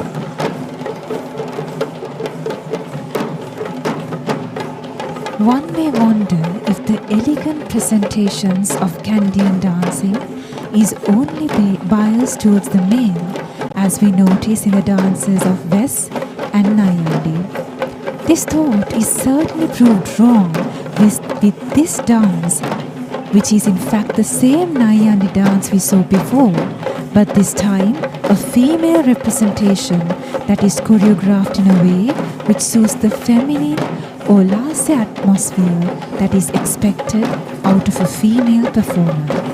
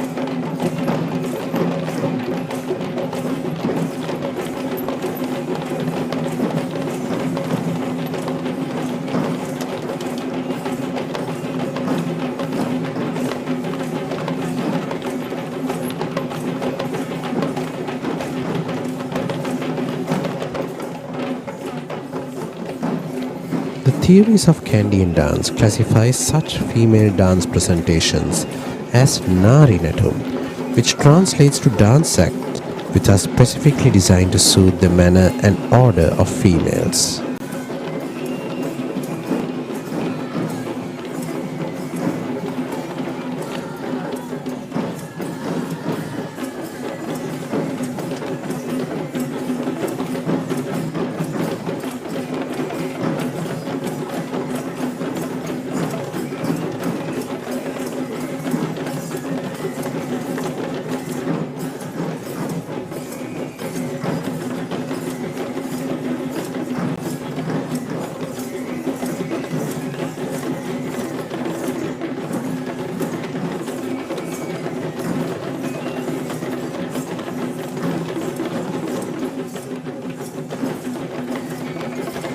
The next dance item we are seeing is yet again another female counterpart of the same Talam dance performance that we viewed in several parts of the Perahera so far. This Talam dance is trained by Mr. Aruna Pradeep of the Sri Lanka Nrutya Janakala Mandalaya of Gampola.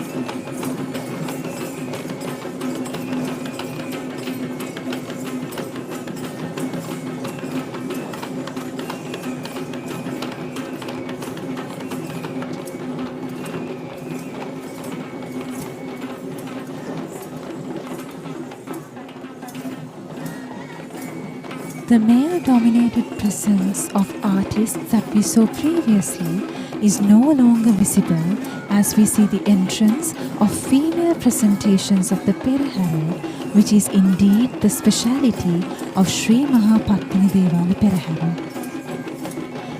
Being the only goddess that is venerated in this religious pageant, this segment of Perahera not just celebrates the virtues of goddess Patini, but it also celebrates the greatness of women and their value to the existence of this world.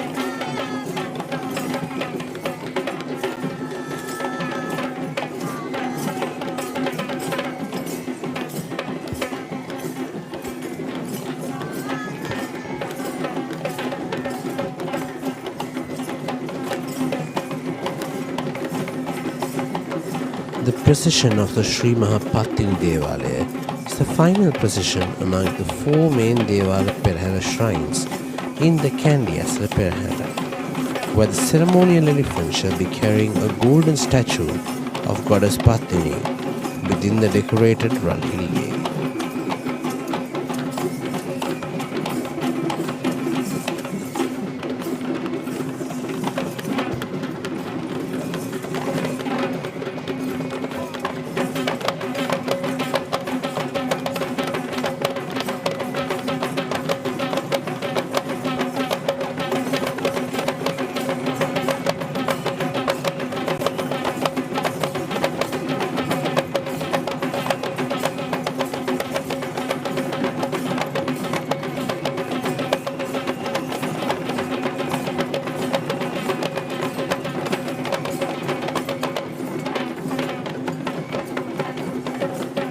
Goddess Patini is famed as the goddess of chastity and is still considered as the most popular deity among Sri Lankans, despite being a goddess of South Indian origin.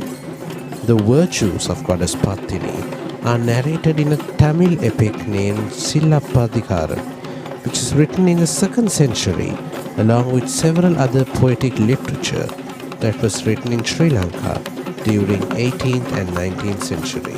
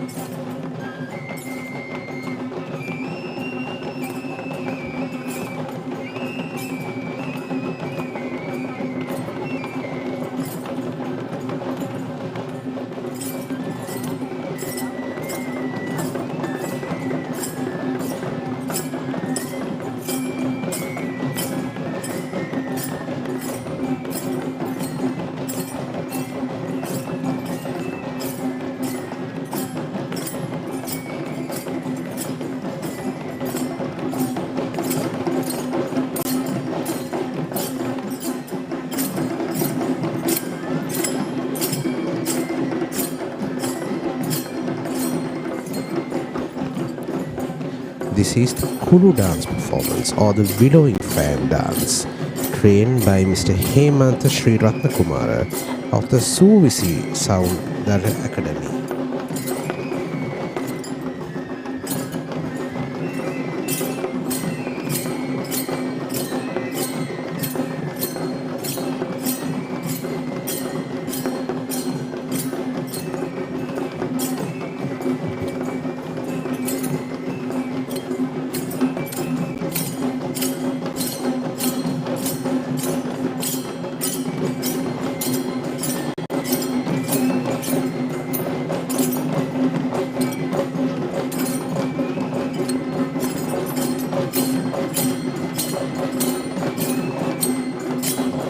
The cult of goddess Patini narrates many amusing stories which are all part of the legend of this great goddess.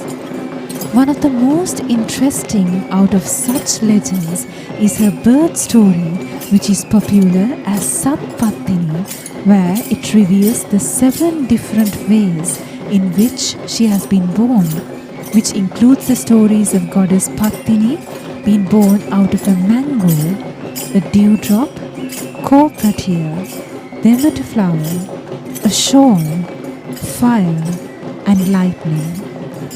The cult of Sat Patini is also challenged with a different variant which illustrates 12 birds known as Dolos Patini Upata.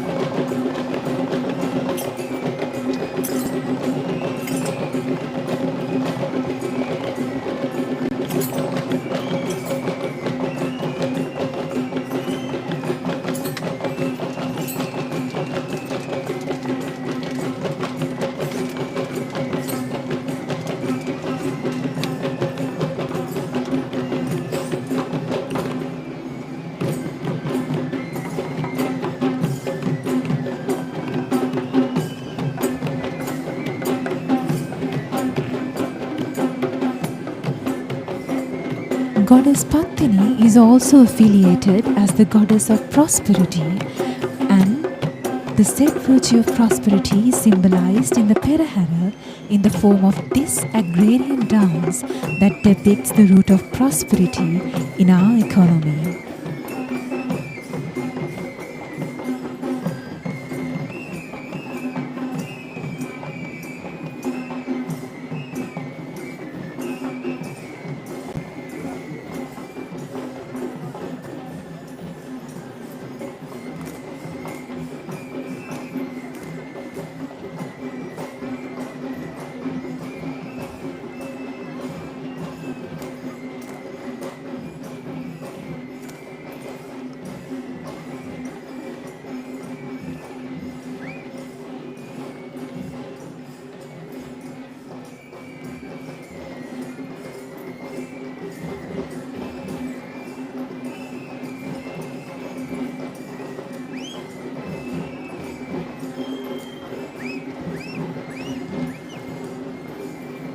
The next elephant of the Sri Mahapatini Devalaya rides an official carrying a brass umbrella, and he is on the mount of the elephant Ratna, belonging to Venerable Bengamue Dhammadinna Thero, the chief incumbent of the Palmadulla Rajamahaviharaya in Ratnapura.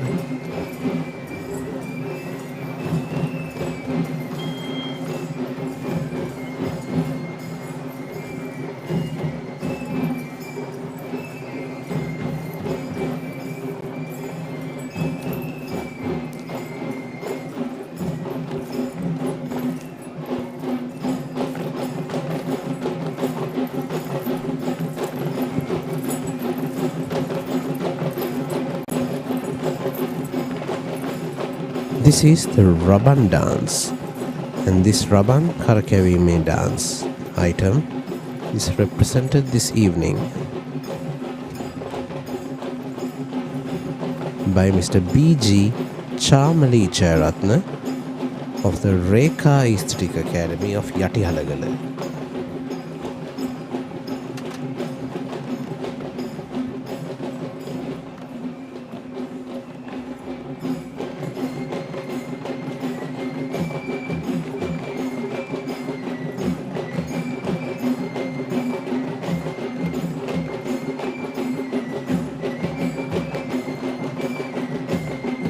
goddess Patini is also known as Kannagi Amman in Tamil folklore, where we find many kovils in Sri Lanka that are built by the Sri Lankan Hindus to pay respect to their faith of goddess Patini as Kannagi Amman.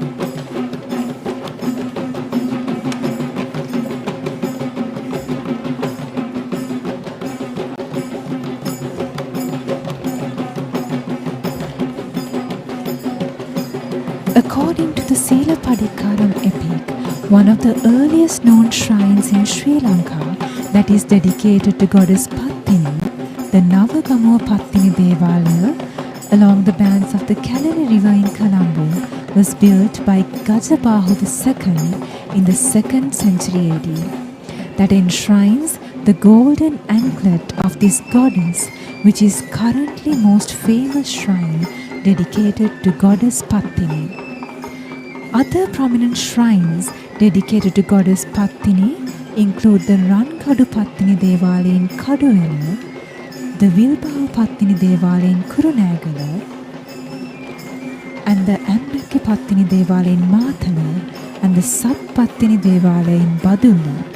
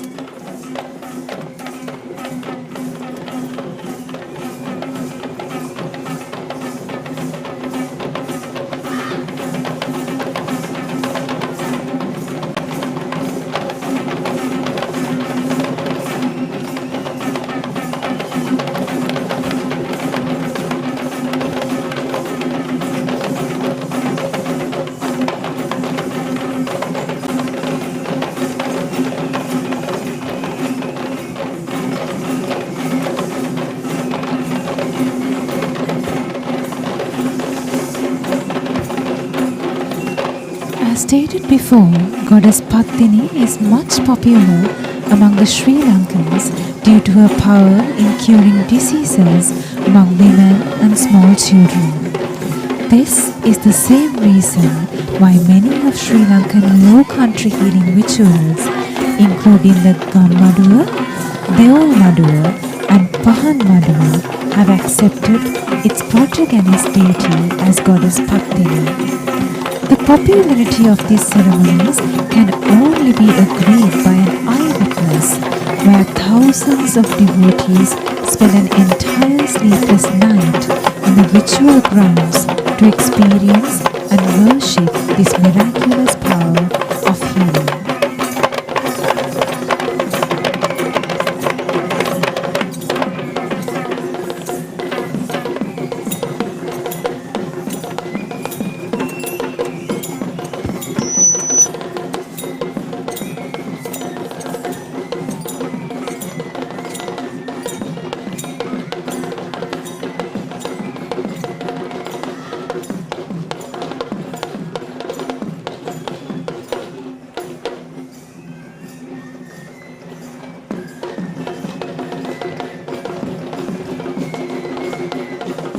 The previous dance act we saw was trained by Ms. Dana Jayawardena of the Dana Jayaratna East Dance School. And now we are seeing the pot dance or the Kalagedi Netuma that is trained by Mr. Lahiru Lakshan of the Ravi Prabha Aesthetic Academy of Murtalava.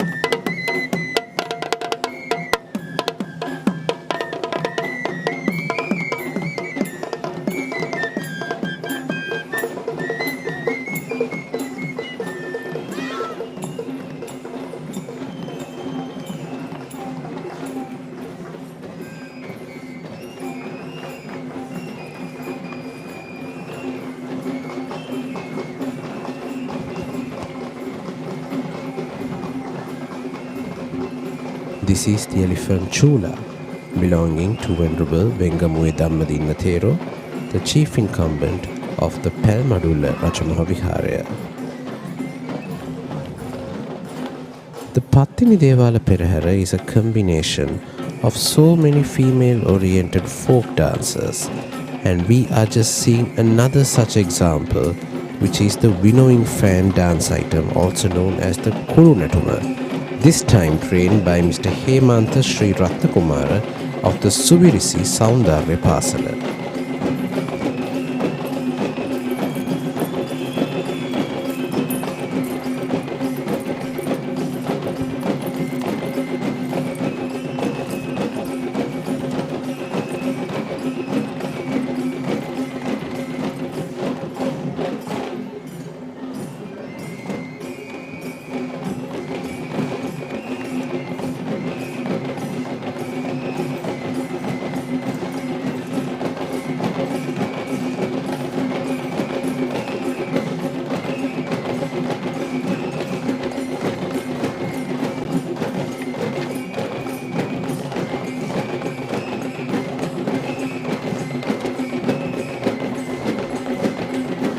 The procession of the Sri Mahapatini Devalaya is the final representation among the four main Devala shrines in the Kandy Esala Perahera, where the ceremonial elephant shall be carrying a golden statue of Goddess Patini within the decorated Ranhilige.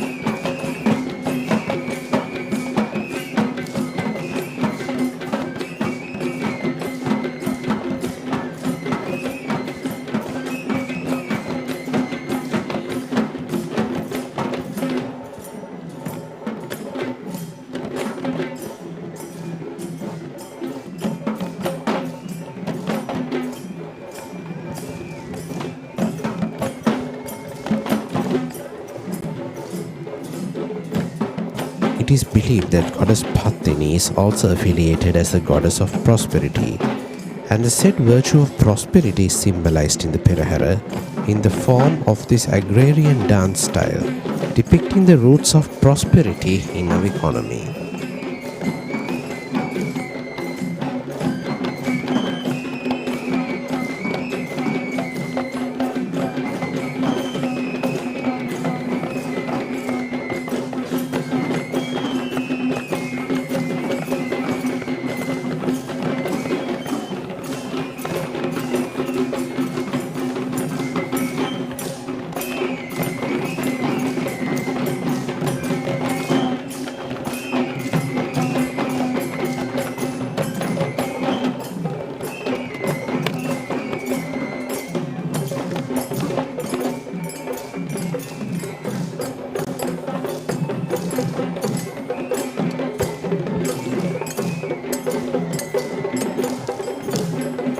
And this is the Paturu dance performance trained by Mr. Nishanta Sanjeeva of the Nishanta Sangeet Navaranga Aesthetic Academy.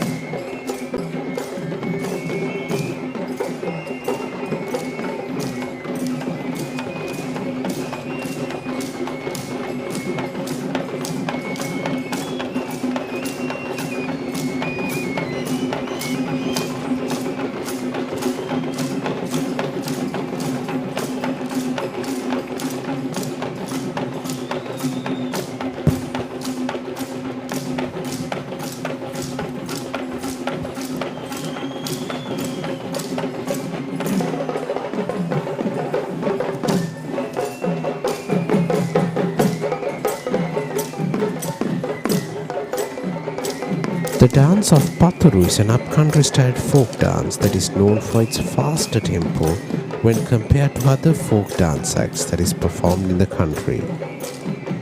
The dancers hold wooden splinters known as Paturu on one hand, and they perform to the beat of the upcountry gatabere drum and the melodious flute while clapping the splinters on various designated parts of the body.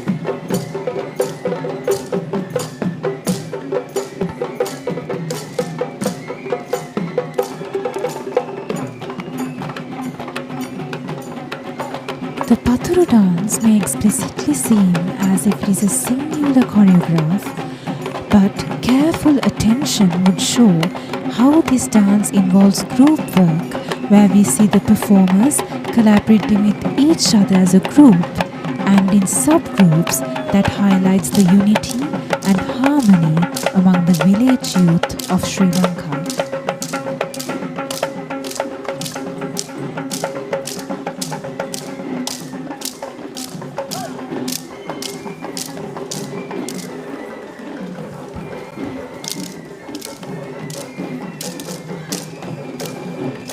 The procession of the Sri Patini Devala is indeed a true celebration of folk dancing. And now we are seeing the famous Savarang dance performance, trained this time by Miss Nelka Vijayanayaka of the Nelka Aesthetic Academy of Murutalawa.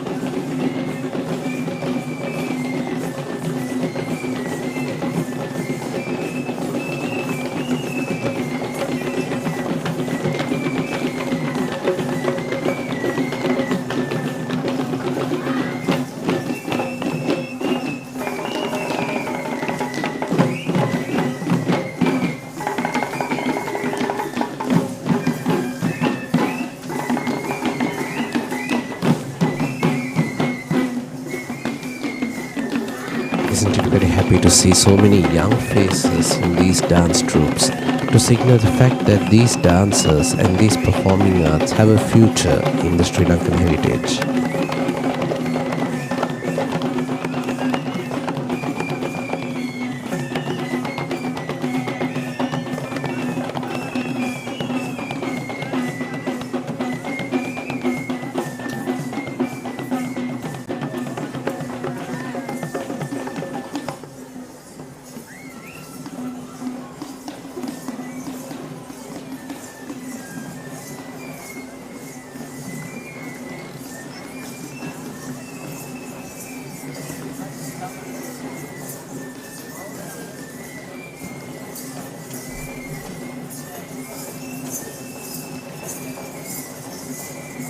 These tassels are not artificial crafts. In fact, this is known to be the tail hair of the sable deer who lives in the tip of Himalayan mountains, which is used as the fanning tool of royalty since the ancient times.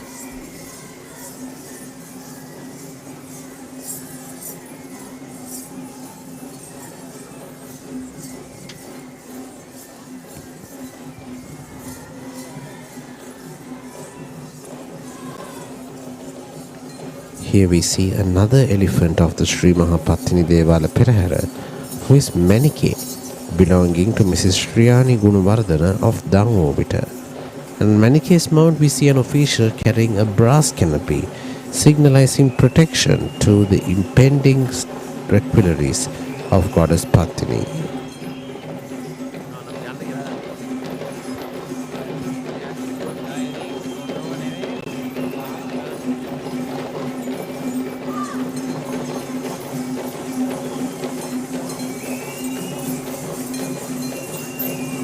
This is the Panteru dance performance. The Panteru dance performance is trained and represented this evening by Ms. Vindhya Kulasiri of the Jayashani Upcountry Aesthetic Academy of Gurugraha.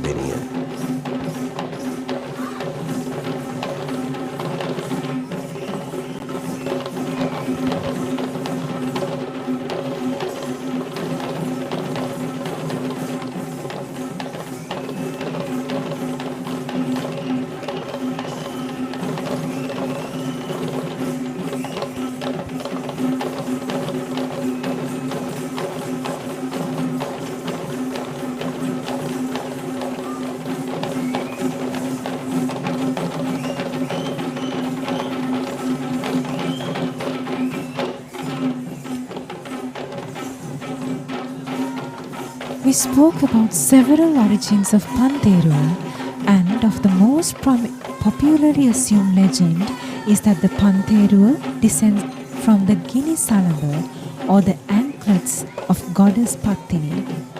The cult of goddess Patini is highly associated with the anklets, which is recognized as one of her unique symbols, where her illustrations show goddess Patini holding the two anklets in her hands, along with the duhul salwar or the shawl.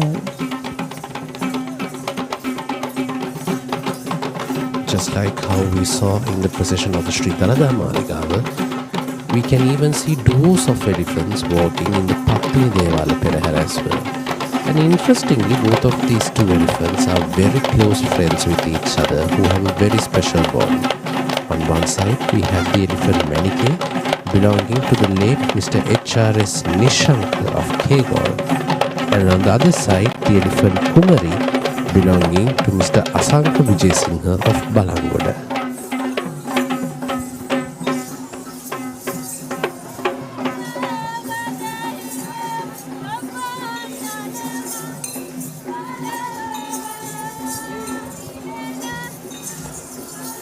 This is the final moment, where the final and last moment of the Sri Mahapatini Devala Perahera, where we can see the impending approach of the relics of goddess Patini, the requiraries of goddess Patini. And these trio of ceremonial elephants are being led and paved the way by the West dancers, represented by the Mithun Bandari Aesthetic Academy of Vatapuluva.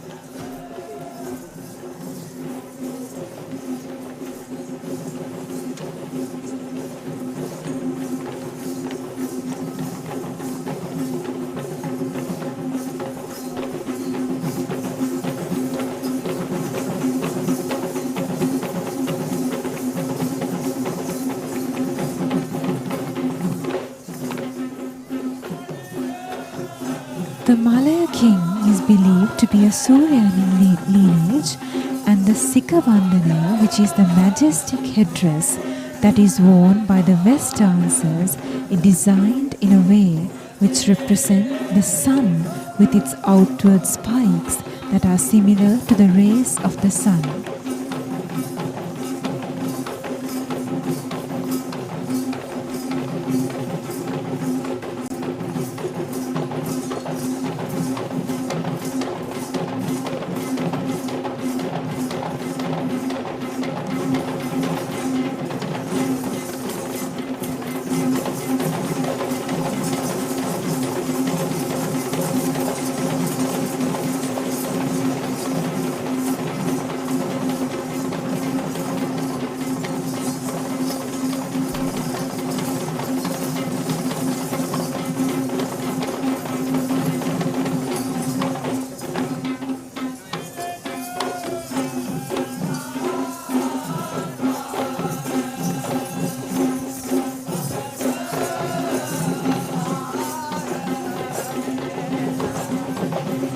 Walking ahead of the ceremonial elephant is the chief trustee of the Sri Patini Devala in Kandy.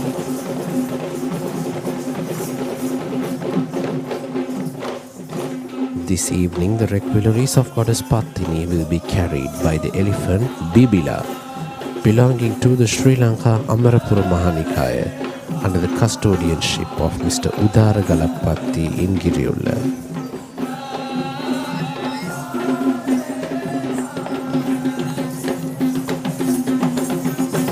Bibila is accompanied by the elephant Sita, belonging to Mrs. Nilanthi Veerasinghe of Medigama, and the elephant Podiraju, belonging to Mr. Chamila Bandaranayak of Gandhurva.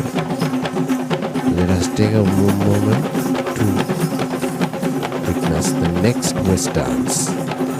And this West dance is tasked with paving the way for the Basnayakalame of the Sri Patini Devala.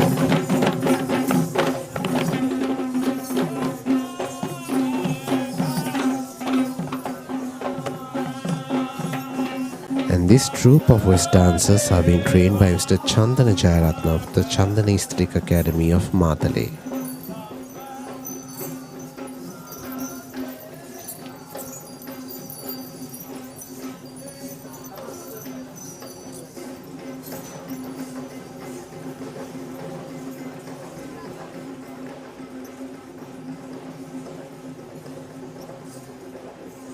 The steps of the West dance are highly masculine, and the dance is choreographed in very heavy steps that could be performed only by the strongest of men, and is undoubtedly a dance performance that requires a lot of energy to perform.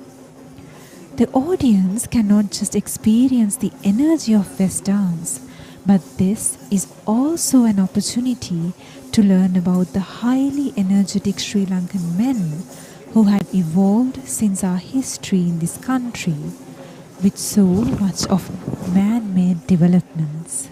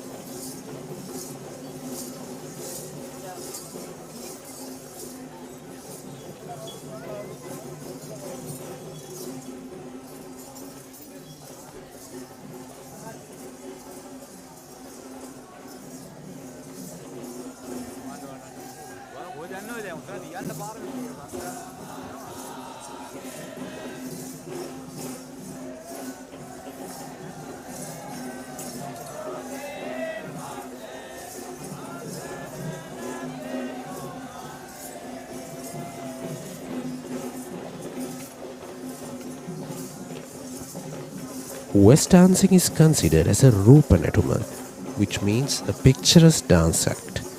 The visual beauty of this dance is commended by this majestic costume that depicts the illustration of a god believed to be one of the Malay king. In addition, the backflips, single leg dwarfs, acrobatics and leaps are surely the most spellbinding moments of the West dance.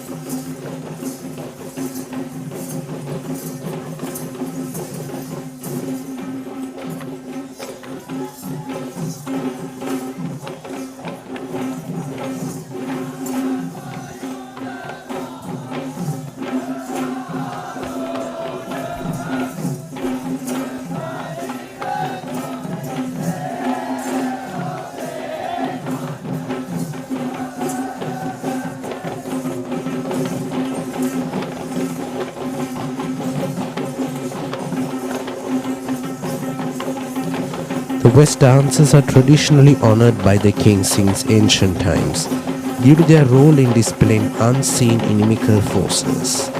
Even though the West dance is much popular in today's context as a performing art more than of a ritual, the practice of gifting royal honor still takes place.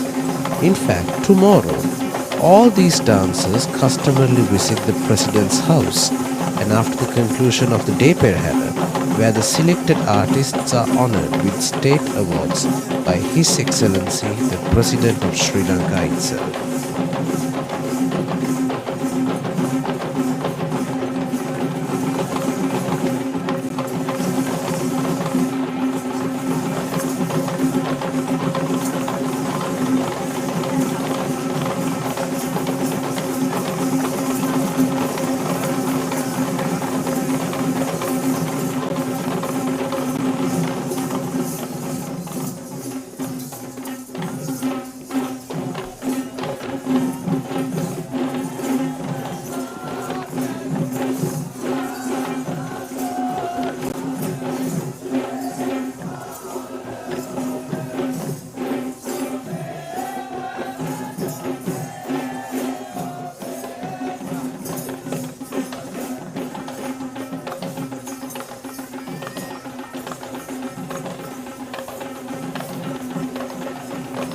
Upcountry dancing too has its regional variants, just like Sri Lankan dance traditions of low country and Sabaragamu. These regional variants are known as the Kandian variant of Mahanuvara, the Satarakorale variant of Kegal, and the Sakkorale variant of Kurunagara. This Perahera is in fact rich with all three of these variants that can be noticed and differentiated with careful attention.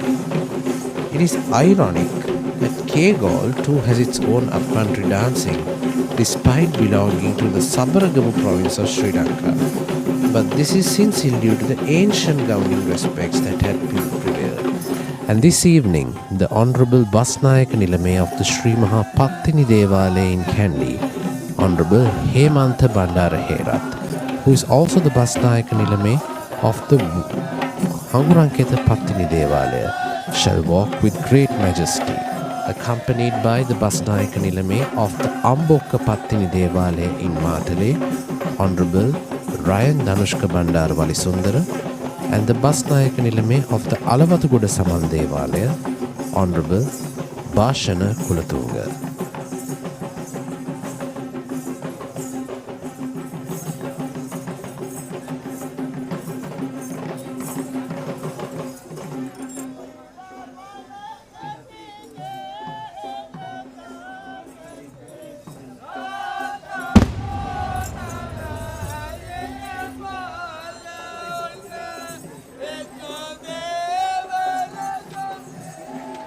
This is the Randoli element of the Perahera.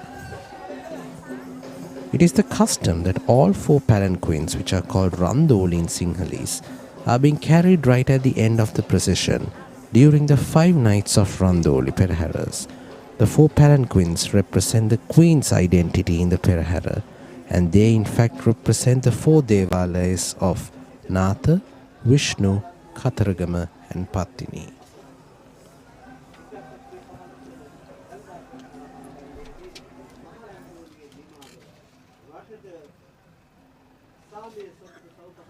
And that marks the end of the Kandy Esala Perahera 2025, the Grand Randoli Perahera. For the